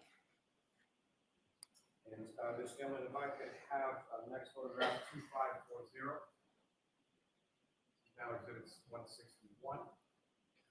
Again, Ms. Hartnett, if you could, using that laser pointer, direct the jury's attention to where you observe, if anywhere in this photograph, damage to the right rear passenger. There's damage in this area here to the rear tail light. From the damage that you observed, it essentially wraps around from both the back and from the passenger side of the vehicle. Is that correct? Yes, that's correct. And Ms. Gilman, if I could have photograph 2554.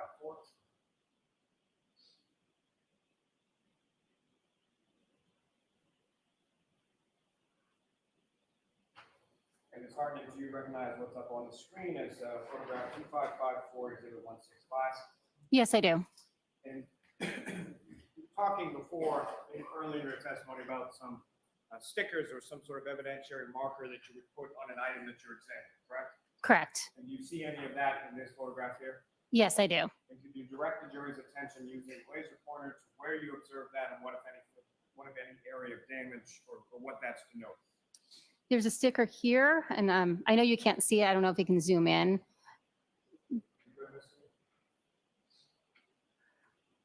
There's a letter on the sticker, I believe it's A, that denotes that there's something there that I was going to collect. And right next to that sticker here is the apparent hair that I noticed. If I could have photograph 2558. I mean, why didn't you take a close-up of that? That doesn't make any sense. 2556.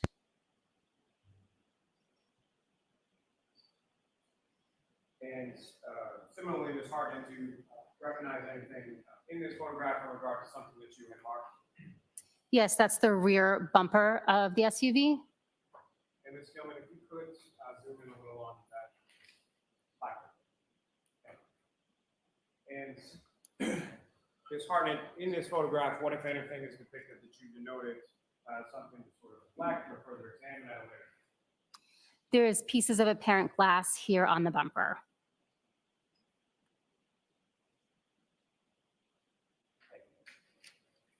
May I approach the witness again, Your Honor? Yes.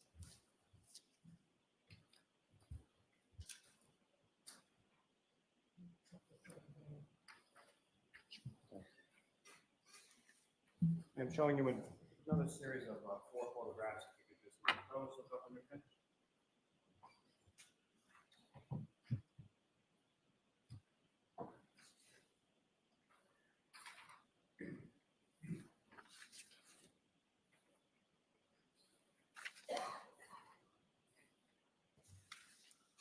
Do you recognize what's depicted in those photographs, ma'am? Yes, I do. And what do you recognize those to be? This is the rear passenger exterior right below the tail light on the Lexus SUV. And Your Honor, may I approach the witness? Yes. Come up, please introduce the witness and next exhibits.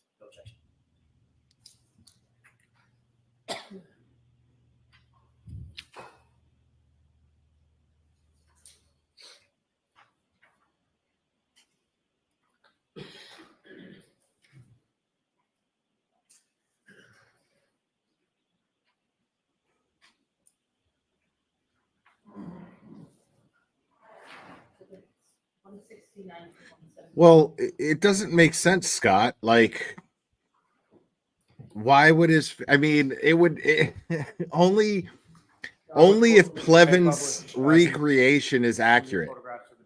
Yes. It's the only way. And it's ridiculous. There's no way that happened like that.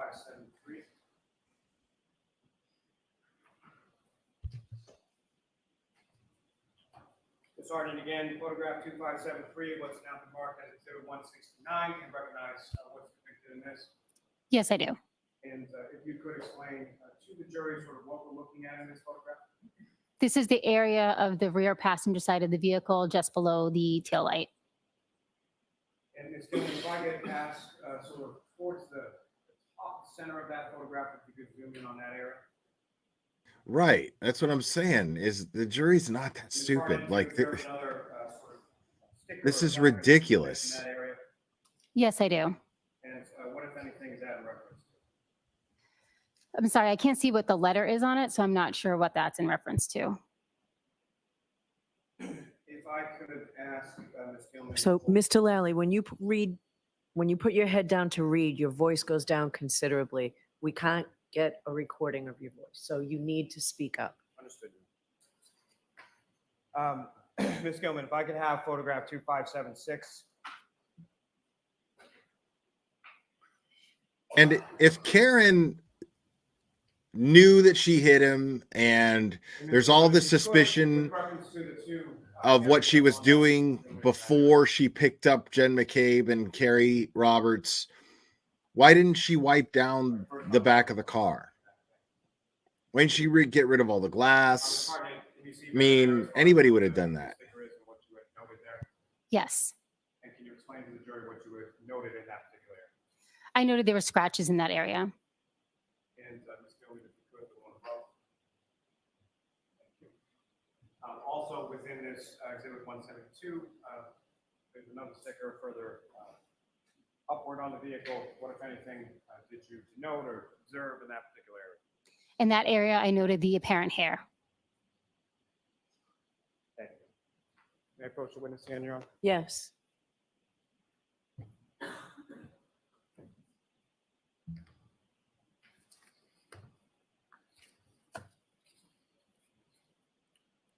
Like, are they trying to say that it hit the back of John's head? Take a look at those and Because they're also trying to say that the black eyes asking if you are from the trauma to the back of his head. So either the SUV hit him in the face and didn't cause any damage, and then him hitting the back of his head on the road somehow ending up in the lawn, hitting the back of his head on a snowy lawn, caused the damage to the back of his head, or the SUV hit him in the back of the head, which makes no sense. And where's the blood? Right. 6 droplets of blood. Next question, Mr. Lally. I'm sorry, Your Honor. May I approach? Yes. No objection.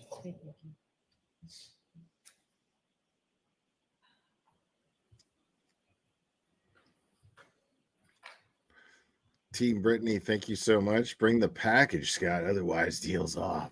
Oh, and by the way, look at that electronic thing you call a phone. I love it.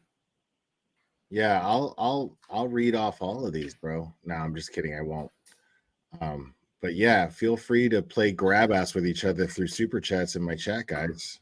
I'm happy to oblige you.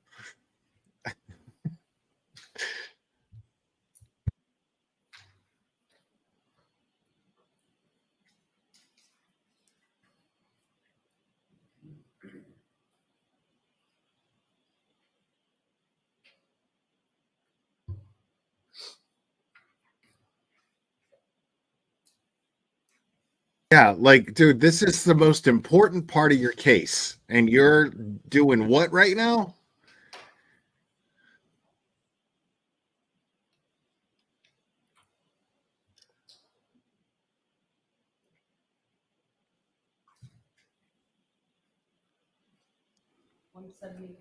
to 186. Thank you. Thank you very much. Your Honor, with the court's permission, and asked to publish some of those photographs to the jury as well. Yes. You didn't have this shit ready? If I could have 2558.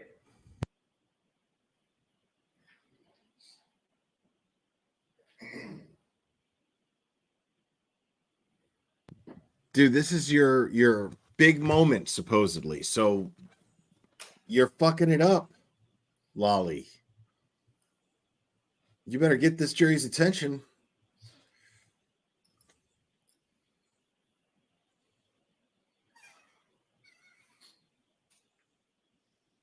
Oh, no, like, it's not going to matter. Like, don't take my comments as he has a chance here. Defense is going to destroy this lady on cross. Yes, I do. It's going to destroy the integrity of any of this.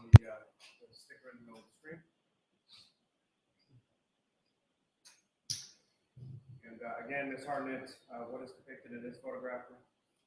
That is a picture of the apparent hair I noted in the area. Ms. Gilman, if I could have 2561.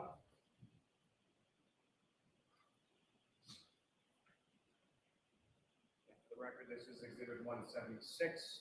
Ms. Gilman, if I could ask you to zoom in a bit on the... Yeah, that's what happened. John was like, here, I'll sit in the middle of the road. You can run me down. What? Yes, I do. What do you recognize that to be? That's the damage I noted on the rear door. No, there's a full day on Wednesday and a half day on Thursday. No court tomorrow, though. Full day Wednesday, half day Thursday. Unless something has changed. Thank you. Your Honor, may I approach the witness?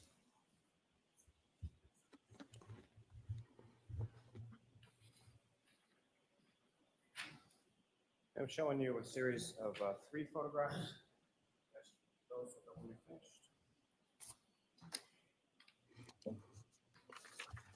No court on Friday, as I understand it, either. Yeah.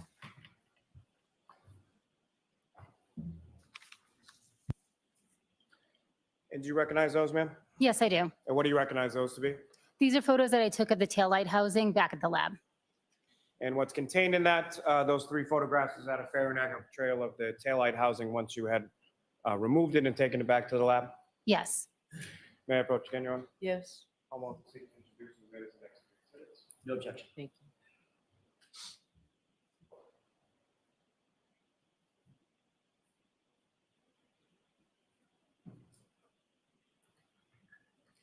Yeah, this is just silly. Like, none of this shit matters. None of it matters. Thank you. The integrity of any of this is going to get shut down during cross. Thank you very much.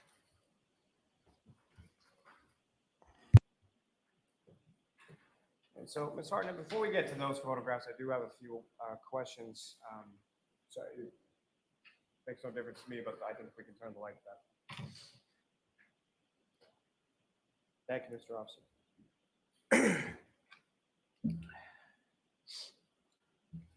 Now, as far as the collection of that evidence that you collected from the vehicle specifically, how was that evidence collected? And again, you've received training in regard to collecting evidence, correct? Yes, that's correct. And the collection of evidence that you did in this case, was that in conformity with that training and experience that you have?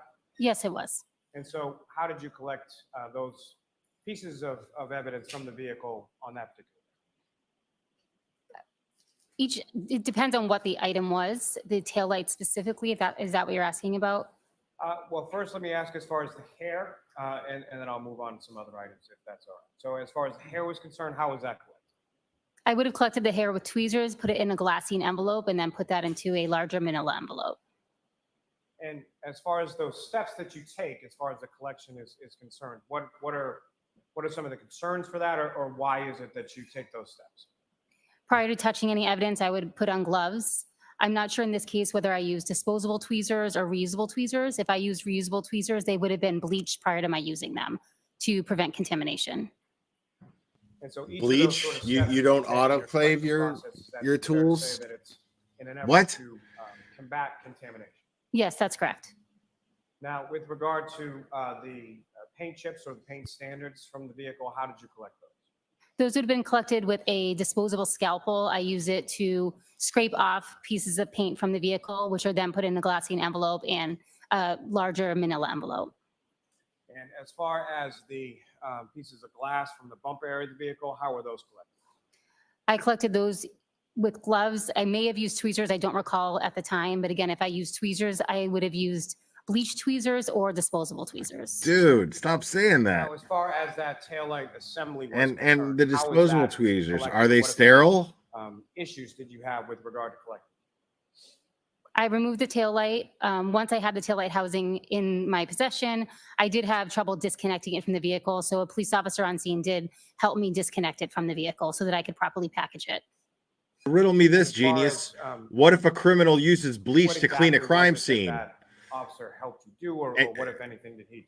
How are you going to prove I that? believe he just removed, helped undo the wires that were in the back of the taillight so that I could properly hold it and didn't have to place it down anywhere. So you had two hands on the tail light as he was performing that, is that correct? Yes, I believe I did. And as far as the area of the tail light that you were holding, you were wearing gloves, correct? Yes, that's correct. And as far as that area that you were holding with your two gloved hands, did that officer touch any area of that part of the tail light? Not to my recollection, no. And do you recall whether or not that officer was wearing gloves himself when he disconnected that wiring? I don't recall. What? Now, as far as once you remove that, Hey, tail light asshole, from there, put what on if gloves there if you're going anything to you do with the tail light? so you don't I contaminate. put it into a crime brown scene. paper bag and then transported it back to the lab where I then properly secured it in a box with added cushion from additional paper to ensure that no additional damage was done. Now, with respect to your time at the Canton Police Station, were you presented with any additional evidence by any officers from the Canton Police? Yes, I was. And what were those items? I was presented with a broken drinking glass that was reported to have been recovered from the scene at 34 Fairview Road. I was also presented with several solo cups filled with frozen red-brown stains. Now, starting with the drinking glass, what, if anything, did you do with regard to the drinking glass? I packaged it in a brown paper bag. What? And with regard to the cups with red-brown stains contained within, what, if anything, did you do with regard to that? I allowed the cups to thaw, and then I took 2 sterile swabs, like something similar to a Q-tip, and collected a sample from the red-brown stains in those cups. And then what, if anything, after Jesus, you took the man. swabbings from those solo cups, let me ask first with regard to the solo cups, what were done with those? I'm sorry, can you repeat that? Sure. So after you took the swabbings from the red cups, what, if anything, was done with the red cups? I returned those to the Canton Police Department to store as they saw fit. And as far as the swabbings that you took, what did you do with those? I secured those in a glassine envelope and a large envelope, and then transported those back to the lab. Now, after your examination on scene, you returned back to the lab. Oh my correct? God. Yes, that's correct. And what items of evidence did you examine first in this case in the laboratory? I examined the apparent hair from the vehicle as well as the broken taillight. Now, starting with the examination of the taillight, well, let me ask, in general terms, when items are taken by you back from any kind of scene or any kind of place that you're processing, and you bring them back to the lab, what is it that you do with them when you get back to the lab? When I get back to the lab, I ensure that they're packaged properly, that they're sealed, and they're stored in the appropriate location within the lab. I also enter them into our laboratory information management system so that from that point forward, those items can be tracked throughout the lab. Now, each of those, now when you come in with sort of a case, is there some sort of number or something that's associated with the case when you first sort of generate that? Yes. And do you recall the case number that you assigned or was assigned with regard to this investigation? Yes, I do. And what is that case number? The case number at the lab was 22-2184. Now, with regard to each specific item of evidence that's taken back to the lab and logged in, what, if any, numbers are assigned or associated with those particular pieces of evidence? Each piece of evidence is given an independent lab item number. Now, with respect to the taillight, that was labeled as 3-1, is that correct? That's correct. So with respect to item 3-1 or the taillight, can you explain to the jury the examination process that went into that? Sure. I prepped my workspace by spraying it down with a 10% bleach solution. I also sprayed down any reusable utensils that I would need to use. I then applied a piece of butcher paper to protect the lab bench and prevent contamination. I would put on gloves, my lab coat, and mask before I examine any item of evidence. And then I took photographs of what the packaging looked like and then photograph of the piece of evidence itself. Butcher paper. Like she's just got to roll. And from that specific item, did you perform any testing on that item? No, I did not do any testing on the item. And why not? I was, due to the case history, there was no visible red-brown stains on the item, as well as the fact there was a very limited surface area for me to sample from. In addition, I was informed that the car had been towed through a blizzard. So given the fact that there was potentially very limited material on the taillight, if any type of testing that we do would remove additional material. So I made the conservative decision to take a swabbing of the item and send it forward for DNA. And as far as that swabbing of the item for DNA purposes, can you explain sort of what the process is or how that's done? Yes, we use a polyester swab, which is a flat spatula-shaped swab. I apply sterile water to the swab and rub the exposed areas of the taillight. And then that swab dries before it's packaged and sent to DNA. Now, with the court's permission, could I publish for the jury what's now been marked as exhibits 187 through 189? Yes. And Ms. Gilman, if I could have first photograph 8970. Yeah, I mean, like, this is all kinds of fucked up. Directing your attention to up on the screen now is exhibit 187. Again, do you recognize what's depicted in there? Yes, I do. And what do you recognize it to be? That is the taillight that I removed from the black Lexus SUV. And Ms. Gilman, if I could have 8971, next photograph.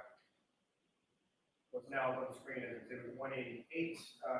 Again, do you recognize what's depicted there? Yes, I do. And what is depicted there, and what, if anything, is in addition to the taillight, what, if anything, are you? That is the taillight from the black Lexus SUV from a different angle. I'm holding up a ruler to show the scale of the item. And lastly, photograph 8972 through 189.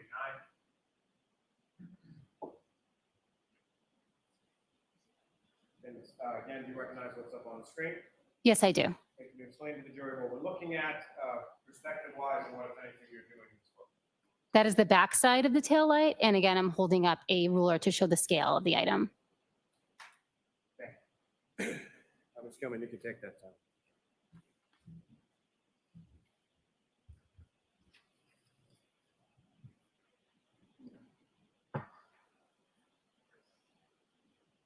Sorry, just one moment, Your Honor.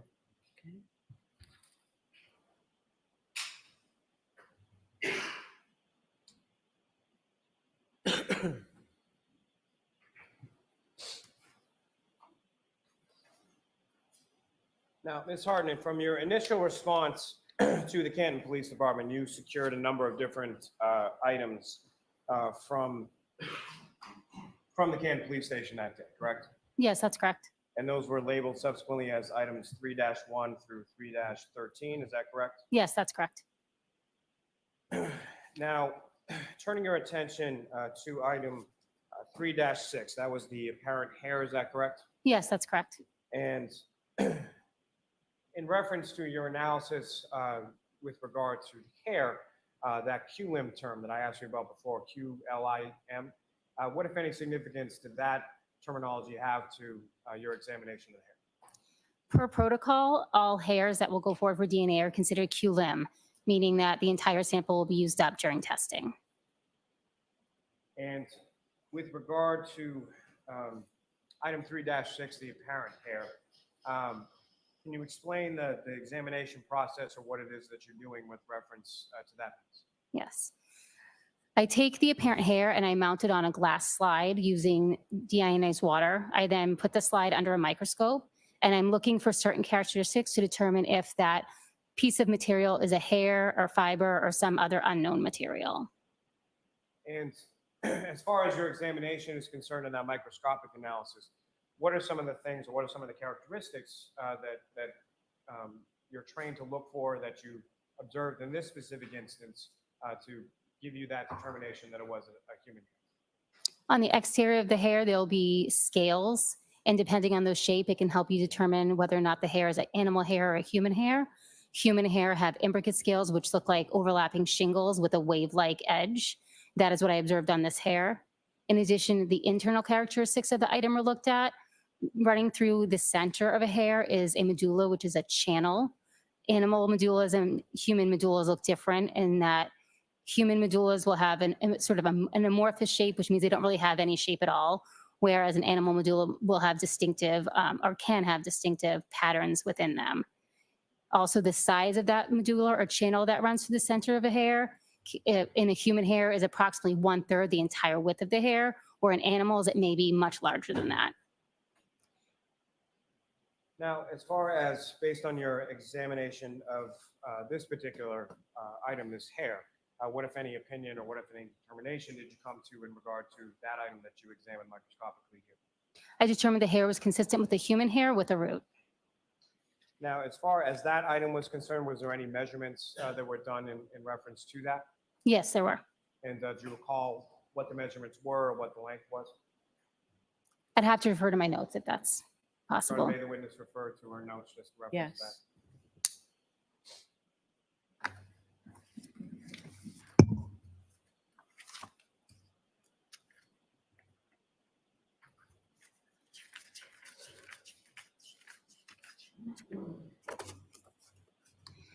The hair was approximately 7/8 inches long. Now, with regard to item 3-6, the hair, did you perform any testing on that? No, I did not. I did not perform any testing. And why not? The only type of analysis done on hairs in the criminalistics unit is a visual microscopic examination. So where did the hair go from there? At that point, I cut the hair into two pieces, one end that contains the root and then the remaining end of the shaft. The root end went to our internal DNA unit.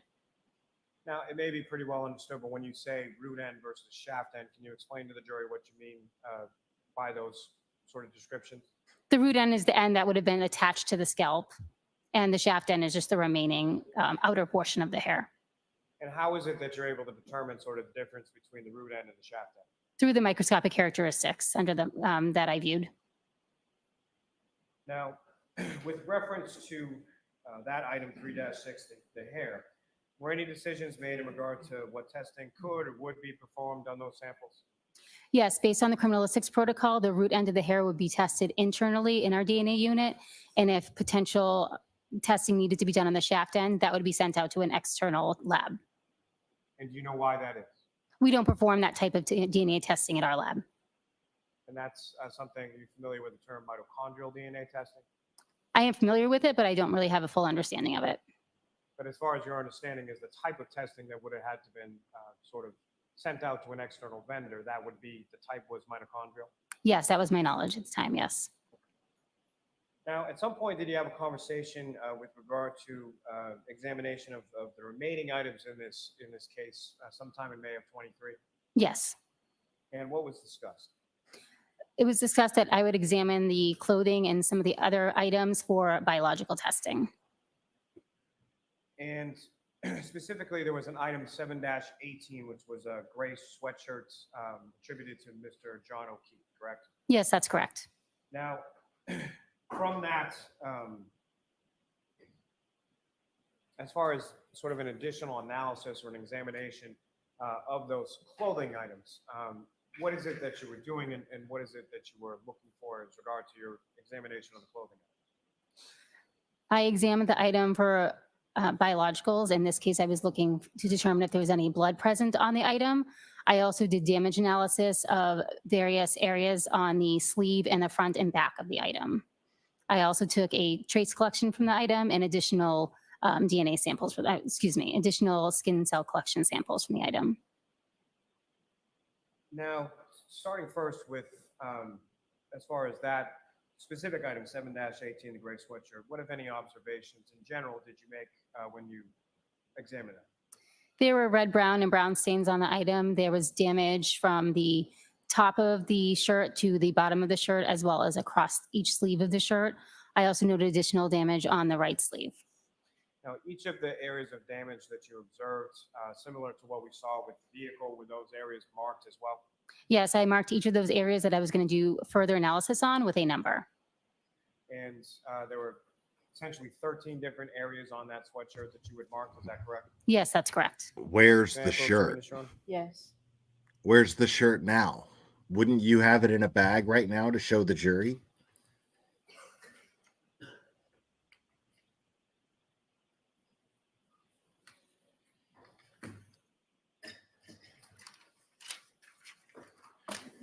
Sergeant, just showing you a series of 6 photographs and again asking you to look at those. I mean, there's pictures of the shirt, great, but wouldn't the shirt physically itself be presented in court?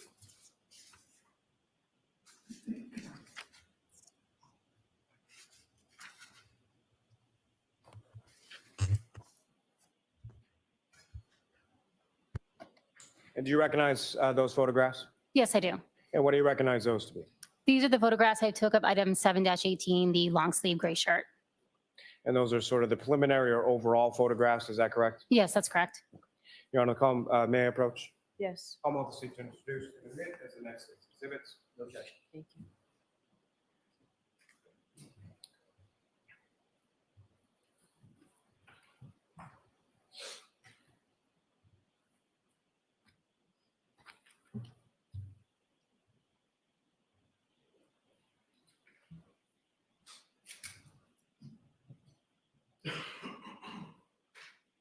I mean, I'm still just waiting on any physical evidence to be presented to a jury here.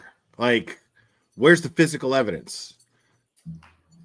Hearing this lady testify that I tested the items, I mean, is sorry, if I'm a juror, that's not even nearly enough for me. Usually the shirt is in a bag and then the people of the jury will pass it along. Ms. Harden, before I turn to these, I just had one follow-up question. And you had been talking about or testifying about sort of the difference between the root end and the shaft end of the hair. You had mentioned that the root end is typically something that would be attached to the scalp. Is that correct? Yes, that's correct. So that would be in reference to a hair that comes from someone's head, correct? Yeah, well, not necessarily. We don't perform body origin identification. And so to that point, as far as the root end of the hair that was attached to the body at some point, whether it's the head, an arm, a leg, you don't know where. Correct, I do not. Your Honor, with the court's permission, I would ask to publish some of these photographs for the jury as well. Okay. Ms. Gilman, if I could have, excuse me, photograph 9789.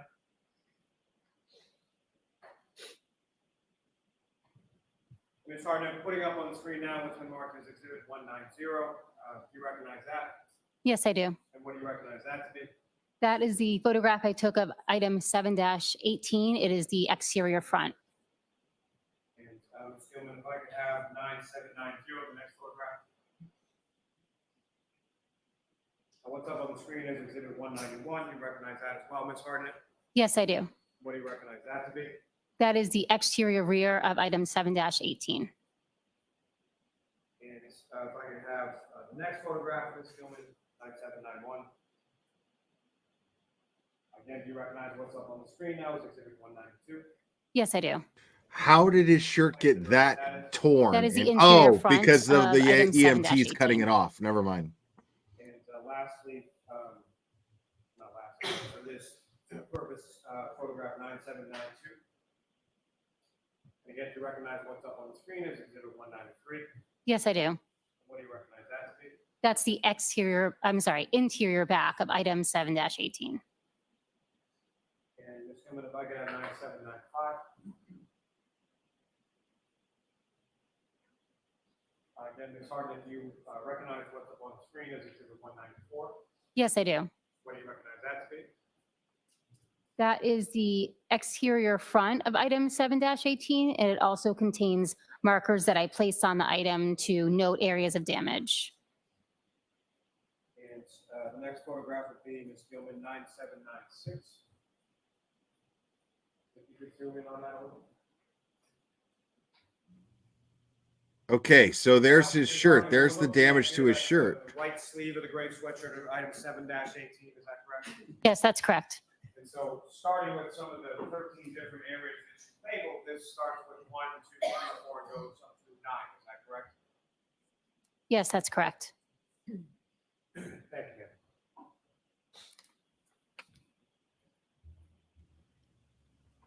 I approach the witness again, Your Honor. Yes.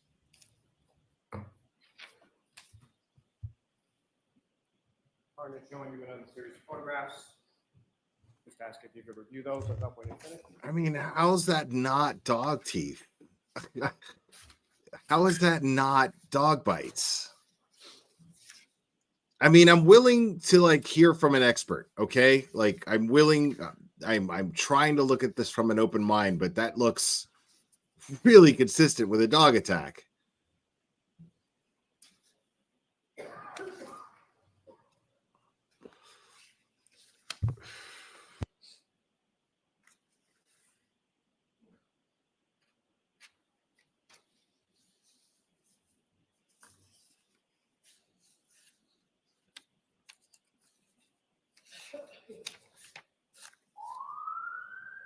Ms. Harden, do you recognize what's depicted in those photographs? Yes, I do. And what do you recognize those to be? These are close-up photos of the areas of damage 1 through 5. May I approach, Your Honor? Yes. Yeah, that's not from a car. That's not from road rash. No objection, Your Honor. Thank you. That's Before we begin, Madam Court Reporter, Your Honor, if I may approach just to show the next series of photographs. Okay.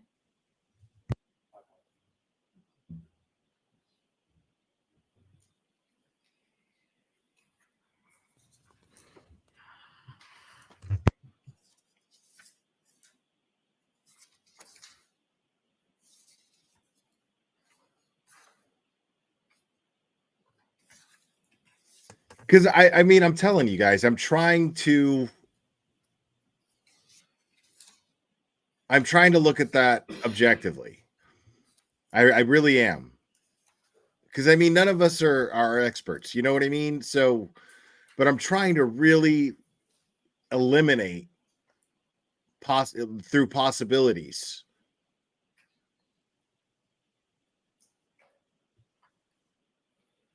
It's 196 through 205. Thank you. But that just looks like, I mean, it looks very consistent with a dog. Your Honor, with the court's permission, if I could publish some of those photographs for the jury as well. Yes. Ms. Gilman, if I could have photograph 9811.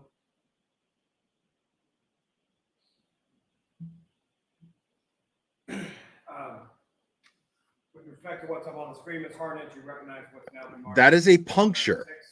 Yes, What do you recognize that to be? that is an area of damage that I noted as area 1 in my notes. Ms. Gilman, if I could have, photograph 9812, next one. Again, That's also a puncture. what's up on the screen as Exhibit 197. Yes, I do. And with respect to this, what are you doing here? That is a close-up photo of the same area of damage, area 1. And that has some measurement that you're taking with reference to the size of that damage, is that correct? Yes, that's correct. And did you do that respectively with each of the respective areas that you noted on each of the garments that you examined? Yes, I did. Ms. Gilman, if I could have photograph 9813. Again, this is area 2, is that correct? Yes, that's correct. This is, Ms. Gilman, if I could have what are they trying to pull here? photograph 9815. up on the screen as Exhibit 200. You recognize this as what now? That's a photograph of the area 3 that I noted. And Ms. Gilman, if I could have 9817. I want to know where that shirt is right now. I want to know where the fuck that shirt is right now. Now, with respect to what's now been marked as Exhibit 202, do you recognize that as well? Yes, I do. And is that the number 4 area that you noted on the right arm sleeve of the gray sweatshirt of Mr. O'Keefe? Yes, that's correct. And Ms. Gilman, if I could have photograph 9819. What's up on the screen is Exhibit 204. Get the fuck out of my Yes, I face do. with this. And again, what is depicted in Exhibit 204? That's the area of damage number 5 that I had in my notes. I approach again, Your Honor. Yes.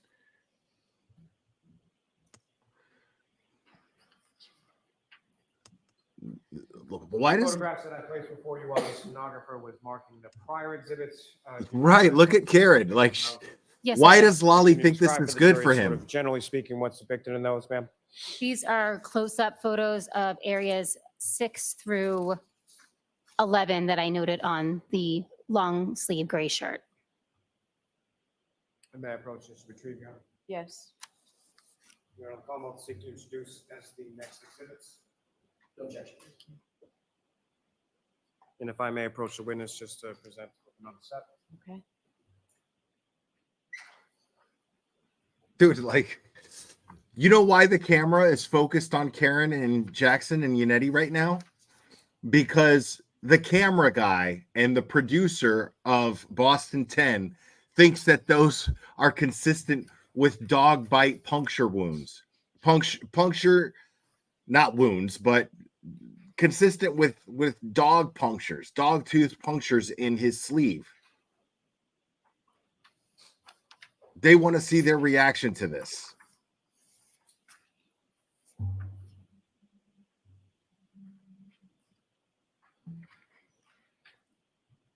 This is wild, dude. Like, it's crazy that Lolly thinks this is helpful to his case.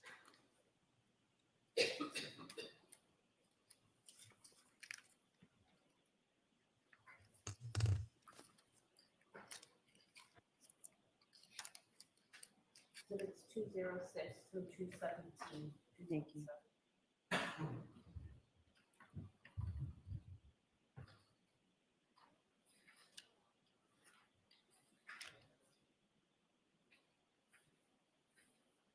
Well, the thing is Lolly doesn't have a choice but to address it.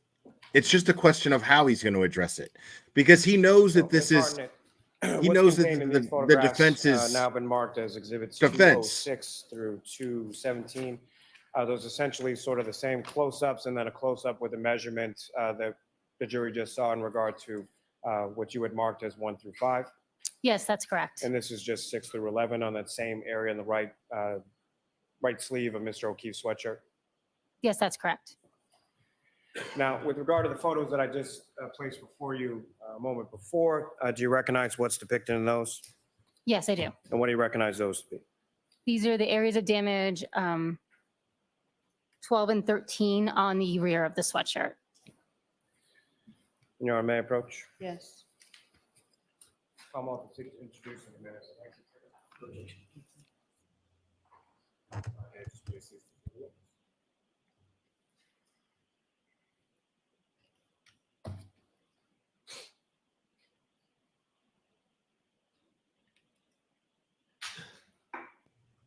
See, the prosecution is in a position where they have to prove that those are not puncture wounds from a dog. So the question is, how is Lolly going to do that? The burden of proof is on them. So the defense is already, it's common knowledge that the defense is trying to say that that is damage from a dog. So, Your Honor, with the court's permission, may I publish these photographs for the jury? Yes. Ms. Gilman, if I could have photograph 9837.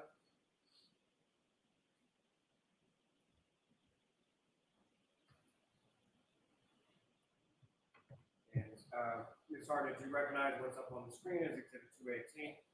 Yes, I do. What do you recognize that to be? That's the exterior back of the gray sweatshirt. And the items marked that you labeled as 12 and 13, are they depicted on that? Yes, they are. And if you could, using a laser pointer, just draw the jury's attention to where 12 and 13 are. Is it possible to zoom in on the numbers? I can't read them from here.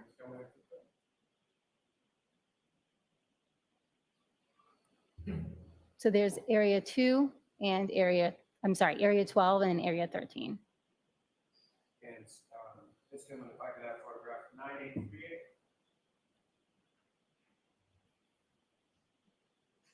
Exhibit 219 up on the screen, is that just a closer image of those areas you marked as 12 and 13? Is that correct? Yes, that's correct. Thank you.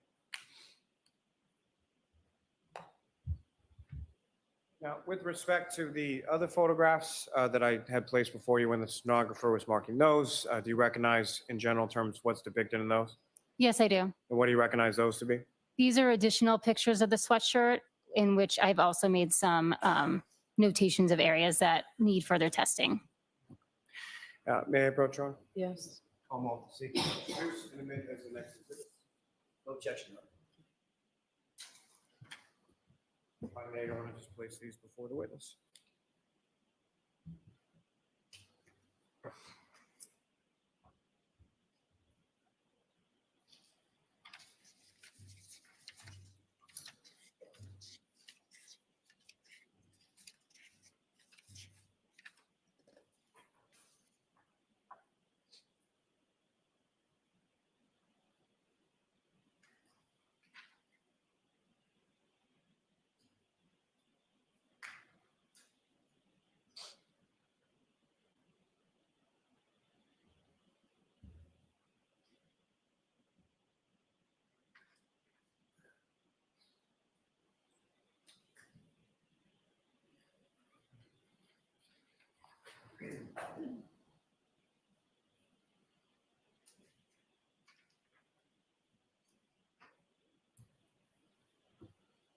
It's 222 and 230.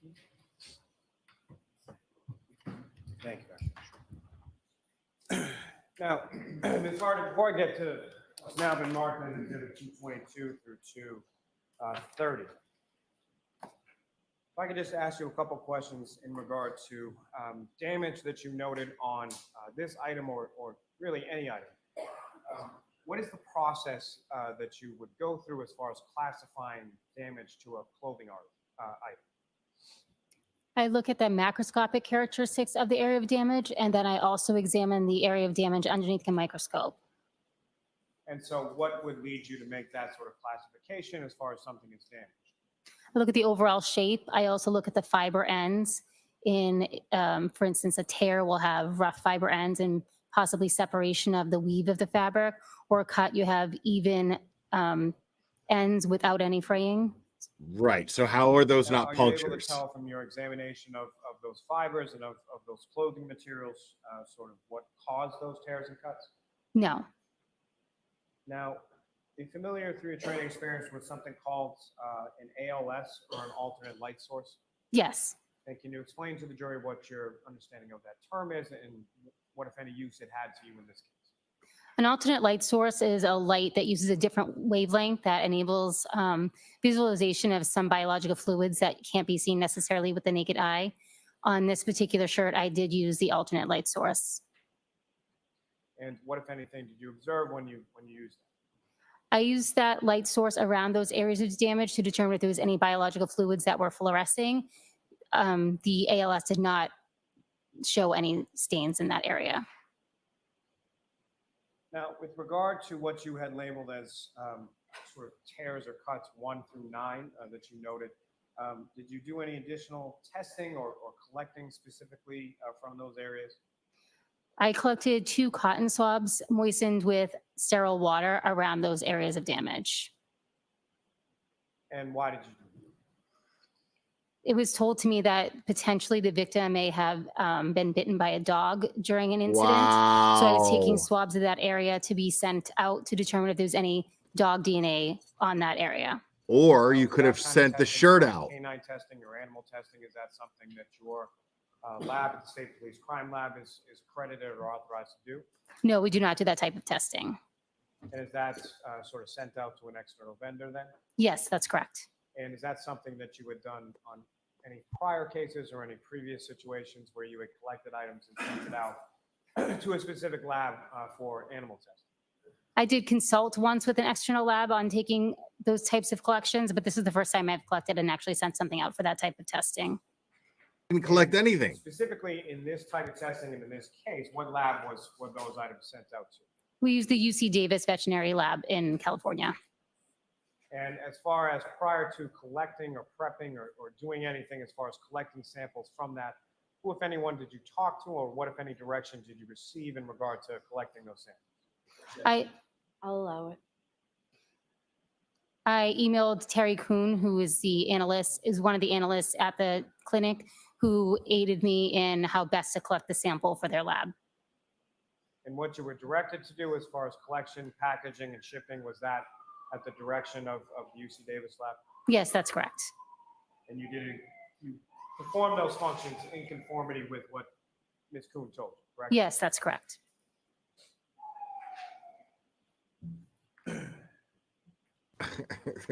Now, with Dude. regard to those items, did you note, with regard to the clothing items, as far as the gray sweatshirt was concerned, did you note any stains on those areas?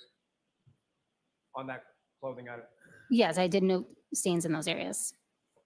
And then what, if any, testing was done on those stains that you observed? Can you be more specific what stains you're referring to? So what I'm specifically referring to is the items on the gray sweatshirt, item 7-18, as far as any stains that you observed on there. Again, sort of moving on from what you had collected for the UC Davis lab, but in other areas of that item. Well, let me actually first turning back to that. So the item that we were talking about as far as where you collected stains from that were sent off to the UC Davis lab, which item were they collected from and where on that item were they collected? I collected 2 swabs from the areas around the damaged areas on the right sleeve. I wasn't necessarily taking them from any stains. I did use the ALS to determine if there were any stains there, which I did not visualize. So I was doing that for potential saliva collection from that area. And thank you for the clarity. I think that was me confusing as far as the questions. So turning away from that area as far as the collection for the UC Davis lab, in addition to that, what, if any, stains did you observe on that article of clothing 718, the gray sweatshirt? I also observed numerous red-brown stains on that item of clothing. And so with regard to those red-brown stains, what, if any, testing was done on those stains? On each of those stains, I performed a blood screening test as well as a blood confirmatory test. And are those the same sort of initial testing screening test you were talking about before, and then the confirmatory test? Yes, that's correct. A different screening test was used in the lab than was used at the scene due to a protocol change, but essentially it's the same mechanism. And was that with respect just to the gray sweatshirt, or were there other items of clothing of Mr. O'Keefe's that you tested with the screening test in the lab and a confirmatory test in the lab as well? I examined other items of clothing as well. Now, if I could bring your attention back to what's now been marked as exhibits 222 through 230. Your Honor, with the court's permission, if I could publish some of those photographs for the jury. Okay. And Ms. Gilman, if I could first have photograph 9841. And what's been marked as exhibit 222. Again, you recognize what's picked it up on the screen? Yes, I do. And with reference to your observations of the red-brown stains on that clothing or any other item of clothing, similar to the tears or cuts or the damaged areas that you observed, were those areas similarly marked with some sort of sticker? Yes, that's correct. And is it sort of the same linear path as far as numbering or lettering, or how do you denote those? For the red-brown stains on this item, I use letters. Starting with A and then sort of going through it, is that correct? Yes, that's correct. And Ms. Gilman, if I could have, photograph 9842. Again, do you recognize what's up on the screen? Yes, I do. And what do you recognize that to be? That'd be red, brown stain A that I noted on the sweatshirt. And Ms. Gilman, if I could have 9843. And what's up on the screen, which has been marked as Exhibit 224, do you recognize that as well? Yes, I do. And what do you recognize that to be? Those are red, brown stains B and C that I noted on the sweatshirt. And Ms. Gilman, if I could have photograph 9844. What's up on the screen now is Exhibit 225. Those are stains that you labeled B, C, and F. Is that correct? Yes, that's correct. That's just sort of a pulled-out version of that to denote where B and C were located on the sweatshirt. Is that fair to say? Yes, that's correct. And Ms. Gilman, if I could have photograph 9846. And what's now up on the screen is Exhibit 227. And again, Ms. Gilman, if you could just zoom in a little bit on this. And Ms. Harden, if you recognize what's up there on the screen as Exhibit 227. Yes, I do. And these are two other stains that you noted as far as D and E on the same item. Yes, that's correct. Thank you. Now, ma'am, with reference to the other photographs that I think you still have before you that I gave you when the stenographer was marking the last batch, do you recognize generally what's depicted in those photographs? Yes, I do. And what do you recognize those to be? These are photographs of item 7-17, the orange T-shirt that was told was belonging to John O'Keefe. And what's depicted in those photographs, is that a fair and accurate portrayal of what you observed as far as the orange T-shirt was concerned in your lab that day? Yes, that's correct. May I approach again, Your Honor? Yes. Yes. Seek to introduce the witness to the next exhibits. No objection. Yes. God, just responding is exhausting. Yes, Mr. Lally, you may approach. God, somebody refill my vodka.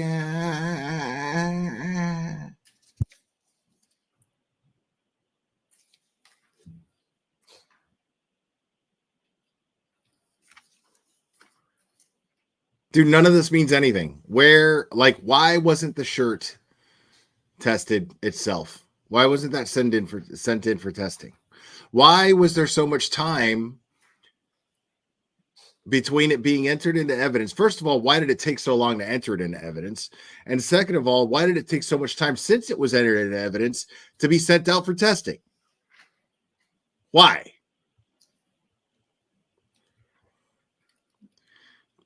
Do you have an answer for that, ma'am? Mr. Lally, do you have any more questions? Thank you.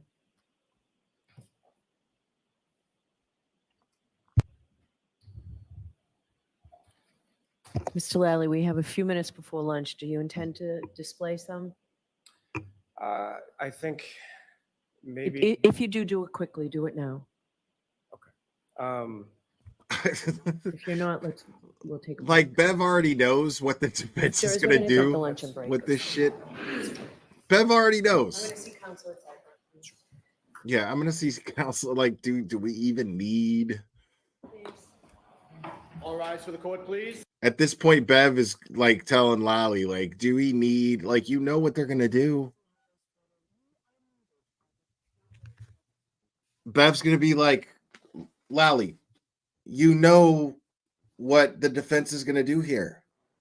Like, you already know how much more of this shit that the defense has already shot down. How much more of this shit are you going to present?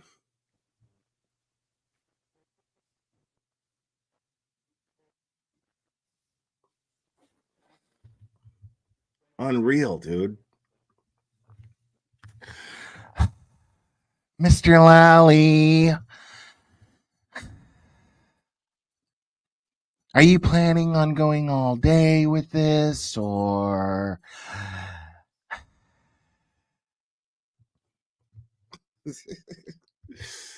I mean, this is a fucking farce. This is all this is. It's a fucking farce.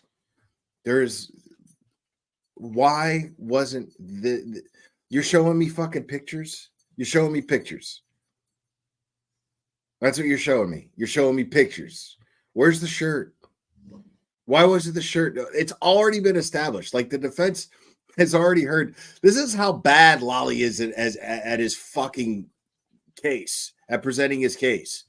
Right. You know, the case where the burden of proof is on him to prove that Karen Reed is guilty of this beyond a reasonable doubt. Like that case. So Lolly he already called up the person who conducted the DNA testing. That person already testified. I'm talking like in the first week of trial, first or second week of trial. I don't even remember. So fucking long ago. And she's like, yeah, I got these swabs and I tested them. And now all these weeks later, we hear from this lady saying that she took the swabs. But already, I mean, it's already been established by the person who tested the DNA going, I don't know. I mean, I tested what was sent to me. I don't know what they swabbed it with. I don't know what they swabbed those Q-tips with. All I know is that I tested Q-tips. Already, this lady described all kinds of shit that sounds like cross-contamination. Rise. Court stands in recess till 1:30. This is fucking wild, man. This is absolutely wild.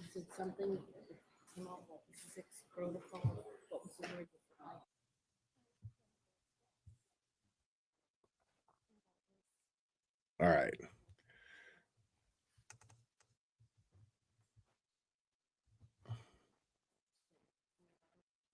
Okay, so they're at lunch. Let me do this real quick.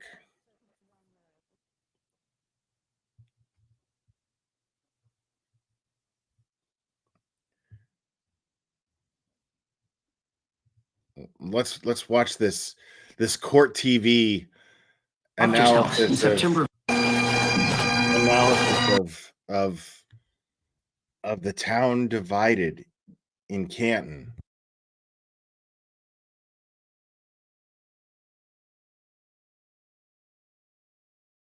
Wait, and I owe a super chat dance to Derek. I think we got a super chat. Super chat. I think we got a super chat. Super chat. Super chat. Super chat.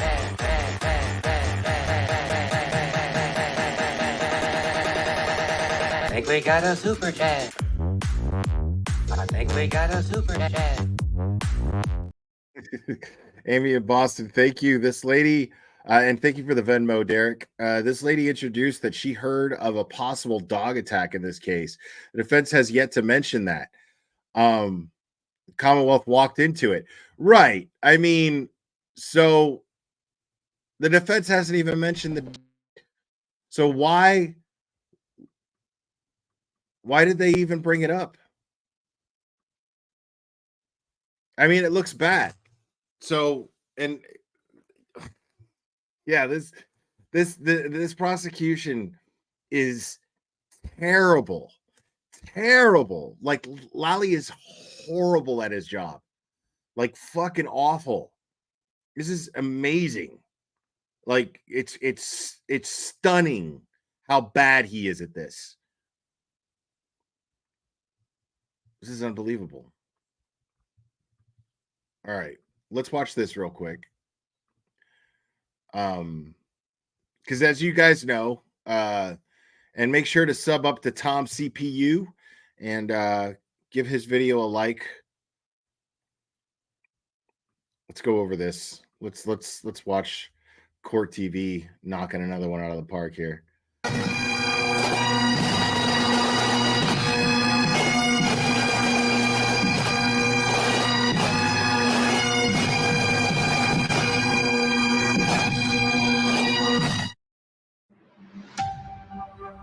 The This morning, we are spotlighting the divided town of Canton, Massachusetts. Officer John O'Keefe was found dead in the snow in January of 2022, and ever since, the community has been split between those who believe that Karen Reed killed her boyfriend and those that think that the police are framing her, and it's gotten ugly. Has it?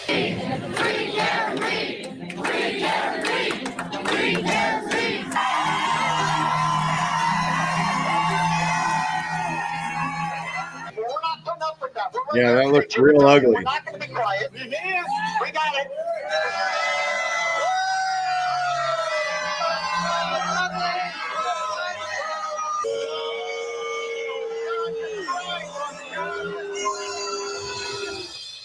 Testimony resumes on Monday in this case after a few days off for the jury and all the parties. Let's bring in our special guest. He is a pastor at the Congregational Church of Canton and a professor at Salem State University, the Reverend Dr. John D'Amelio III. Welcome, sir.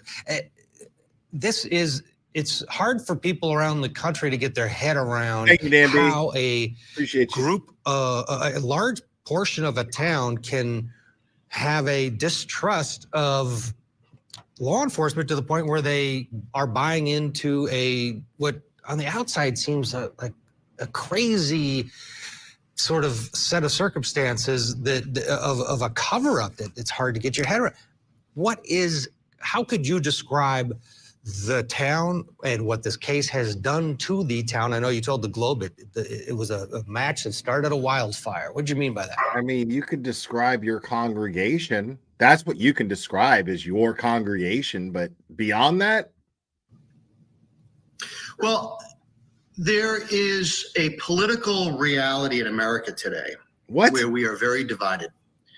We're divided along ideological lines, and we have seen that, I think, since 2016.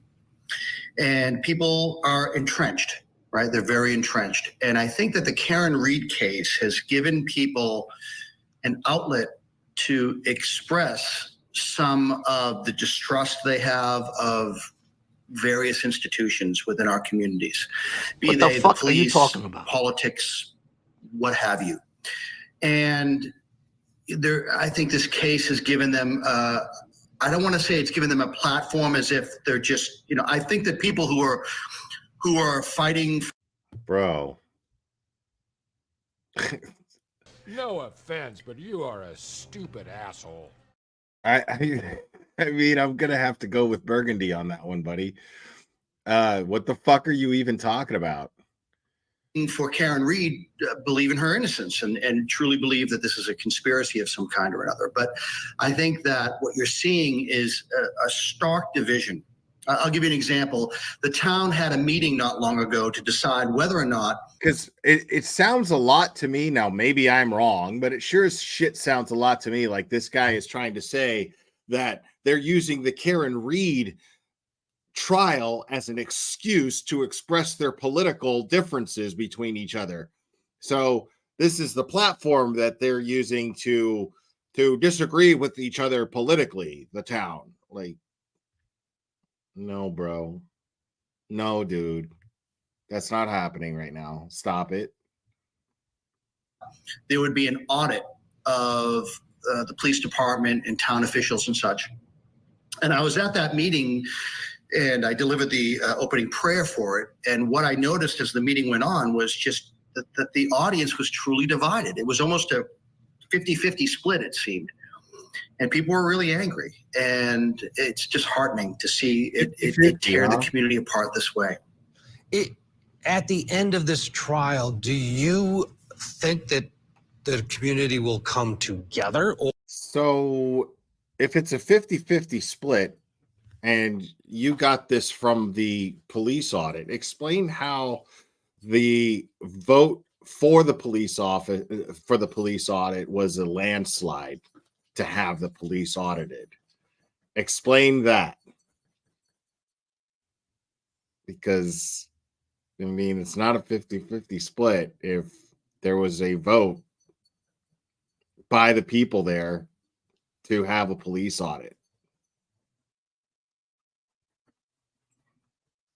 Or, to your point, is it just going to be what we're seeing nationwide politically, where there seems to be no end in sight, where the entrenched individuals are just that entrenched? Yeah, to some extent, it depends on how the trial turns out, right? One side's going to lose, the other side's going to win. And how they deal with that after the fact will, I think, in part determine how divided the community remains. I would like to think that Canton is a community that where people can come to. I know it is a community where people can come together. There's a lot of great people in this community. I think people's hearts are in the right place. They have come together. And once this is all said and done, anything I can do to help bring about healing, I would love to do. I would love to see us be a community where people can agree to disagree and still be civil and kind to one another, as simple as that sounds. And I think that can happen. And I think it will happen eventually. It's already happening, sir. Okay? No disrespect to the man or his beliefs and, all that aside, man, like, it's already happening. I'm just calling out the fact that you're not really using your eyes, because we watch these supporters of Karen Read on a daily when it comes to the trial. What goes on outside of the courtroom is just as important as what goes on inside of the courtroom, which is why Tom CPU is out there every day of trial and showing everyone, documenting moment to moment, moment to moment. And there's nobody being disrespectful. There's nobody being nasty. There's nobody being, now, if you tell me, hey, I spend a lot of time on Twitter, okay. Okay. But the thing is even on Twitter, it's sock accounts, bullshit, people who are being so loud. So, don't sit here and try to sell me when my eyes dictate the truth. I see it with my own eyes. Don't try to sell me, you're pissing on my back and try to claim that it's rain. Don't do that, because I see every single day that there's a trial, and we go and we refer back to Tom CPU, and Tom CPU has weeks and weeks and weeks of outside of the courthouse trial footage, and there's nobody acting rude or disrespectful to anybody else. I don't know why he's trying to sell this narrative. It's very bizarre.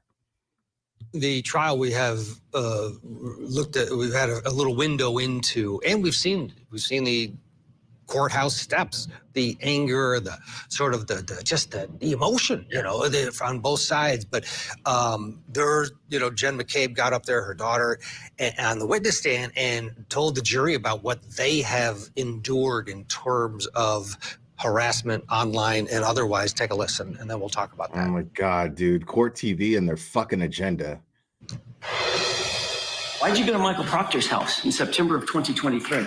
We are two mothers that are being viciously terrorized and harassed by social media. Things that were stated in this courtroom and allegations that were made have torn our lives upside down. I am a state witness that is being tortured because of lies. Because of public outrage concerning your family's involvement in the death of a police officer, correct? No, it's a social media witch hunt. As far as you and your family, what, if any, type of harassment have you received? People showing up at our house, people emailing my school. For real? Oh my God. Just like a lot of harassment. Can I have a moment, please? Sure. Get the fuck out of my face, dude. Okay, Court TV, tell me you don't have a fucking McAlbert agenda without telling me you fucking have a McAlbert agenda. Like, seriously, this is unbelievably biased. Reverend Tamilio, you could hear the distress in the voice. It is a young woman. Give us a sense of how nasty it has become at times during this battle. It's never okay to harass people. Yeah, Ever. I mean, It's never okay. And, people nobody disagrees with you there, bro. Are innocent until proven guilty, and that's the case with Karen Reed, of course, as well as the members of the Albert family and the McCabe family. And I think that we need to let the legal system do what it does. Right? We have a legal system for a reason, and I think we need to let it play out and see what happens. And people. Okay, let me stop you right there, Sunshine. That's all good and dandy, and I would normally agree with you that we need to just let the legal system play out and do what it does, right? Sure. But what if the legal system is corrupt? What if the legal system itself in Norfolk County is under federal investigation for corruption? Then who does it fall on? It falls on the people to speak up. Period. Plain and simple. Period. Full stop. It falls on the people. When the system is corrupt and when there's evidence of the system being corrupt, it falls on the people. The very people who you are carelessly feeding into a narrative that they are harassing people. Now, I'm sure there is some level of harassment that does take place, and I do not approve of that, and I do not condone that, and I never have, and I never will. But what I'm seeing with my eyes is not that at all. I'm seeing people who see something completely and totally wrong with the system, and they are using their voices. They are exercising their First Amendment right, and they are also exercising their First Amendment right as a responsibility. They're doing it in the sense of a responsibility because, again, if you can't count on the system to deliver justice, then the people have to speak up and demand that the system does so. And that's all I've been seeing. People taking it on their own to harass others is never okay. That's just never okay. And you don't see it in the streets of Canton sort of on a daily basis, but you hear stories and you see different things and you hear different things. So you're hearing stories then. You're not seeing anything, right, Reverend? You're not seeing anything. You're just hearing stories about the harassment. Just checking. And it's disheartening. It really is disheartening. Well, it's a unique mix of emotions because if you're being called sort of to battle, you have something that you in your heart can fight for. That this, let's say it's the Free Karen Reed folks, they're feeling that they're going to finally stand up to corruption and they're going to. You see how this it's guy? a good fight within. You see how this guy mocks that? Like he minimizes, makes it sound like they're just a bunch of crazy people. Oh, they're gonna stand up against corruption. Like, no, they're standing up against corruption.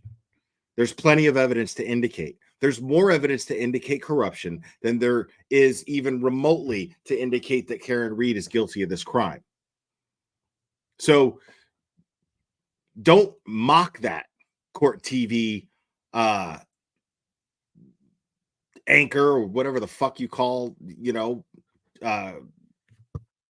correspondent, court TV correspondent. Don't mock these people and what they believe in, especially if you're trying to create a fair argument here, because you're coming off like you're trying to be real fair here.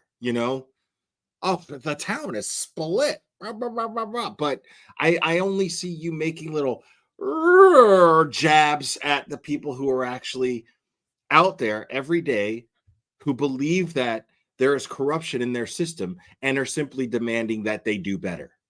That's not crazy.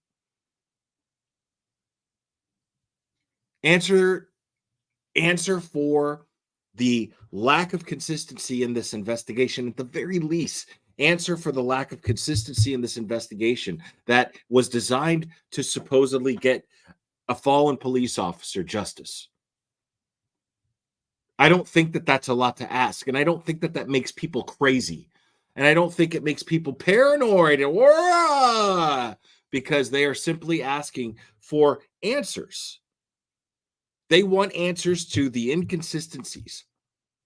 They want to make sure that they live in a community where they can count on the system to deliver justice for, at the very least, a fallen police officer, if not just a regular citizen, a community member of their own, someone in their family.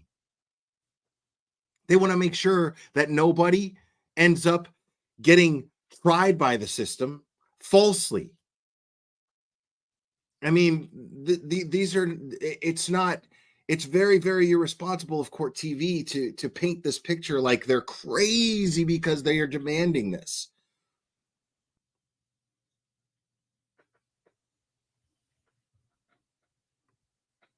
Unbelievable, man. Like, Court TV is killing me with this bullshit. Thank you, D. Roseberry. I appreciate you.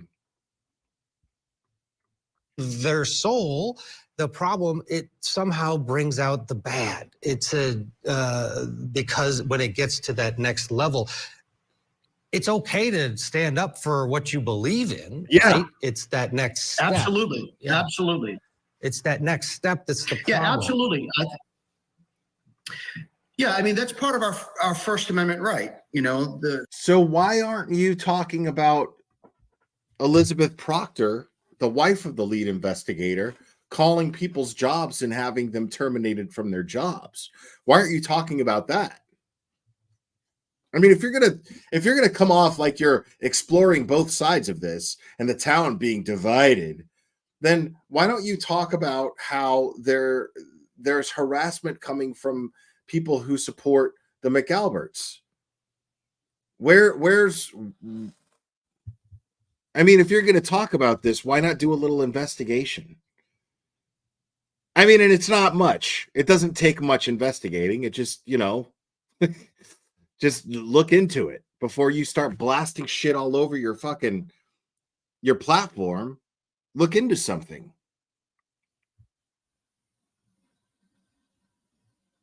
the freedom of speech, freedom of the press, freedom to peacefully assemble.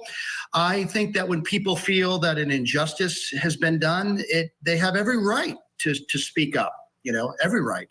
But there's a way to do it and there's a way not to do it. And I think that, harassing people is never okay. I'm not saying all the free Karen Reed people are harassing, people in Canton. That's not what I'm saying at all. And that's not what I'm seeing either.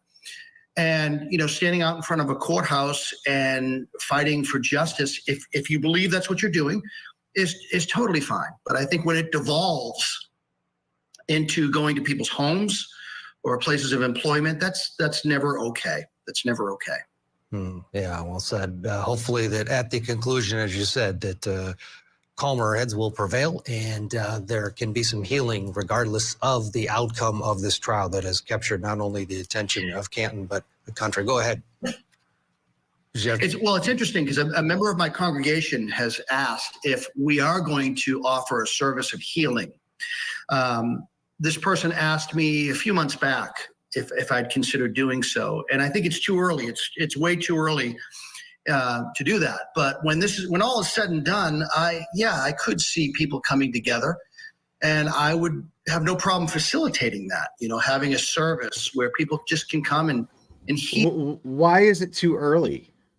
I'm curious as to why is it too early? Why is it ever a bad idea to offer a service where everyone, no matter what your differences are, can come together and remember that you're part of one community? What's the problem with that? Regardless of what your opinion is, we have to remember that we're a community. Why wouldn't it be? Why is it too early to do that? I mean, I don't see the harm in that.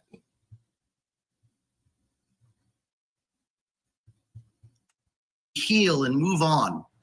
Canton is about so many things. There's so many wonderful things about this community, and there's great people in this community on both sides of this issue. There are great people, and I would like to hope is that our better angels will prevail when all is said and done, and I think they will. Let's hope you're right. Thank you very much for your time. I mean, it sounds to me like you've got the building blocks for a very inspiring sermon that you think it's too early for. I mean,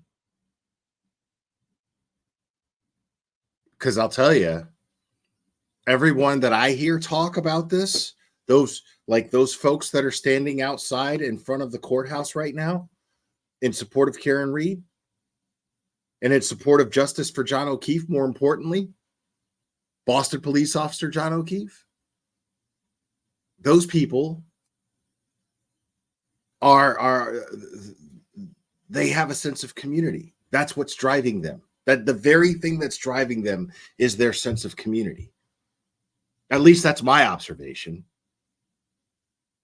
So, I mean, for those who believe in God and look to you for guidance, why would it be too early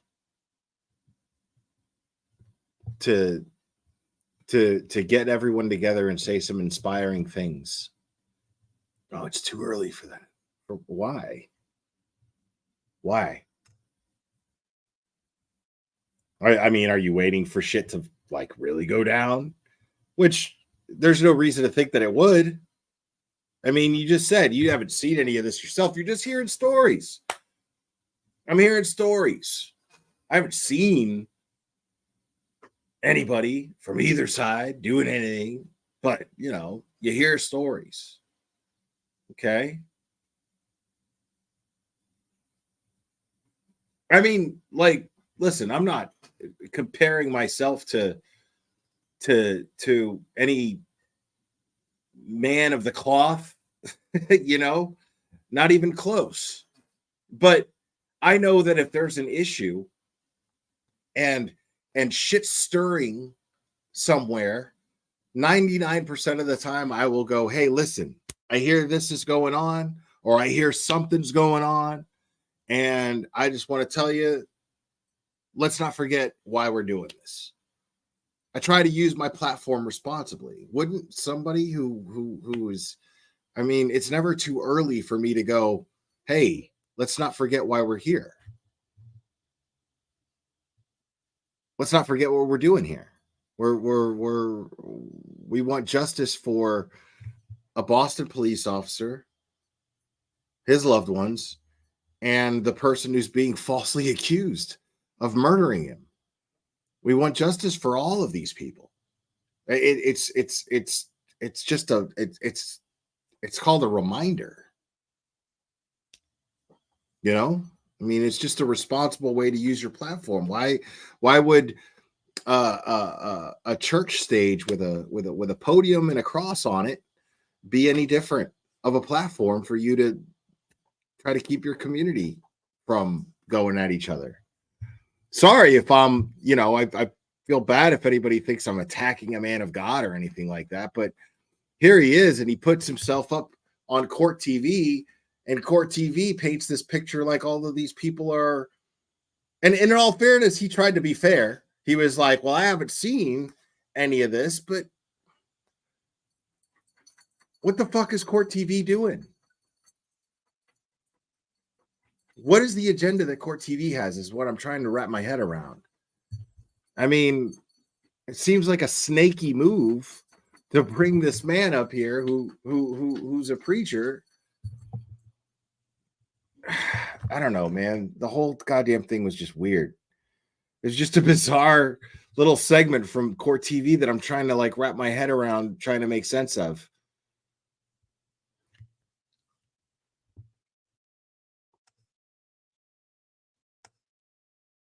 I mean, the more I think about it, the more I think that this man was just put in an awkward position here, Because, I mean, look at the people that Court TV has been bringing on, man. They bring on Plevin. You know what I mean? Like, I mean, do they vet the people that go on there at all? Like, did they? I mean, this man was just going to go up there and basically and say what he said, which was, yeah, nobody should be harassing anybody. Okay, yeah, we know, we got it. Nobody is. You just said yourself you haven't seen it. Court TV's like killing me right now.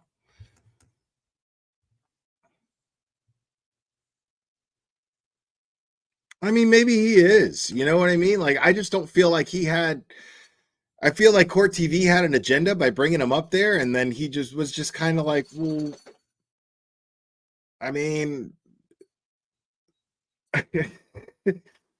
yeah, it's no good.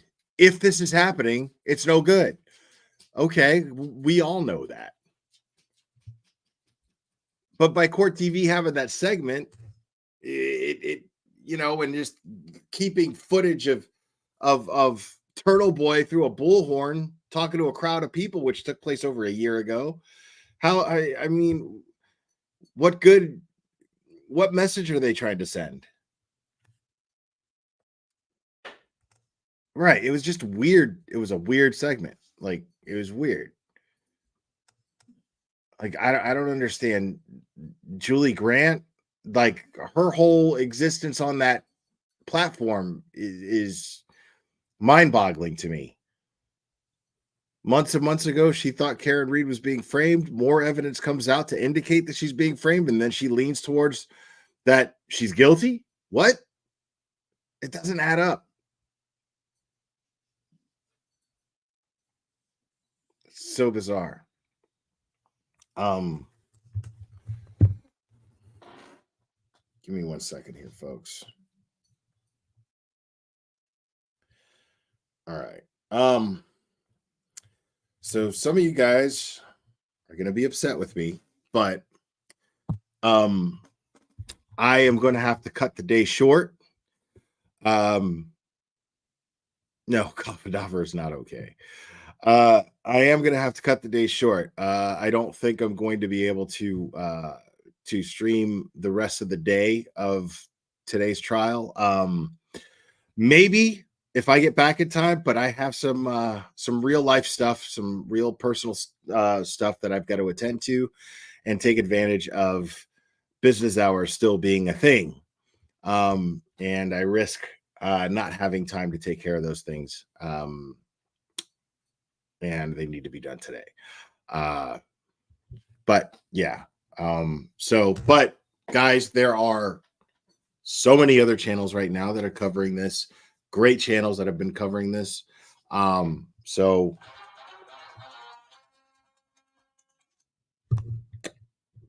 yeah, so I am going to go ahead and call it.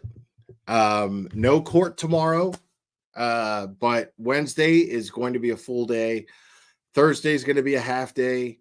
Friday, no court. What's going on there? I don't know.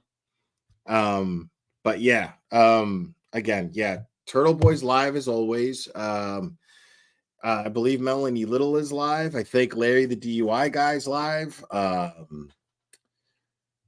think Sean on the Golf is live on someone else's channel. But yeah, maybe if I can, I'll try to go live again later this evening and maybe do a recap. Maybe if I can do that. No promises though, but I will try to do that if I can. If it's within my power to do that, I will.